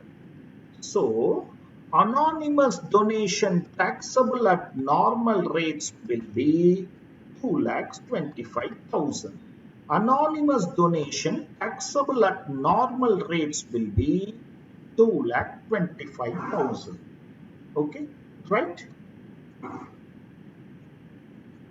Anonymous donation taxable at 30% under 115 BBC is 10 lakhs is my total anonymous donation. 2,25,000 is taxable at normal rates. Remaining 7,75,000. Remaining 7,75,000. Then we should work out two options.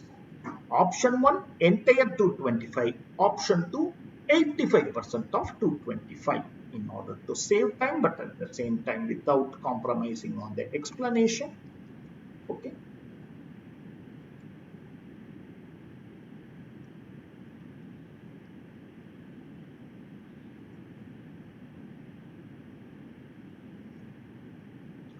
Our entire anonymous donation is the income is 28 lakhs. We all know our income is 28 lakhs. Okay, our income is 28 lakhs and anonymous donation taxable at normal rates is 2,25,000. Okay, so what happens? Income is, my dear friends, is 28 lakhs plus anonymous donation taxable. Fully I take 225. Okay, and this is 30%. So I get somewhere around 9,90,000 under option 1.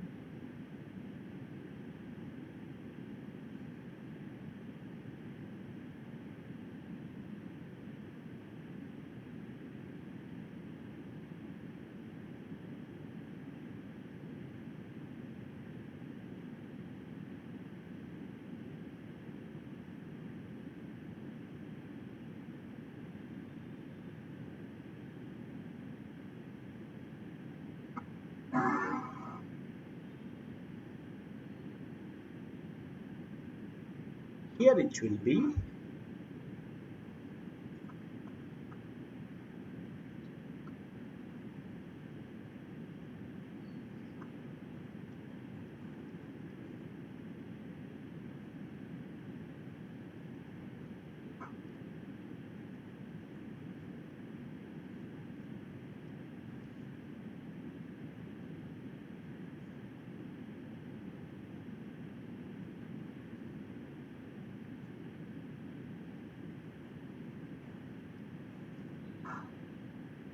option 2.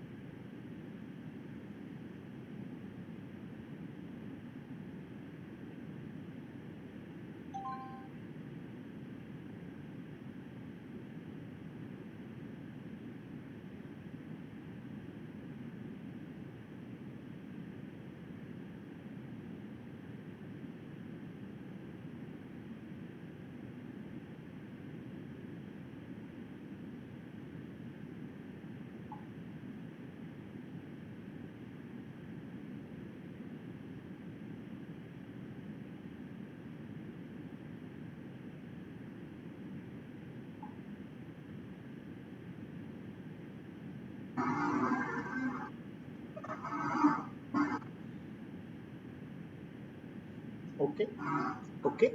So if there is anonymous donation, work out two answers. If there is anonymous donation, work out two answers. If there is no AD, directly work out. If there is a theoretical question, it becomes all the more simpler.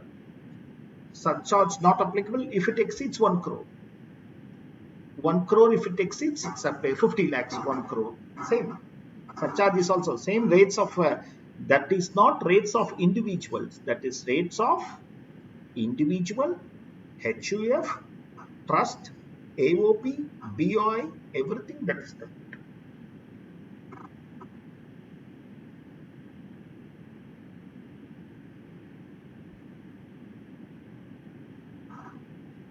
Okay. Okay. For long there had been a problem. For very long there had been a problem. A trust violates conditions. A trust violates condition, and what you do is you withdraw the exemption. That's all. Then only government started feeling, I withdraw the exemption. So far, for very many years, you have claimed that exemption. From next year onwards, you cannot claim exemption. Okay, sir. But in the past 10 years, you have claimed. But now I understand you have violated, or you are. I'm cancelling your registration. Or your trust is amalgamating with another trust, which is not a registered trust. Or you feel, sir, enough, sir, I have done enough charity, sir. Thank you, sir. Bye. Wait. Pay the exit tax, go out. What is it? Pay the exit. You are allowed to exit. Pay the tax and exit. So far you have enjoyed exemption. Now you say, sir, enough.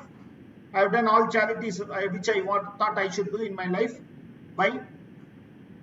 Or if your charity trust is amalgamating, okay, pay the tax and then only you can go out. Okay.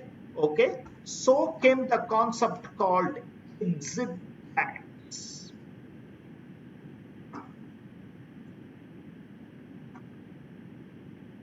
Section 115 TD.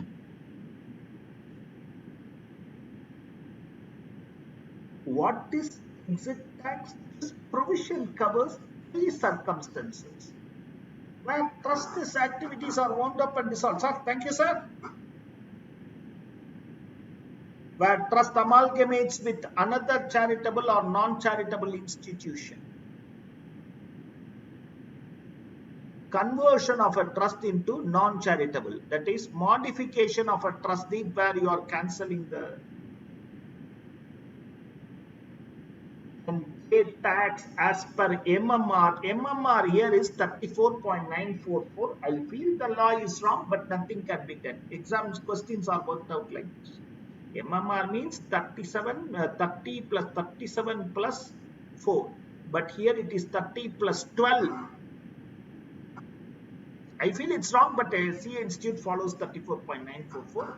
For us, examination is more important. So follow this rate, please.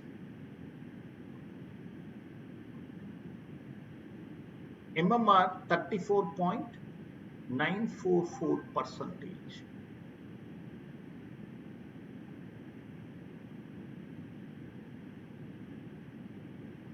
When is that? Conversion of a trust or institution in a non-eligible format, that is, the registration has been cancelled or the trust has modified the object which is not in conformation with the original registration I granted.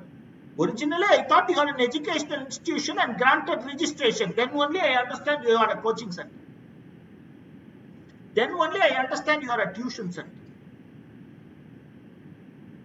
merger with another trust which does not have similar object or which is not registered.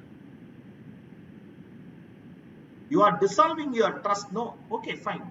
Within 12 months, distribute your assets to another trust. Non-distribution of assets on dissolution to any other charitable trust which is registered. So, 3 circumstances. Sir, thanks sir, I am leaving. Fine sir, donate everything to another trust and go off. Who is asking you? But you are saying, sir, thanks sir, I am leaving and taking all the asset. If you amalgamate with another trust which does not have the same objects or which is not registered, even if it is not having the same object, or if you convert your trust, that is your trust is not, your trust lost its registration. In these circumstances, I am going to levy exit tax. Pay the tax at 34.944% on what? 34.54% on accredited income, accumulated income. Aggregate fair market value of assets, less external liability. Oh, sir, net worth. No, it's nothing but the net worth. But asset will not include asset acquired out of agricultural income, because anyhow agricultural income, it's a promise you will not tax. Any asset acquired out of agriculture income, if you tax, it is like taxing agriculture income. Okay. Asset acquired before grant of registration, for that I have already paid tax, sir. At that time you did not grant me registration. I paid tax. After tax, whatever fund I have, I have said asset. Okay, sir. I will not. Or assets which are distributed to another charitable trust within 12 months of the date of levy. Any liability pertaining to the above said asset, sir, I have acquired an agricultural asset out of agriculture income and I have a liability. No, that liability I will not give you tax deduction.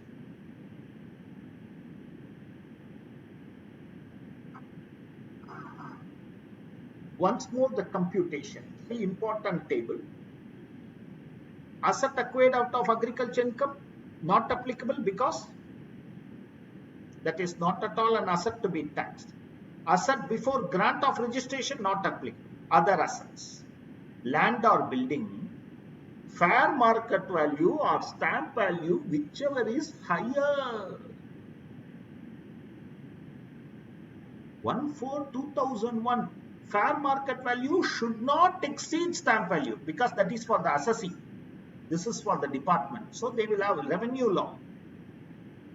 Other tangible and intangible asset, fair market value, investment held in listed shares and securities, average of the lowest and highest prices of shares and securities, average of lowest and highest price of on that date or on the immediately preceding date. Unlisted shares, compute the market value, net value of net worth of that company divided by number of shares. Less liabilities pertaining to that assets which forms part of it. Income tax cannot be. Income tax is never a liability.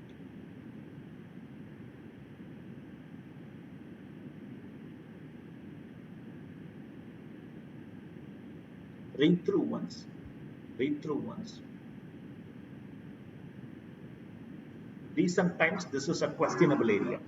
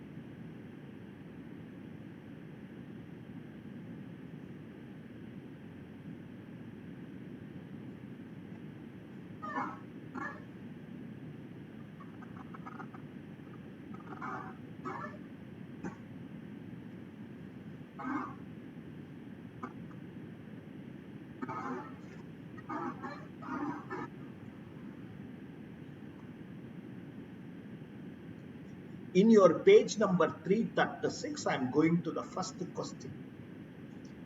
GVB Charitable Trust, engaged in the activities of running a charitable hospital and medical college for 8 years, have merged with a corporate hospital. The said corporate hospital is not eligible for 12AA, the position of assets and liabilities on the date of merger. Okay. Shares and securities held acquired out of agricultural income 25 lakhs. Book value of quoted shares and securities. Market value average of lowest and highest of shares on the date of merger quoted on recognized stock exchange. Book value of land and building held by the trust. Value of immovable property as per the valuer, stamp duty. The trust was created on 1st January 2015 and obtained registration on 31st March 15. The trust holds 40% shares of an unlisted company and the financial portion of the company, book value of assets, fair market value of immovable property, reserves and surplus, provision for taxation, total paid up equity capital. Liabilities. Liabilities in respect of shares and securities unlisted. Bank liability in case of quoted shares and securities. Advance tax paid. Compute the tax liability for the trust arising out of the above merger, giving explanation for treatment of each item in the context of the relevant provision concerned. Assume that the trust no tax liability in respect of other activities undertaken during the year.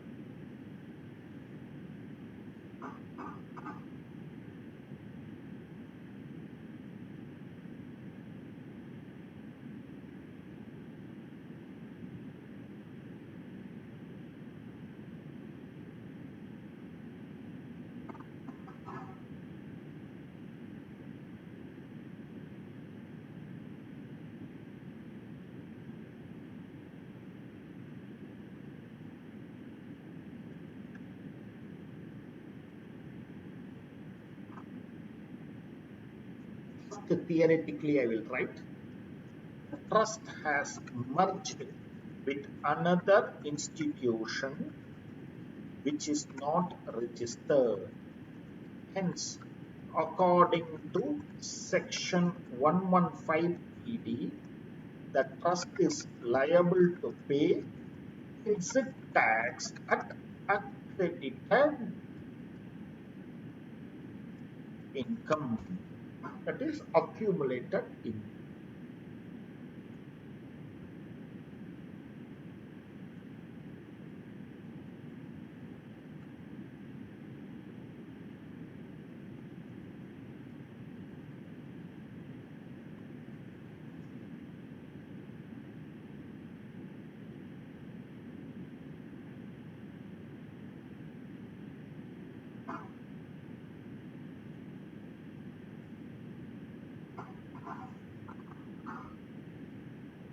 Shares and securities acquired out of agricultural income.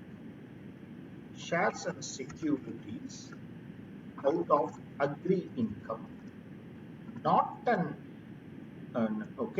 taxable asset. So you should not tax it. With 25 lakhs, shares and securities of the held by the trust acquired out of agriculture. Then listed shares. Listed shares. Average of lowest and highest price on the set date will be considered. Okay, so what is this? Book value should be ignored. Market value 40 lakhs. Everything fair market value. Everything fair market value 40 lakhs. Land and building, stamp value or FMV, whichever is higher. So the registered valuer says that the FMV is 40 lakhs, okay, whereas the stamp value is only 38 lakhs. So I will take 40 lakhs. I will take 40 lakhs. Okay, I will take 40 lakhs. Okay, unlisted shares, net worth divided by number of shares into shares held by the trust. What happens? Book value of the assets 25 lakhs. Fair market value of immovable 45. So 45 plus 25, how much? 45 lakhs plus 25 lakhs, 70 lakhs. Reserves, provision for taxation, equity capital, nothing. The trust holds 40% of equity shares of the unlisted company. Okay, so 45 lakhs plus 25 lakhs,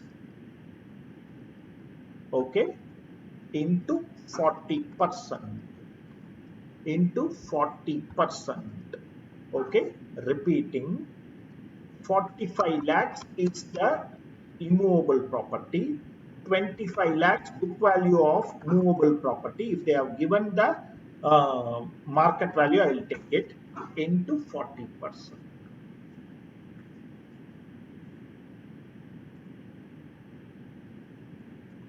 Gross value of assets.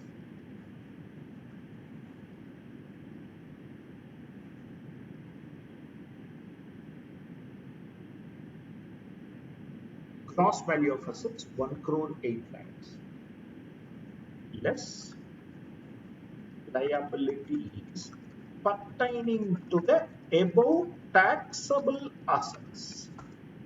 Okay. Liability in respect of unlisted shares. For unlisted shares 8 lakhs. Bank liability in respect of quoted shares. For listed shares 15 lakhs. Advance tax is not a liability. Net accreted income.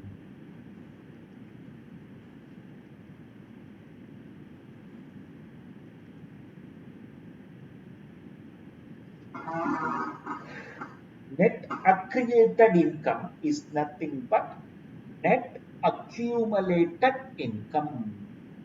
Net accumulated income.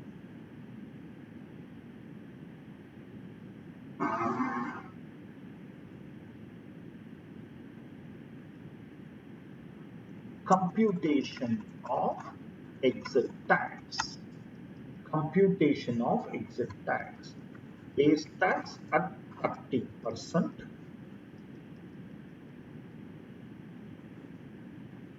and surcharge at 12%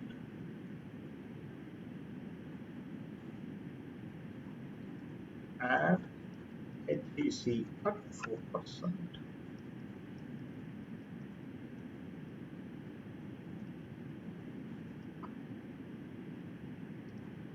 Total exit tax.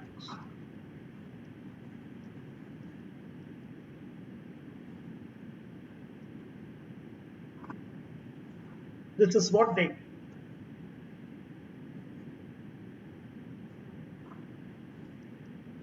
it will be 34.944.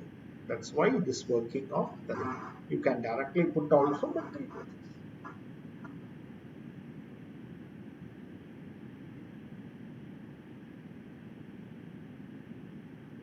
actually, in my opinion, this should be 37%. REIT and all, we are taxing at MMR everywhere we are saying, but here I don't know why institute using 12% and institute continuously uses 12%, even in the recent article.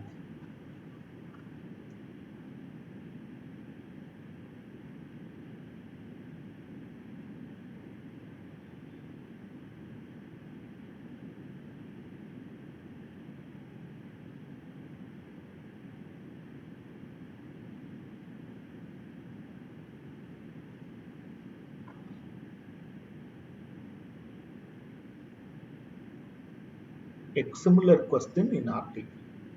Supporting a girl child, a charitable trust registered under 12AA got merged with the corporate items. All the assets and liabilities of the erstwhile trust became the assets and liabilities of the company. The trust appointed a registered valuer for valuation of its assets and liabilities following, okay. Stamp value of land 15 lakh. However, the land's fair market value is 17 lakhs, whereas the book value is 20 lakhs. 75,000 equity shares in a company traded in Bombay Stock Exchange, the lowest and the highest being 75 and 85. The book value was 67 lakhs. 55,000 preference shares, fair market value 44 lakhs, okay, book value 25. Corpus fund, outside liabilities, taxation. Liability in respect of payment of various utility bills 6 lakhs. Give note for each item and compute.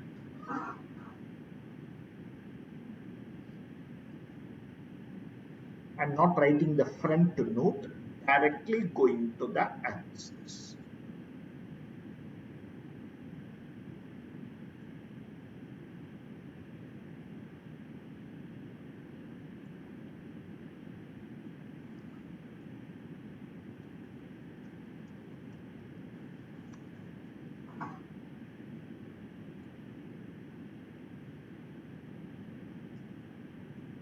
Stamp value of land 15 lakhs. Open market, don't look at the book value. Okay, assets. Land, FMV or stamp value, whichever is higher. Whichever is higher, 15 or 17. So I will take 17 lakhs.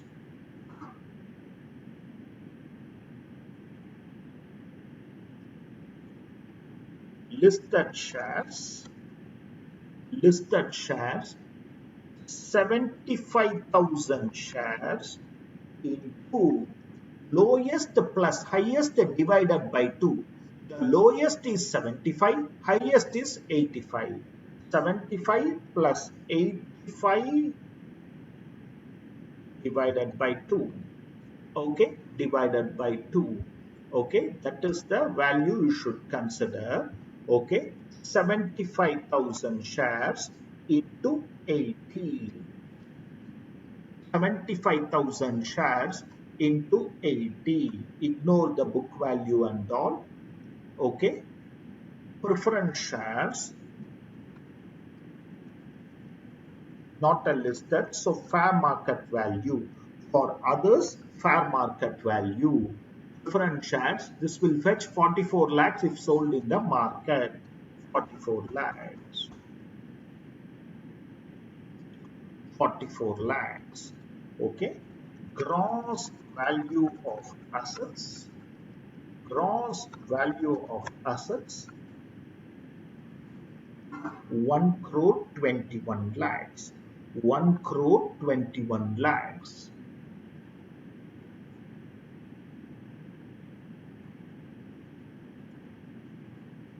Liabilities in respect of the above assets. Liabilities for the above assets. Okay. Corpus fund is not an outside liability. How much? 90 lakhs.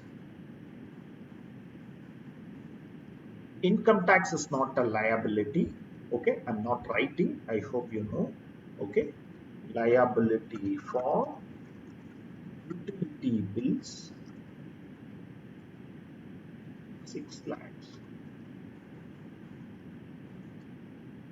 Net assets or accreted income.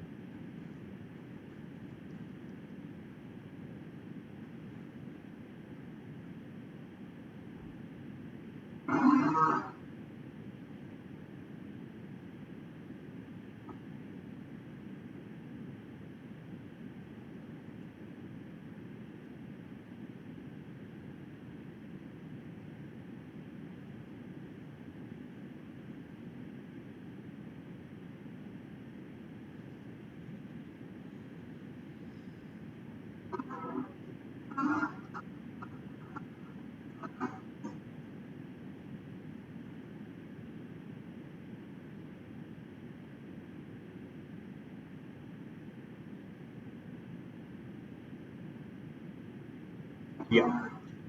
For unlisted shares, okay, for unlisted shares, I should take the net worth. How will you know the market value of unlisted shares? இப்போ today you are selling a private limited company shares. At what price will you say? You have to ask the directors. Now, in income tax, the valuation officer or the merchant banker's value is essential. So, it is nothing but take the net worth. For taking the net worth, always if the fair market value is available, take the fair market value. In the question we worked, 45 lakhs is the fair market value of immovable property, and for movable property, FMV is not there, so I took the book value 25 lakhs. There is no liability in respect of that to be reduced. If there is a liability for the movable property, I would have reduced, or immovable property, but the liabilities are share capital, reserves and surplus, taxation. So only the asset into 40% of the shares are held by me.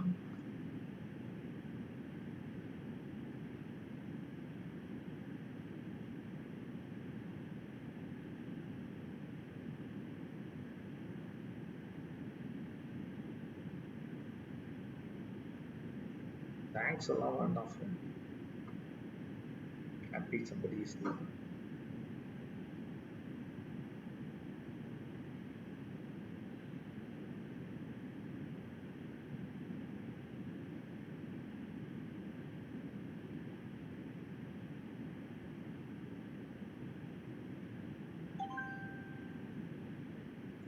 Yeah.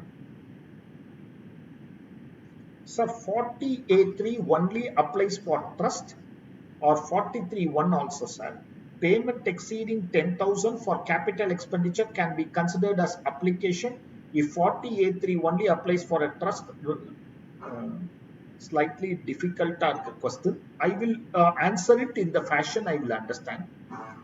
If the trust has purchased something by paying cash, the asset, you cannot allow it as deduction. If the trust has paid an expenditure in cash also, they cannot allow it as deduction. So I believe that is the question. So it is applicable both for expenditure as well as for capital items.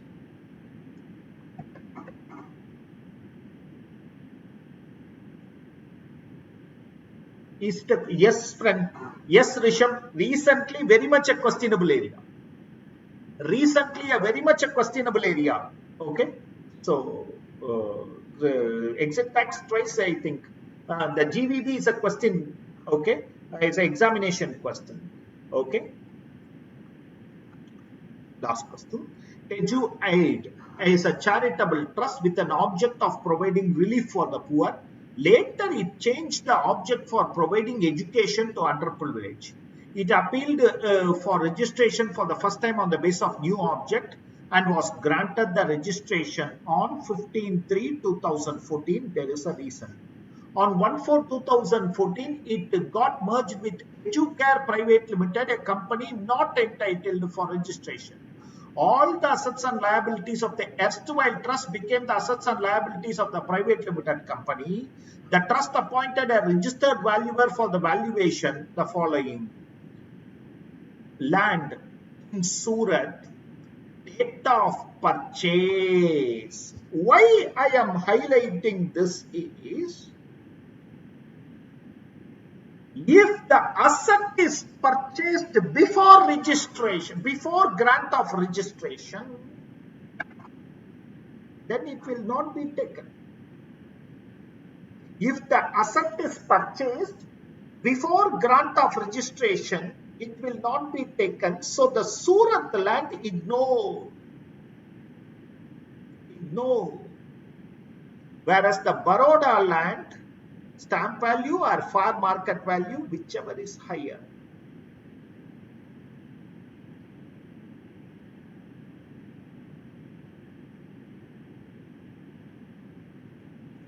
Quoted shares,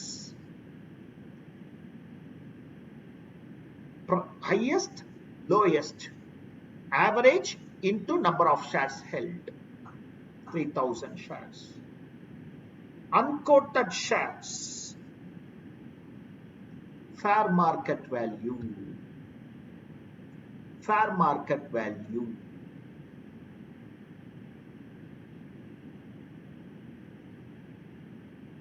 Okay, this is based upon a merchant banker because he is the valuer now. He is the valuer. That is why this. Okay. Liabilities, corpus fund, provision for taxation. Value of liabilities 112 lakhs. This includes corpus fund, provision for taxation, reserves. These three are not liabilities. Only others are liabilities. Only others are liabilities. So repeating, you should not take Surat land. You should only take Baroda land 1.5. 3,000 into 265. 1,800 into 210.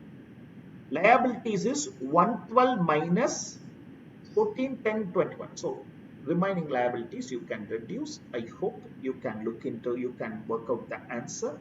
Okay. It is a questionable area. It is a questionable area only.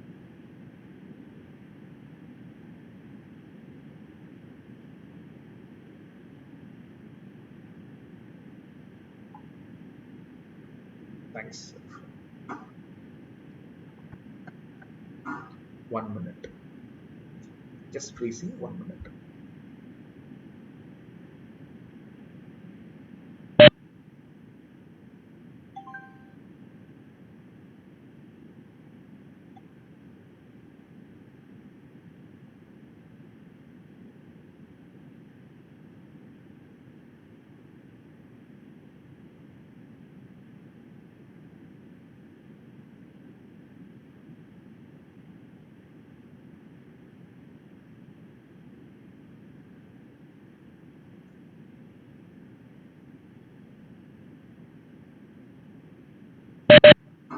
Friends, I thought let us see our recent question paper once. Okay, okay, at this level, I would say that we have completed 30 marks of international taxation over. Another 30 to 40 marks is over for us. Another 30 to 40 marks is over, or even 50 marks is over. Let us have a quick look at the recent question paper, July 21 question paper. The net profit of a company engaged in manufacturing of iron and steel in a notified backward area after debit or credit of the following is 1,000 lakhs. Amount debited, depreciation as per books. Okay, is it visible?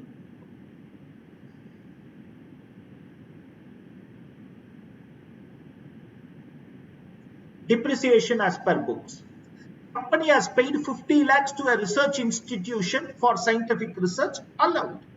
Till last year 150%, this year 100%. Okay. The company has provided interest at the rate of 8% on 350 lakhs being amount borrowed from an NBFC for purchase of machinery.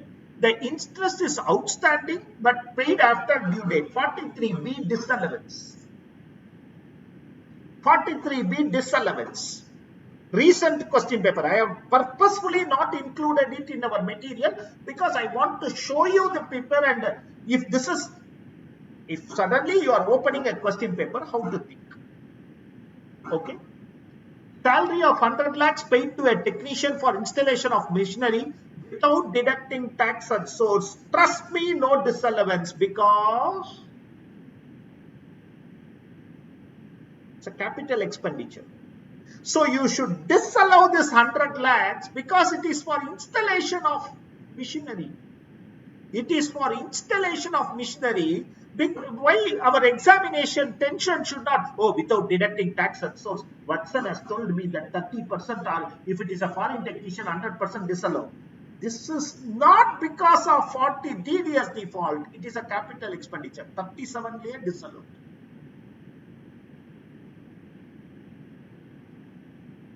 But you understand. General expenses include 35 lakhs incurred towards bringing water to the village which the factory is situated. Allowed. Normal business. This is actually a case law, Hindustan Zinc, but they removed the case law actually. Fortunately, we worked out in one question, but they removed the case law and suddenly asked the question. Allowed. This is a genuine business expenses. Donation 10 lakhs disallowed. The company has incurred expenditure of 25 lakhs towards purchase of coal for its melting furnace, for which invoice is not available. However, indirect evidence such as goods inward report, online, etc. are available. The auditors have made adverse remark. Allowed. Allowed. Invoice not available does not mean the expenditure is disallowed. The goods inwarded is noticed there because next year you cannot claim. So it is allowed. Allowed. Okay. So this is the amount debited, amount credited. The company had made a sale of 20 lakhs to a sole proprietor concern on 10/10/2019.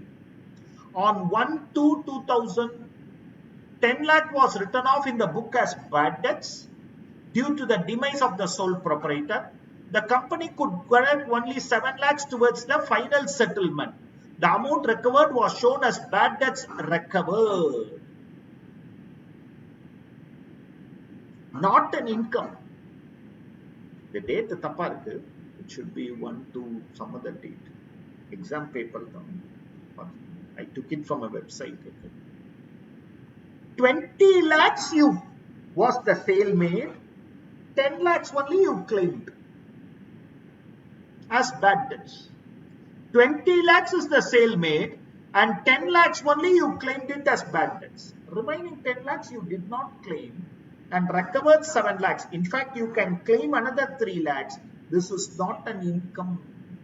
This is not an income. This is not an income because only expenses, losses, allowances claimed earlier, now recovered. You have not at all claimed. Additional information for depreciation. Factory building 10%, computers accessories 40%, office 15%. Tractors used for movement of raw material, finished goods. You know why they are giving this? For you to claim additional depreciation. 15% normal rate, additional depreciation claim. Oh, this is opening balance. Sorry, friends. This is opening balance. Sorry, this is opening balance. Plant and machinery 800. Additions made. Factory building put to use less than 180 days. Computers put to use more than 180 days. Tractors, for this only additional depreciation and 10 lakhs later. Plant and machinery 500 lakhs. Now you should remember to add that 100 lakhs. Which you disallowed there, 100 lakhs, okay. Expenditure towards grant of ISO certificate 10 lakhs. This amount is included in the property, plant and machinery. It's an intangible asset, so 25%. 25%. Recognition granted for researcher which was engaged in scientific was subsequently withdrawn. That's okay. I just read you. Okay, the case law. Subsequent withdrawal, you will still enjoy. Only for the research center it is taxable. Compute the total income, ignore MAT. Friends, the question itself is more on depreciation. The question itself is more on depreciation. You can work out and send me the answers. I will check. I am not relying on the suggested answers produced by any of the websites. I am not relying on it. Not that I am superior or others are. No. That's answers get released by the institute. Institute might have some very much different answers. So that is a straight away compulsory question. 16 marks. How much ever you want to do a mistake, you would have lost 4-5 marks. But 50% of the marks you would have swept, and I am sure you would have swept the entire 12 marks.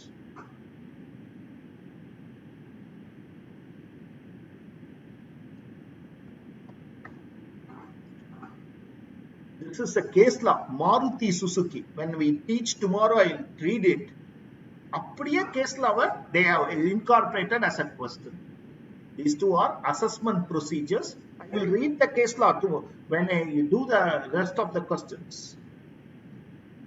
2B also assessment procedure. 2C, I have already saw when the federal tax should be taken.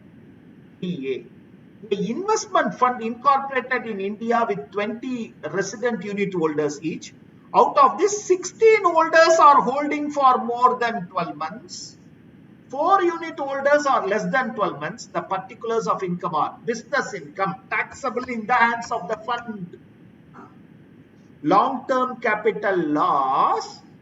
For the 16 people, it can be distributed because they can carry forward more than 12 months. More than 12 months.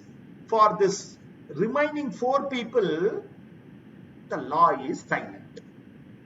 They cannot carry forward. Can the firm carry forward? Can the company forward? We don't know. The law is silent. IFOS distributed only to them. Discuss the tax treatment of the above in the hands of investment fund. They are not asking you to find out the tax treatment. What would be the implication if the investment fund distributes only 80% of the income during the year? Sir, deemed credit. It is not what is distributed. The entire thing is taxable only in the hands of the unit holder. Business income in the hands of the fund, not to be distributed. These two are deemed credit. Deemed credit. Okay? I don't think you would have done a mistake. I don't think this red limited we saw.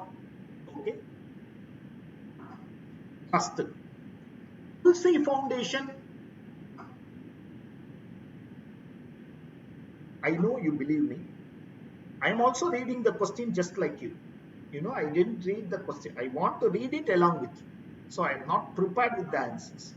Tulsi Foundation, a public charitable trust registered under 12AA, runs a hospital and also owns a temple, the farming or furniture. Gross receipts from hospital 2 crores, so they cannot claim 1023C. Voluntary contribution not included, received from public 35 lakh, includes corpus of 5, anonymous of 10. Out of the anonymous 10, 8 is for temple. Anonymous donation provisions are not applicable for religious trust.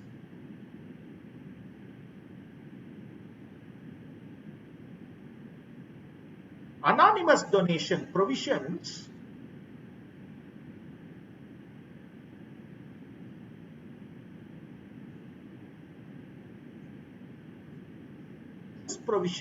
is not applicable for religious. So, people know that 8 lakhs you need not take it.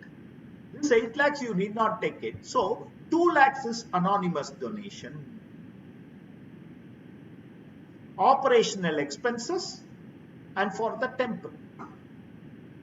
On 1st January, 6 lakhs was paid to a contractor in cash. Our friend was asking. The amount was included in operational expenses. On 1st May, the trust purchased and installed computer software at 25 lakh, the rate of depreciation. I will come the entire 25 lakhs. The trust gave donation of 12 lakh to another charitable trust, but not similar. I just now Gandhiji Trust we saw.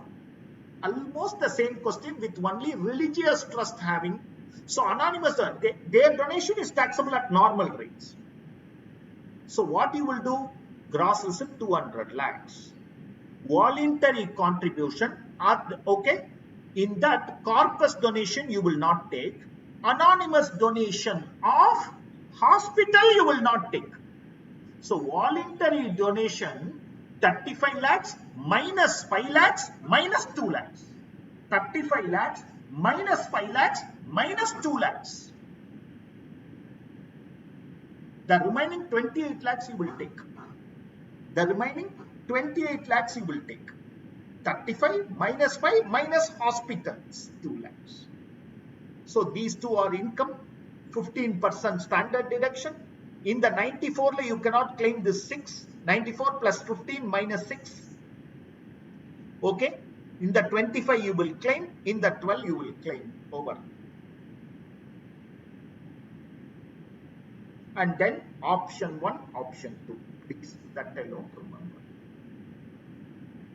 This is the charitable trust question. 4B. uh, our what do you call um, DTAA question with 115 BAC. I will work 115 BAC. Don't worry. 5A TDS we are yet to cover. 5B Paras, an Indian company engaged in manufacturing of supreme quality mink blankets. It has a total borrower of 60 crores. Oh, this is the 94B restriction. 30% of EBIT international taxation. 6A is again okay. So trust me, you will be able to answer lot of questions. Lot of questions. Okay. Try the first question. You send it to me, I will check also. Okay. But try it. So, but one thing, don't see any of the suggested because the suggested answers given at the website level are giving 3 or 4 options again. If you consider like this, if you let's wait for the institute suggested answers. Okay, but question will not challenge you. I'm just trying to build the confidence into you. Other questions, other exam questions, I'm almost working in the classroom. Latest exam I have purposefully avoided because if you open it, how you will look at it, that's what I'm trying to do. Okay, you have asked me 2 things. Objective when I read the feedback, you have asked me objective type question, I assure you objective type question. Okay. Number 2, you have asked me to conduct test. I will. The travel is going to be long and it is not short. Number 3, one of our friends said that one of the suggestion which I want to give to you is if you can make the question and answer as a question book, it will be good. If not for this batch, for next batch I will take it as a suggestion forward. Okay, so topics like appeal, assessment, penalty offences are important, or can we skip? Can we discuss that about that later? I will tell you. I will tell you what to look for that. Sir, I will ensure that you read this, go. Okay, settlement commission is gone, sir. That is gone. I am not even included because that's scrapped. So let's come to that and understand about that. Okay.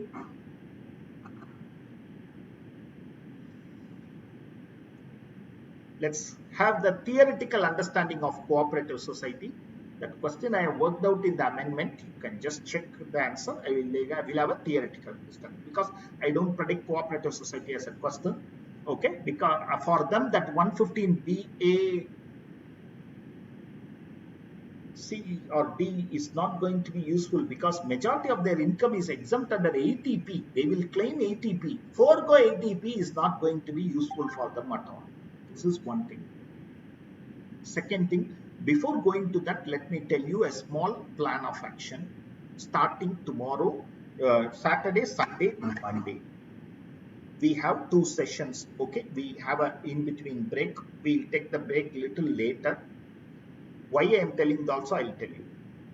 For 3.5 hours, 3 to 3.5 hours, we will read the theory of assessment procedure. Second part, we will work out assessment of individual. Because one might throw, and I'm honest to you, continuously 5 hours, if I am going to speak theory alone, it will be difficult. And for you also, you will feel like switching off and sleeping. I'll try to make it interesting, but so I'm dividing it into 2.5 hours or 3 hours of assessment procedure, followed by assessment of individual. If I split it into 2, both of us will be in a much better shape to enjoy. That's why I'm going to start tomorrow morning with assessment procedure, but the split is going to be assessment procedure and individual taxation together. Sir, faceless assessment I will cover, sir. I will cover faceless assessment also, Rishabh. I'm going to cover. That's a questionable area. I will definitely cover.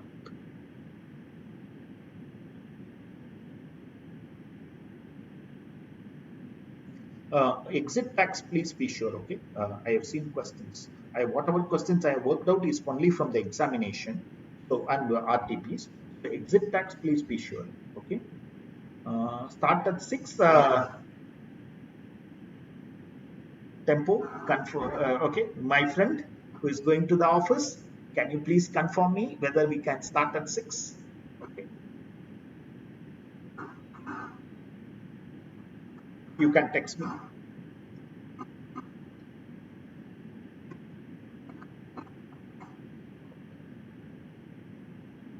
The last part of today is assessment of cooperative society. But for You can now, start. friend,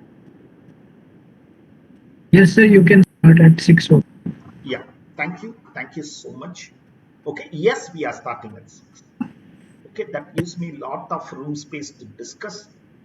3 hours consecutively, you listen to the assessment procedure. Then we'll have the rest 2 hours for assessment of individual. Like, fine. Assessment of cooperative society. Normally, it is not a very big questionable area. Normally, in a fast track batch, I would have said don't even worry about it. But since the amendment is there, I'm taking it up.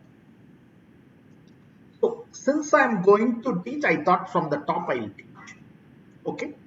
What is a cooperative society? Registration is the only criteria to say it is a cooperative society. Society registered under this act is a cooperative society. Or if the state government has any other law, then under. So law registration is the only criteria to say it is a cooperative society. Okay, so registration is the only criteria. For purpose of taxation, it is a separate entity. Rates of taxation itself is different. 10,000 basic exemption limit. Rates of taxation is different from them. Computation of income in case of cooperative society should be made in the same way under each head of income. It is a concluded decision that entrance fees received by a cooperative society member from its members is taxable as its income irrespective of the nature, but transfer fees is not going to be income, I'll tell you. The total income of cooperative society is also computed in the same manner as that of any other assessee. Exemption under 10, if any, needs to be provided if they are running an export-oriented unit or agricultural income, share of profit. The next step is the following. The 80G they can claim. Okay, here comes the exclusivity.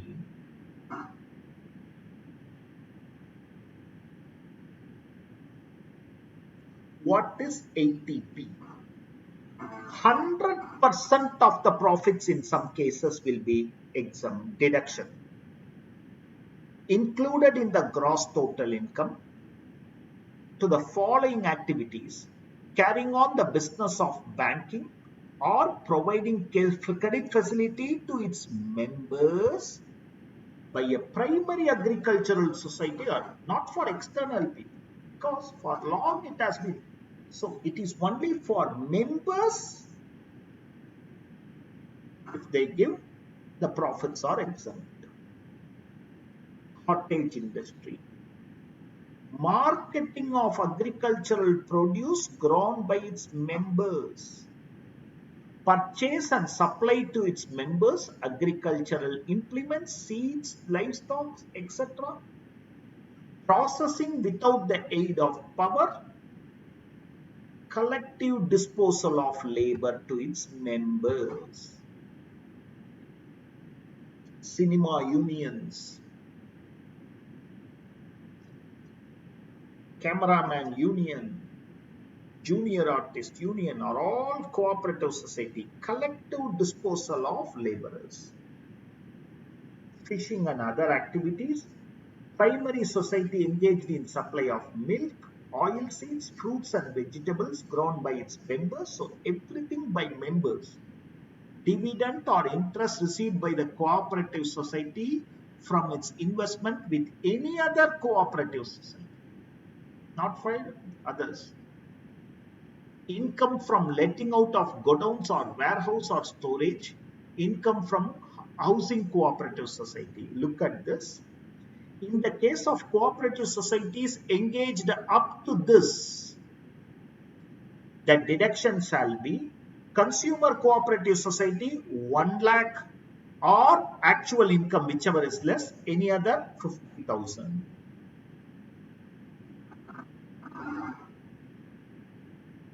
From its members, give the deduction. That's simple. That's simple.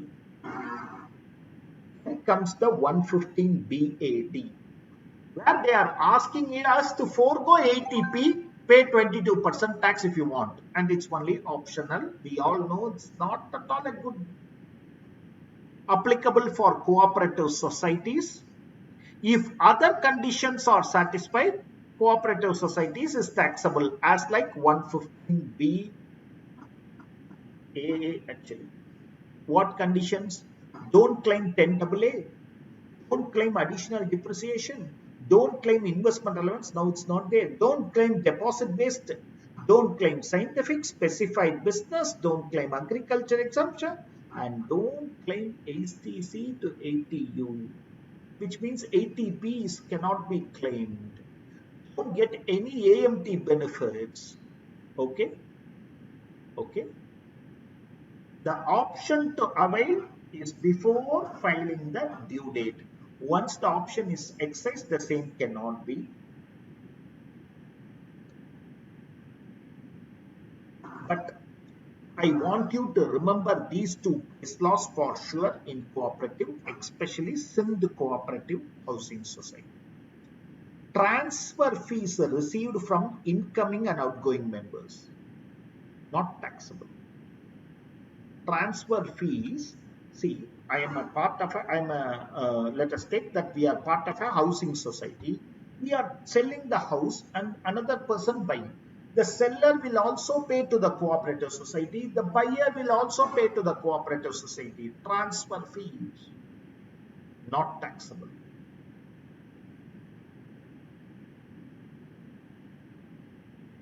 Interest earned on surplus fund deposited, taxable.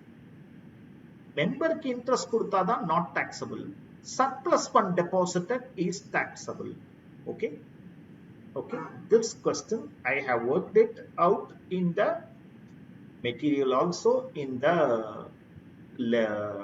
normal working, I mean classroom, that is amendment also.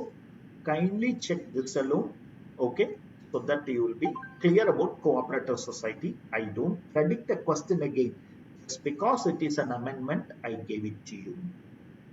I gave it to you. Okay. With this, I end today's class.